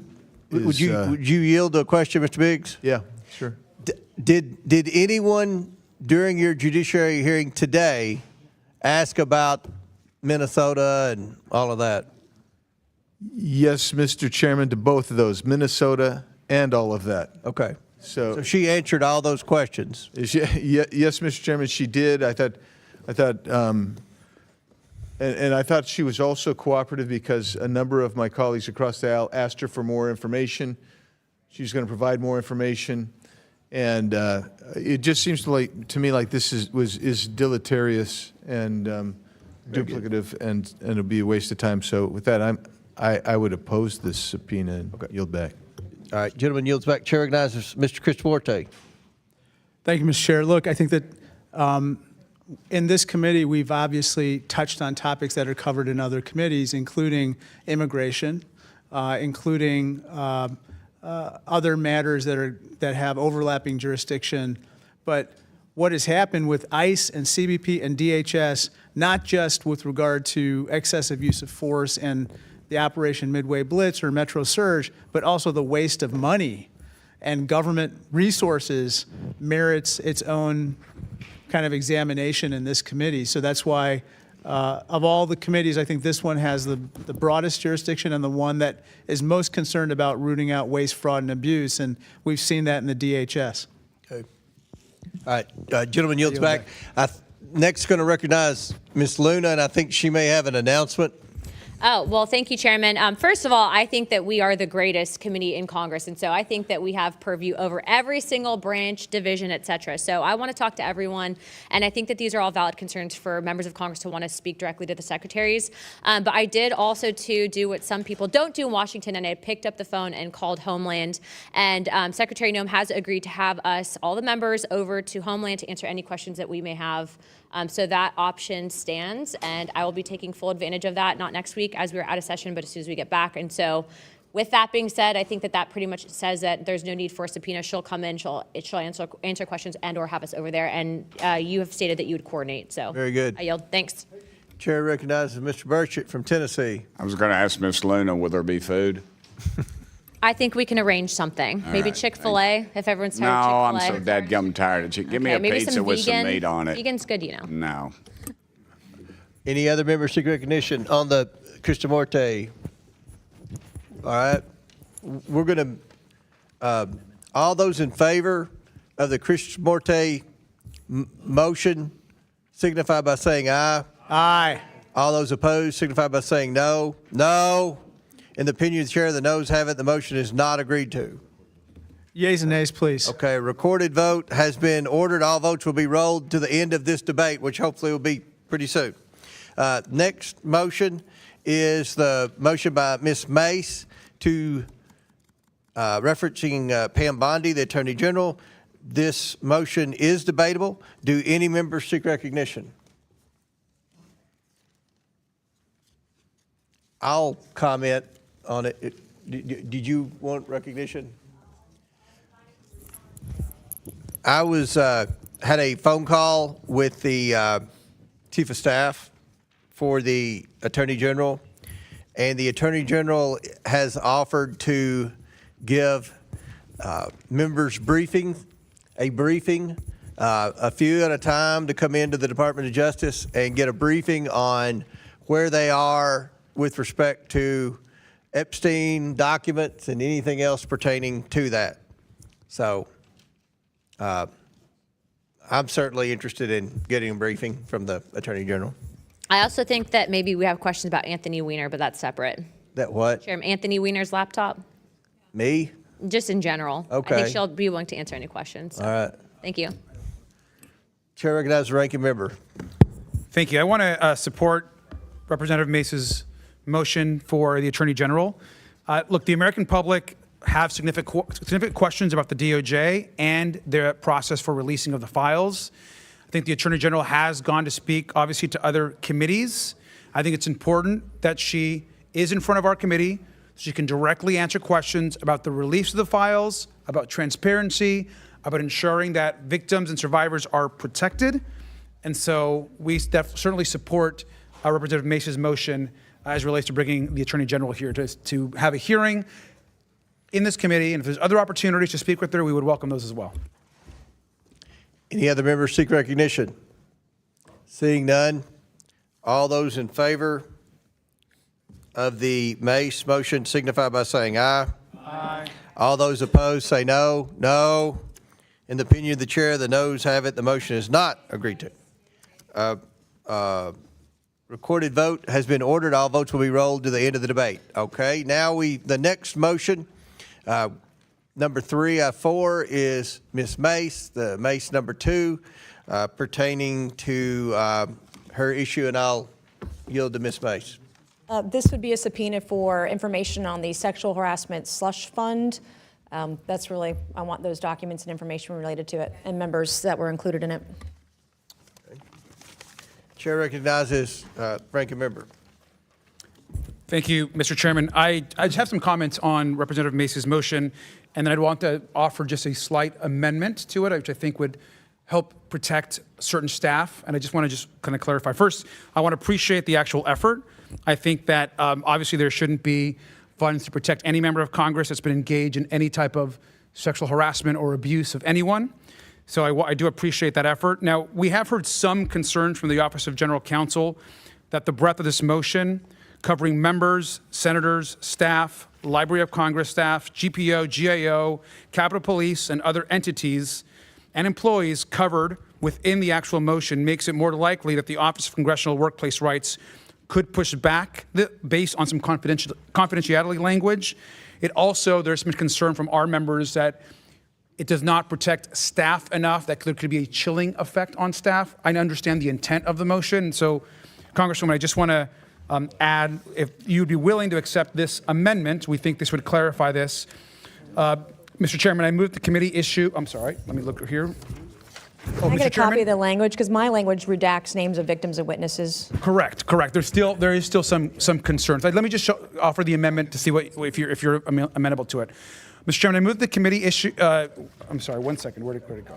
Right here? Here it is. They're trying to cover for their at the end of your floor vote motion, just now. So Representative Mace, at the end of the motion, we would add this language, and I'm happy to pass this out, which we're putting out right now. At the end of the motion, we would add, the awards and settlements will be limited to a payment made for an award or settlement in connection with the claim alleging a violation committed personally by an individual who, at the time of committing the violation, was a member of the House of Representatives, including a delegate or resident commissioner to the Congress or a senator. Are we okay with that? I'm fine with language. Okay. That is something that we believe that we could support. This amendment would limit this, of course, would limit this to members, senators, and we would, with that, I would recommend that we vote yes to support this amendment. Officially making an amendment. That is the amendment to add to the motion. Mr. Garcia would like to amend the motion, basically to exclude staff. So that we can actually focus this on who I think the representative is trying to get to, which is members. He's, Mr. senators. Chairman, he's using language out of basically Rule 23 of the House rules, so I'm fine with that. Limiting it to House members, Senate, et cetera. I'm good with this. Okay. So the amendment has been offered. I guess the debate is now on the amendment to the motion. I saw Luna, then Biggs. Luna? All right. I support Representative Mace's subpoena here, as well as the amendment to it. And I just think it's really disgusting how this institution protects itself, because y'all just half of them voted to send this stuff to House Ethics, where you know it's going to die. We know that members of Congress are using taxpayer dollars to pay off sexual harassment. We just had a member of Congress literally sexually harass a woman that then lit herself on fire, and you guys all protected him. You guys all protected my own side, your side. And so if you guys want to talk about victims, if you want to go out and virtue signal, and then you guys are going to kill her stuff on the floor and then try to pass it, yeah, of course, we should subpoena all of this stuff. But just, I'm not going to sit here and play games. I think it's a complete fraud. I think that's why the American people hate us. I think the midterms are coming up, and everyone should go on record these, because it's wrong that it's happening. It's wrong that we cover up for it. It's wrong that we can't censor our own side because people are busy making deals because you guys don't want to censor your side. It's a deal that's been cut, and people hate us for it. So yeah, I support it. Thank you, Representative. Chair recognizes Mr. Biggs. Thank you, Mr. Chairman. I have a question because I want to make sure that I understand it. This on the second line of the motion, where it talks about for the awards or settlements paid, that seems to me that it would exclude allegations which have been unproven or unsubstantiated or unresolved through an award or settlement. Is that right? If we're using the word, yes, the word allegation would include allegations, yes. Not just things that have been completed, it's allegations. Well, but it doesn't say that. It says, and Oh, it's just final settlements. yeah, it says awards or final Yes. settlements. I just want to make sure that Yes, that's the case. correct. Okay, I'm good all with in, the I'm all amendment. in on the underlying, and I'm actually okay with the amendment, although I do think it narrows it more than perhaps I would like it to see, but I'll yield it back to you, Mr. Chairman. Chair recognizes Mr. Khanna, then Ms. Boebert. Thank you, Mr. Chair. I just want to recognize Representative Mace's courage first in standing up for the disclosure of the Epstein files so we don't protect pedophiles. And now she's saying the same thing. Let's not protect people who sexually harass in the United States Congress. And she's saying, let's have Pam Bondi tell us why half the files are still hidden. I don't understand how anyone on this committee can't vote yes on both of those motions. It's about transparency. It has nothing to do with being a Democrat or a Republican. It's about going after predators and people who are sexually harassing, and that's what the American people expect, and I appreciate Representative Mace's commitment to that transparency. Chair recognizes. Thank you, Mr. Khanna. Boebert. Thank you, Mr. Chairman. And I want to thank Congresswoman Nancy Mace for introducing this privileged motion. I think at this point, this is something that should be introduced on a weekly basis. I am absolutely disgusted that we couldn't even get to 50 members of Congress who want immediate transparency. Don't we all campaign on transparency? Don't we all go out and tell the American voters that we are leaders and that we are going to get justice for them, that we are going to do right by them? And then we hire their daughters to come work for us, and your tax dollars, millions and millions of dollars, has been used in this slush fund as hush money to silence victims who have been sexually harassed, sexually abused by members of Congress. And then Congress is going to do exactly what it does best, investigate itself. And we know that none of that ever goes anywhere. The American people demand transparency. And this doesn't just pertain to a ranch in Arizona or New Mexico or an island down in the Virgin Islands. This is happening right here in our nation's capital. And we should be held to the highest standards. And to every member who voted to send this to committee, where you know this was sent to die on the House floor just moments ago, I hope you have a darn good reason to tell your constituents why you were not going to stand up for the victims. And I'm glad that we are doing something about it here in the Oversight Committee. I'm glad that this motion was made here so we actually have another chance at transparency. But again, these are your tax dollars. These are your tax dollars that were used to silence victims. They have been settled with victims. And to the members who voted against this, go home and tell your daughters what you did today. Go home and tell your daughters what happens in the workplace, no matter where it is, in your hometown, in your nation's capital, and tell them what you did to help continue to cover up decades of corruption. I am absolutely in favor of this motion. Thank you, Congresswoman, for bringing this up. I yield. Chair recognizes Mr. Donalds and Mace.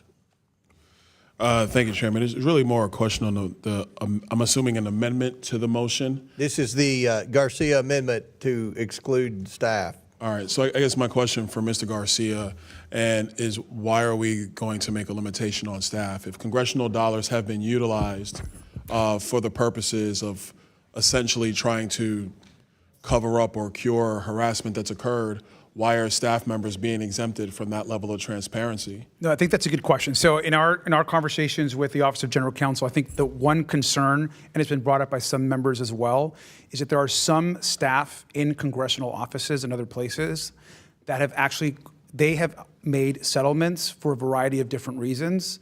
And the concern is that they, in a process of disclosure, could be unprotected from their settlement process that they agreed to. And the Office of General Counsel is unclear that they would be protected in those cases.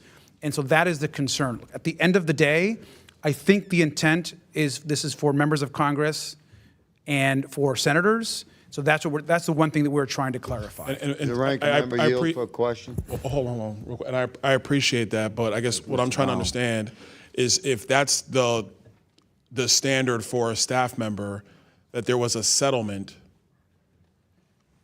based upon the reasonings that you said, but that same level isn't for the staff member, whether they're a current member or a previous member that's been in this body. I guess I'm just trying to understand what the limiting principle is for what we're trying to accomplish. Because if the goal is transparency to make sure that harassment that has occurred on Capitol Hill is now transparent, but that's only for elected members, current and past, but doesn't deal with staff members, both current and past, then I fail to see how the level of transparency is being arrived at with the motion.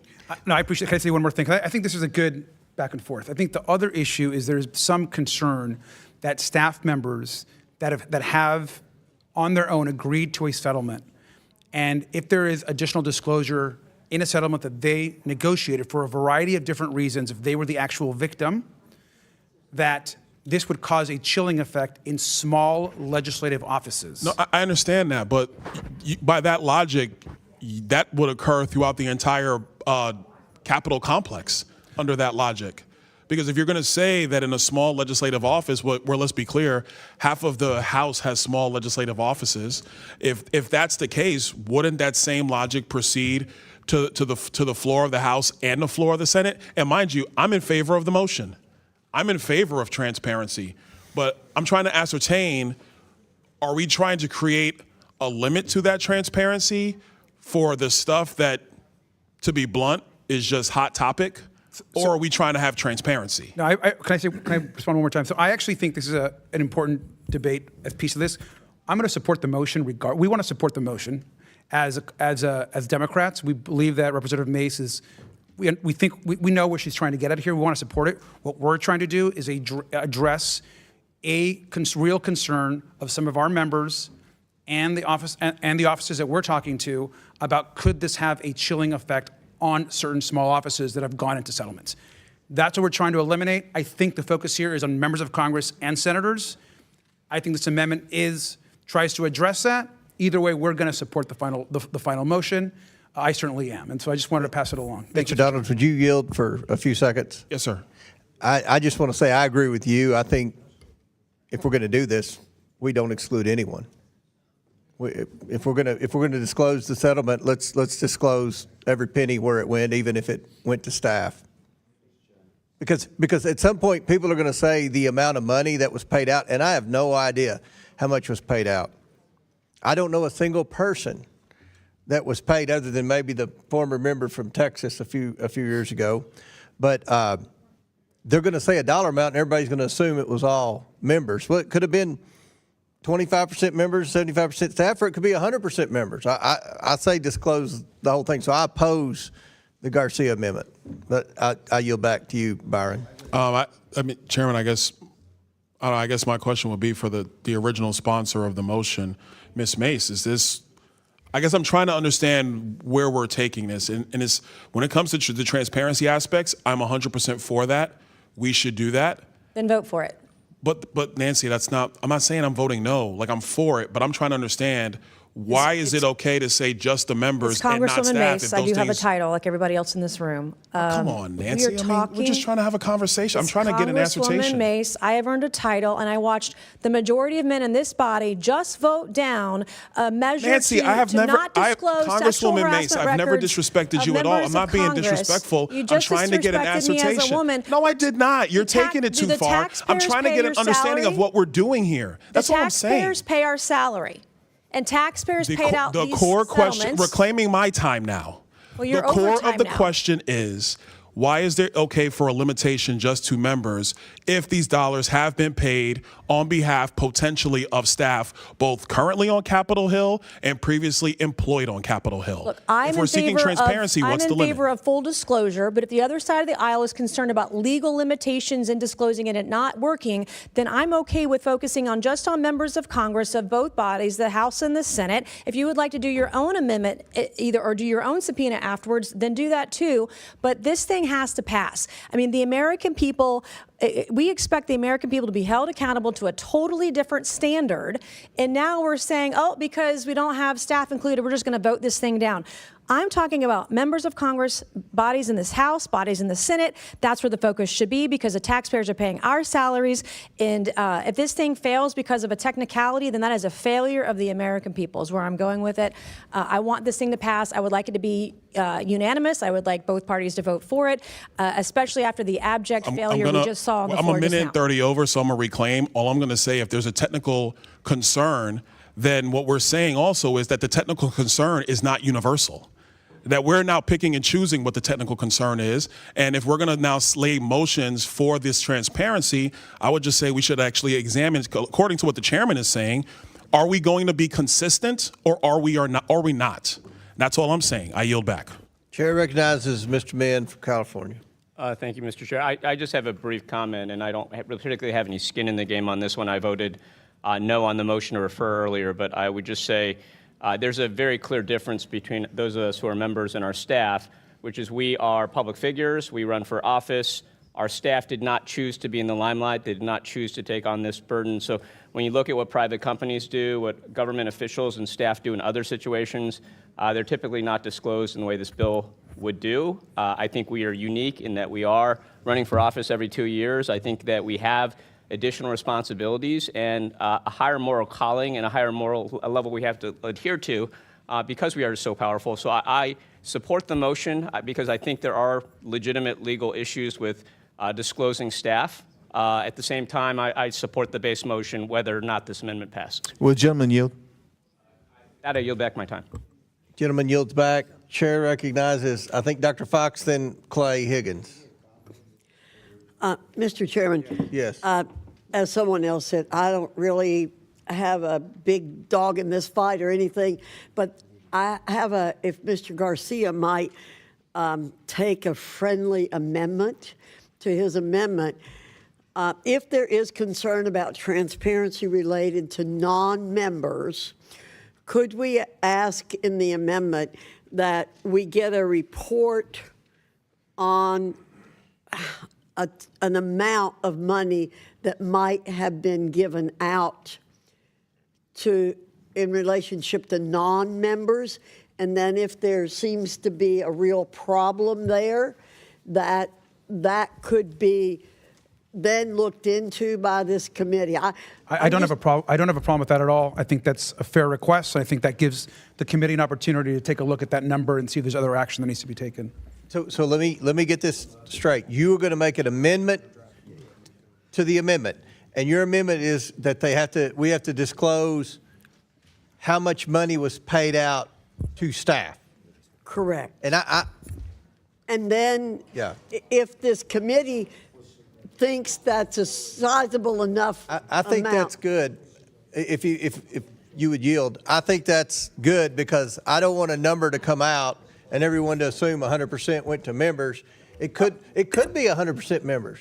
Well, or it to could Mr. be, Donald's point, my staff just told me that a fair share of the settlement funds were for non-members. Okay. I don't know if it's 50%. I didn't have that information. With Capitol Police settling sexual harassment claims, allegedly. I have a sheet in my office from Ms. Fox after this that goes through.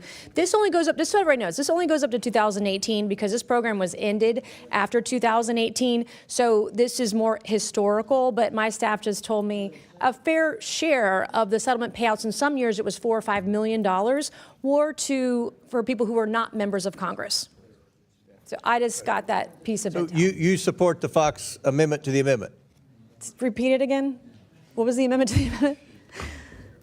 Well, what I'd suggest, Ms. Mace, Congresswoman Mace, is that in order to sort of deal with the transparency issue, I'd like transparency too, but that we go forward with the Garcia amendment, so we're focusing only on members, but we ask whoever it is we're asking to provide the total amount of money that had been paid out for. I'm fine with that, and I actually have that list. I have that list by year, but I'm good with that amendment. If you want to do an amendment to the amendment, I'm fine with that.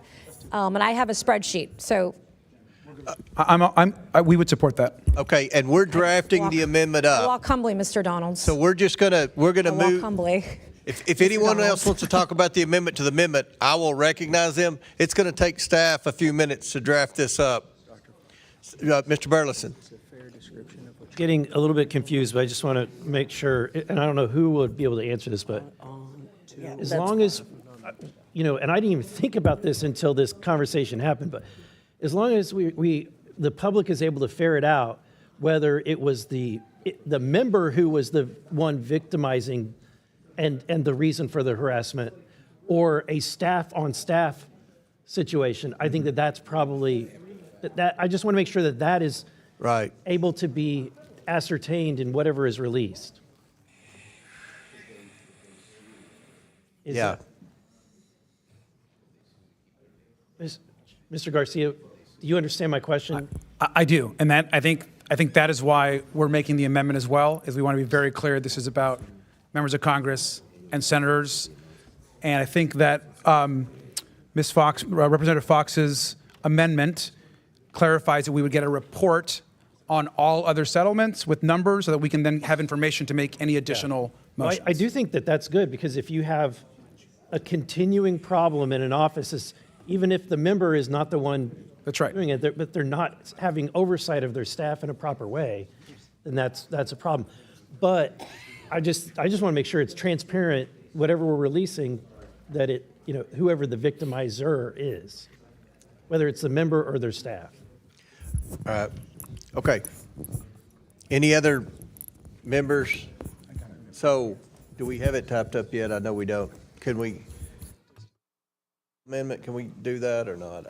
Does anyone object if we go and discuss the Bell motion?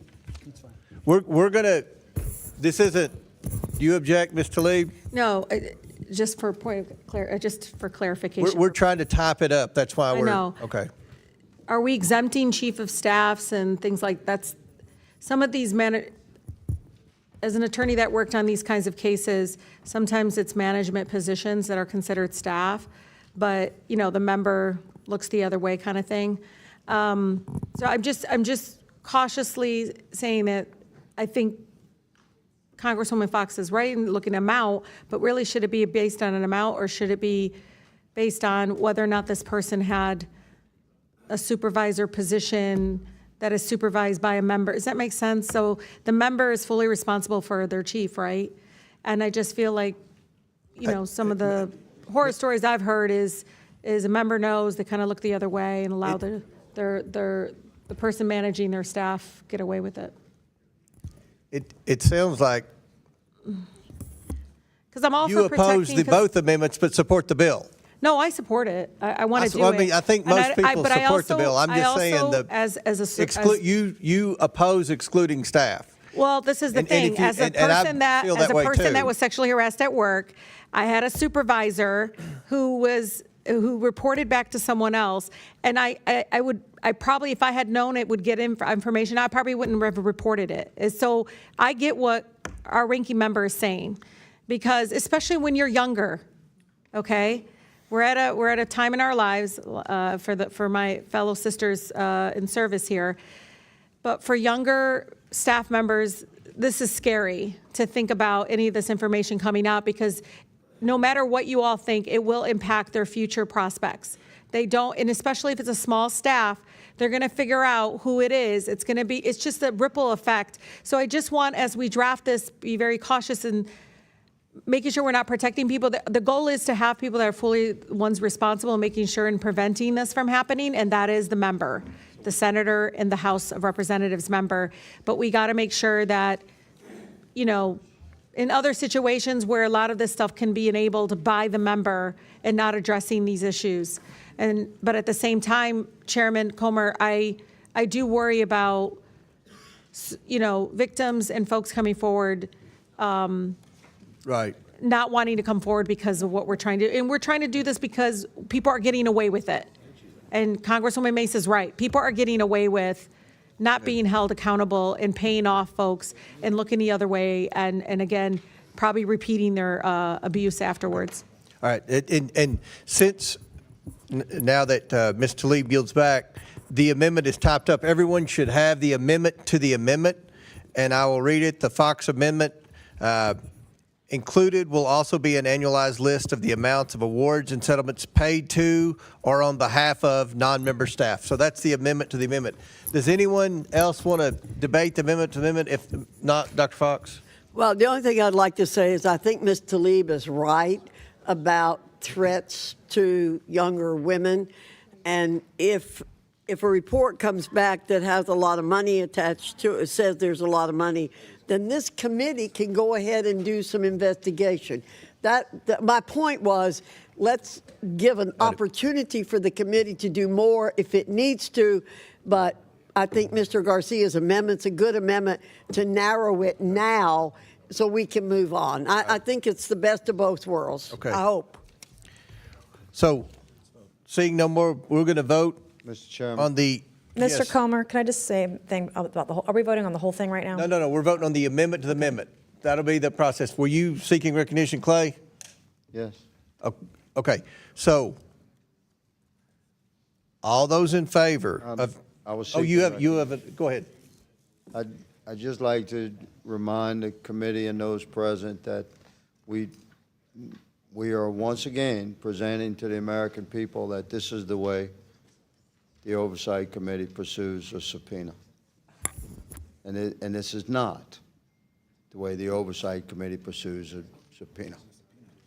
We are the majority, and we generally will work with the minority party for an appropriate subpoena to be presented by this committee. And this, like every time we have a hearing now, an opportunity to be recognized is going to be some sort of grandstanded subpoena, whether by the majority or the minority. And I think it's beneath the dignity and the procedures of this subpoena process that is long-standing, established by this committee, and the hard work that the committee staff does to accommodate the desires of a member on either side of the aisle to pursue a particular subpoena. This is not the way we normally do it, although this is becoming the norm.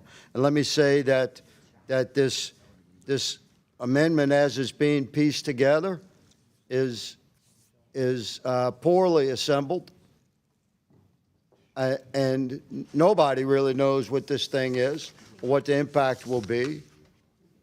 The good lady stated that there could be absolutely some impact on staff, and people will figure out who's who because of small staffs and when the incident took place. And finally, let me say that the original motion to subpoena references a date of December 12, 2018.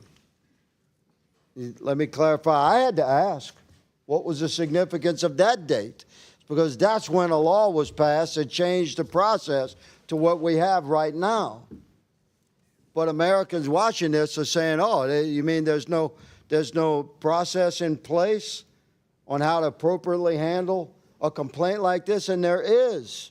It's an administrative process that goes through General Counsel, set up by the House since 2018, that handles this. It's very, America, the members basically not involved. Now, I've never been sued like this. I've been sued one time or through the administrative process here in Congress is because I escorted the little fella away from a press conference one time. It wasn't a complaint from it wasn't a complaint from a staff member. So I don't have intimate knowledge of the way this mechanism works, but I do know that members have very little to do with it. It's handled by General Counsel. And then it will go to a district court, maybe, if it passes through the preliminary review, that's what it's called right now, by General Counsel of the House. Then it can get to a district court where a member may have his day in court to defend himself or whatever.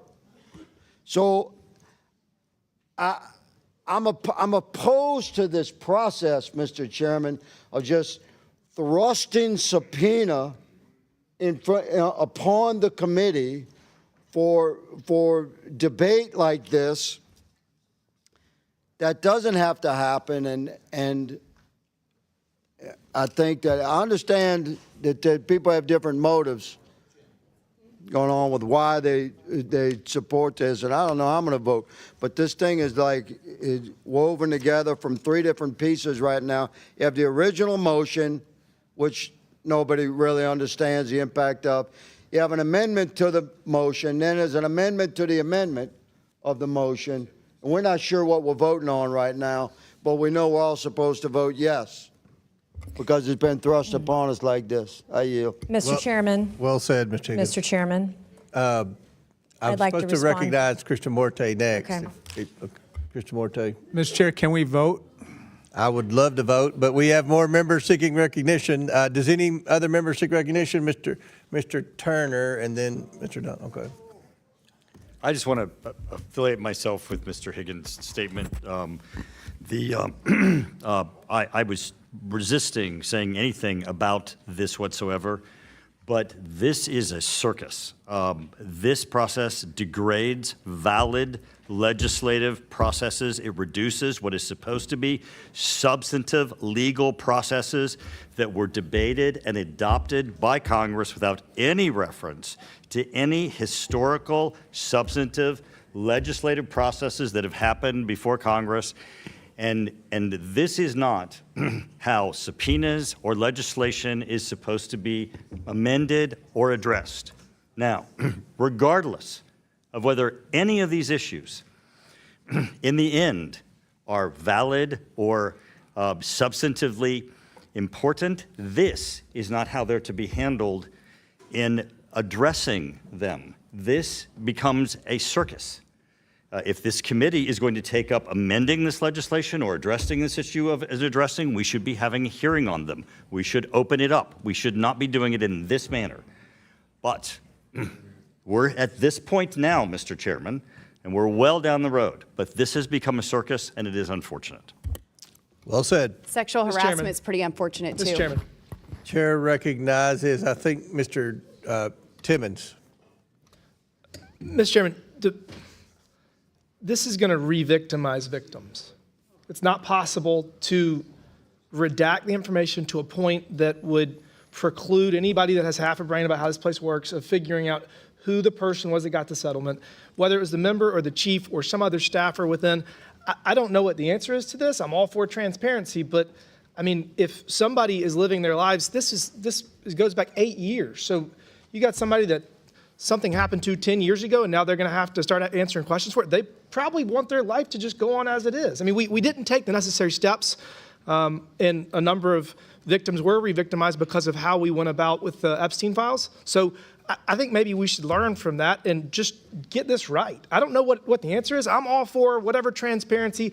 If there's a victim out there that would love to make a big deal about this 10 years later and hold somebody accountable further, great, knock it out. But I think for every one of those people, there's going to be another person that would prefer to never think about whatever happened again and enjoy the money they got. So I don't know what the answer is, but I don't think voting on, I mean, this is going to create more problems, and this is, I will definitely affiliate myself with Mr. Higgins' remarks. This is not how this is supposed to happen. Well said. Any other, Mr. Donalds and Mr. Sessions? I actually have a clarifying question on the Fox amendment, because as I read that to amend the Garcia amendment, in my reading, and I'm not a lawyer, but I'm trying to understand this on the fly, it actually invalidates both amendments and we're back to the original motion. Because if we're not going to produce a list of the awards paid to or on behalf of non-member staff, which non-member staff I'm assuming would be any other employee in the Capitol complex not in a member office. That's what that says to me in lay terms. I think what we're actually doing is we're getting back to the original motion of Ms. Mace. So I'm just trying to get clarity on that, Mr. Chairman, before we vote this thing out. I can't clarify. I agree with some of the earlier statements. This is not how we're supposed to operate. But Chair, it's still Byron time. Are you still talking, or are you? I just want to know if somebody wants to answer that. Anybody has any thoughts on that? Anybody? If I could just say, I think they're going to print it out and vote your conscience, but I say don't support sexual freaks or deviants and support the amendment, and let's get it passed. Thank you. But let's no to freaks. Well, hold on. Now here's what we're going to do now. I think it's important to understand exactly what we're releasing. Like, I was fine with the original Mace motion, and then we were told no, we can't do that because there's a chilling effect. But the Fox amendment now kind of undoes some of the chilling effect, that language that the Garcia amendment does. So I don't think it's just as simple as saying, well, just vote it out and be done. I think if we're going to do this, members have to think very clearly about what we're actually letting through. I'm fine with the original motion as it is. That's my position. Right. And I just think that both motions really countermand each other to a degree. Mr. Chairman. Dr. Fox. I yield to Mr. Biggs. Yeah, so To this Mr. is Biggs, there's still 3 minutes. Yes. Yeah, I'm just thinking, trying to see if I could help clarify that if you deleted the term non-members and you just put behalf of staff of members of the Senate or House of Representatives, you're talking about the staff of members. Would that assuage your concern? I mean, I get what you're saying, and this does kind of get messy, I think, but I do think, the lawyer in me is saying, well, maybe you should get some precision in speaking, and this might be a little bit more precise than the generic Fox amendment. So anyway, just yield back to you. All right. Ms. Mace, would you have, Dr. Fox, do you have anything to add, Dr. Fox? Well, I would just say, I think Mr. Garcia's amendment's pretty clear. It's going after information about a settlement made on behalf of a member of Congress, whether it is to a staff person of a member of Congress or anybody else. I don't think you have to say that it's a staff person. Here it just says alleging a violation committed by an individual who was a member of Congress or a delegate or whatever. And then all I'm doing to assuage the concern about whether or not it casts too wide a net in terms of people other than members, is to say, okay, well, we'll get a list of amounts of money paid out to other people, not staff members, and then see if it's warranted to proceed. I'm just trying to move us off the dime we're on right now and then see what else needs to be done. Nothing precludes further investigation. Chair recognizes Mr. Sessions. Did you seek recognition? Yes, sir. Thank you. Mr. Chairman, probably only this top row here back were there some 10 years ago when this was a big issue. Oh, Andy was here. Okay. Well, it was a very difficult issue. It was in the papers. It was cost members their jobs. Some of it was true, some was untrue. It really didn't matter if you were guilty if your name even appeared anywhere near it. There were some good people who got hurt in that. They took their lumps and they moved on. But there was an agreement that if you could, and this was by men, women, both sides, that if you could engage in this without public scrutiny. I think the fear at the time was it would hurt someone that claimed this, and you wanted to protect them also. And I just think that we should get into a circumstance, perhaps like Chairwoman Fox has said, let's go in and take a look at this to where we know what we're talking about before we do it. But I don't think in any way that I would be for protecting someone if they shouldn't be protected, but there were things that happened that we learned about at the time that were unintended. And even the person who was harmed said, well, he may not have meant it and maybe he didn't, but I took it that way. And so I'm just simply saying, I just think we ought to have a better idea about what we're talking about here before we go in and assume that there was a right and a wrong, because it was meant to protect people at the time. It was not a compromise. It was by agreement. That at the time we did this, that there was agreement to it. So I think that Virginia, I would yield. I just want to point out that Congresswoman Mace thought that it was appropriate to say, with only redactions allowable for the personally identifiable information of victims, alleged victims, and witnesses. That is an illusory caveat, because any settlement that was made, you're going to have the quarterly disclosure of the office. You're going to see who was there for one quarter, then who wasn't there the next. So this is an illusory redaction, protection of victims and alleged victims, and I just think that we need to be aware of that. If we're going to do this, I mean, this is going to re-victimize victims, and that sentence shouldn't be in there because it's pointless and it doesn't actually do what she's trying to accomplish. And I think that's correct. And with great respect to Nancy, she just learned some things today about the motion, the issue, the ideas that she's pushing, and I think it ought to be thought about a little bit. And I think that we should revisit it, but with some facts and factors that are known and understood. I watched good people on both sides that got caught up in this. And it is, we tried to work out of it by agreement, not because we compromised. I yield back. Yield back. Any other members seek recognition on this, or we're going to vote? Ms. Mace, you want to speak on the amendment to the amendment, or you'll wait? We're going to vote on the amendment to the amendment. Is that, okay. Are you good with that? I want you to be happy. All right.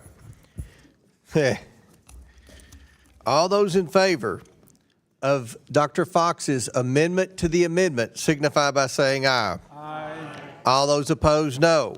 In the opinion of the chair, the ayes have it, and the motion, or the amendment to the amendment, is agreed to. Now, we will vote on the amendment as amended, the Garcia amendment as amended by Dr. Fox. All those in favor of the Garcia amendment as amended by Dr. Fox's amendment signify by saying aye. Aye. All those opposed, no. No. In the opinion of the chair, the ayes have it, and the amendment as amended is agreed to. So now we are back to voting on the Mace number 2 amendment as amended. All those in favor signify by saying aye. Aye. All those opposed say no. In the opinion of the chair, the ayes have it. The motion is agreed to. Now, the last vote is the Bell motion. Mr. Bell, you want to explain your motion? I don't even remember what it was. Yes, Mr. Chair. My amendment was to bring in Gregory Bavino to this body. We think it's about accountability. It's about exactly what this committee should be doing. There are operations in Minnesota that all of us should have questions about, and I think this is a no-brainer. This is exactly what we should be doing as an oversight, getting those questions answered.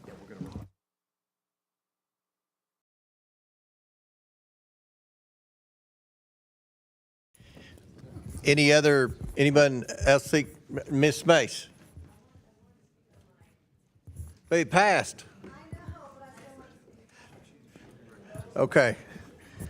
Anybody else seek recognition on the Bell motion? Seeing none, all those in favor of the Bell motion signify by saying aye. Aye. All those opposed say no. No. In the opinion of the chair, the noes have it. A recorded vote has been requested. All votes will be rolled to the end of the debate. Now it's the end of the debate. We could vote on the bills, right? Vote on the motions. Okay. So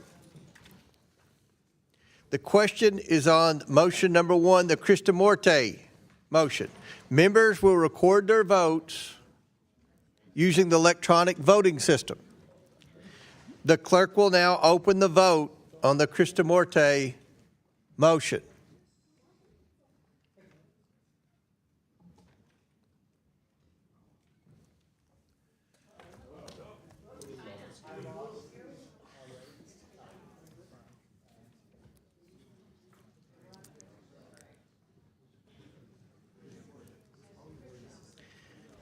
Have all members voted who wish to vote? Does any member wish to change their vote? Seeing none, the clerk will close the vote and report the vote total. Mr. Chairman, on this vote, the ayes are 19, the nays are 24. The nays have it, and the motion is not agreed to. Okay, the question is now on motion number 2 from Representative Mace. This deals with Attorney General Bondi. Members will record their votes using the electronic voting system. The clerk will now open the board.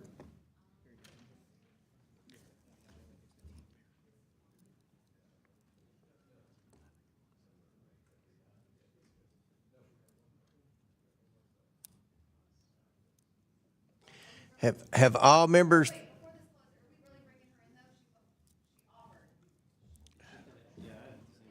What's that? And remember, the Attorney General has offered to come in and give briefings. Briefings or hearing? Briefing.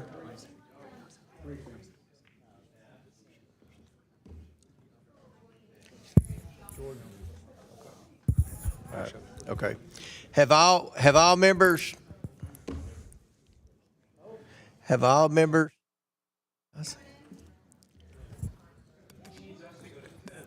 It's not. There's no commitment for her to come in, as far as I understand it. To come in.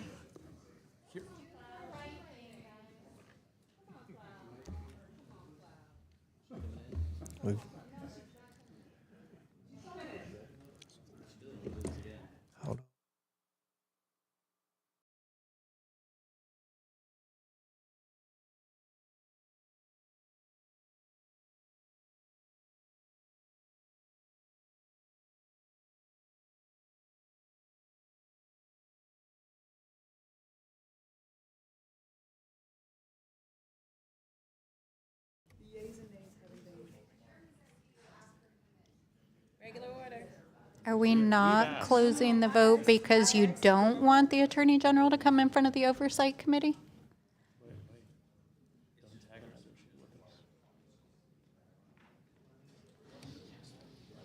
Because it's pretty rudimentary.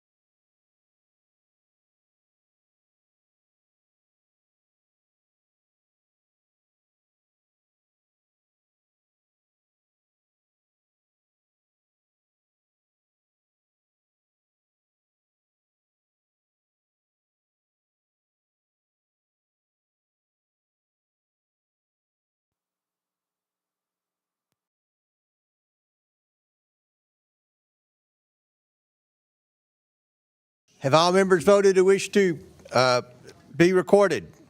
Does any member wish to change their vote?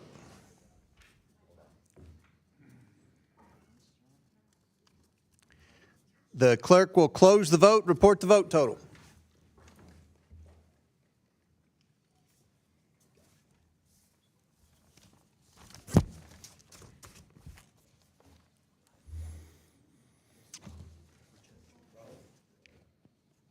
We're good. Vote's both done.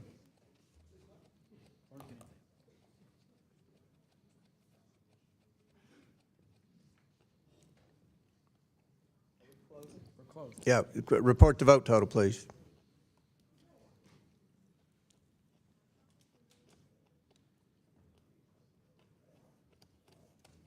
The vote total is recorded.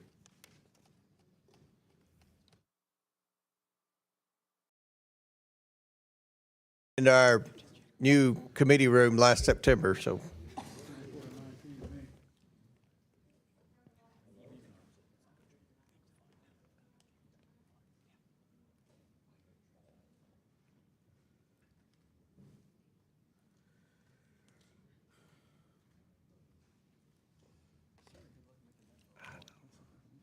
Yeah.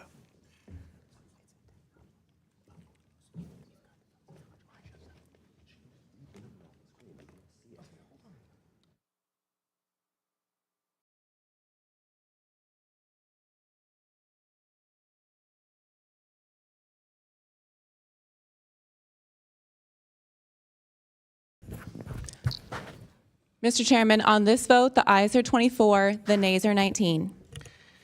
The ayes have it, and the motion is agreed to. The question is now on motion number 4 from Mr. Bell. Members will record their votes using the electronic voting system. The clerk will now open the vote on the Bell motion.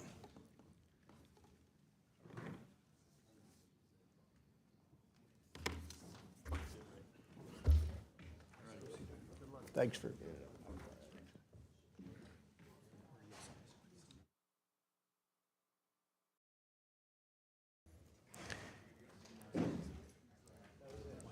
Have all members been recorded who wish to be recorded? Does any member wish to change their vote?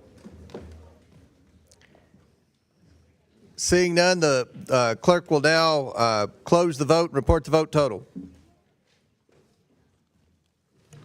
Mr. Chairman, on this vote, the ayes are 19, the nays are 22. The nays have it, and the motion is not agreed to. In closing, I want to thank our witnesses once again for their testimony today. Also, the next item of committee business is ratifying the, I ask unanimous consent that the committee approve ratifying the subcommittee? The next item of committee business is ratifying the new subcommittee roster. The clerks have distributed the roster electronically. I ask unanimous consent that the committee approve the appointments and assignments as shown on the roster. Without objection, the subcommittee roster is approved. With that and without objection, all members have 5 legislative days within which to submit materials and additional written questions for the witnesses, which will be forwarded to the witnesses. If there is no further business, without objection, the committee stands adjourned.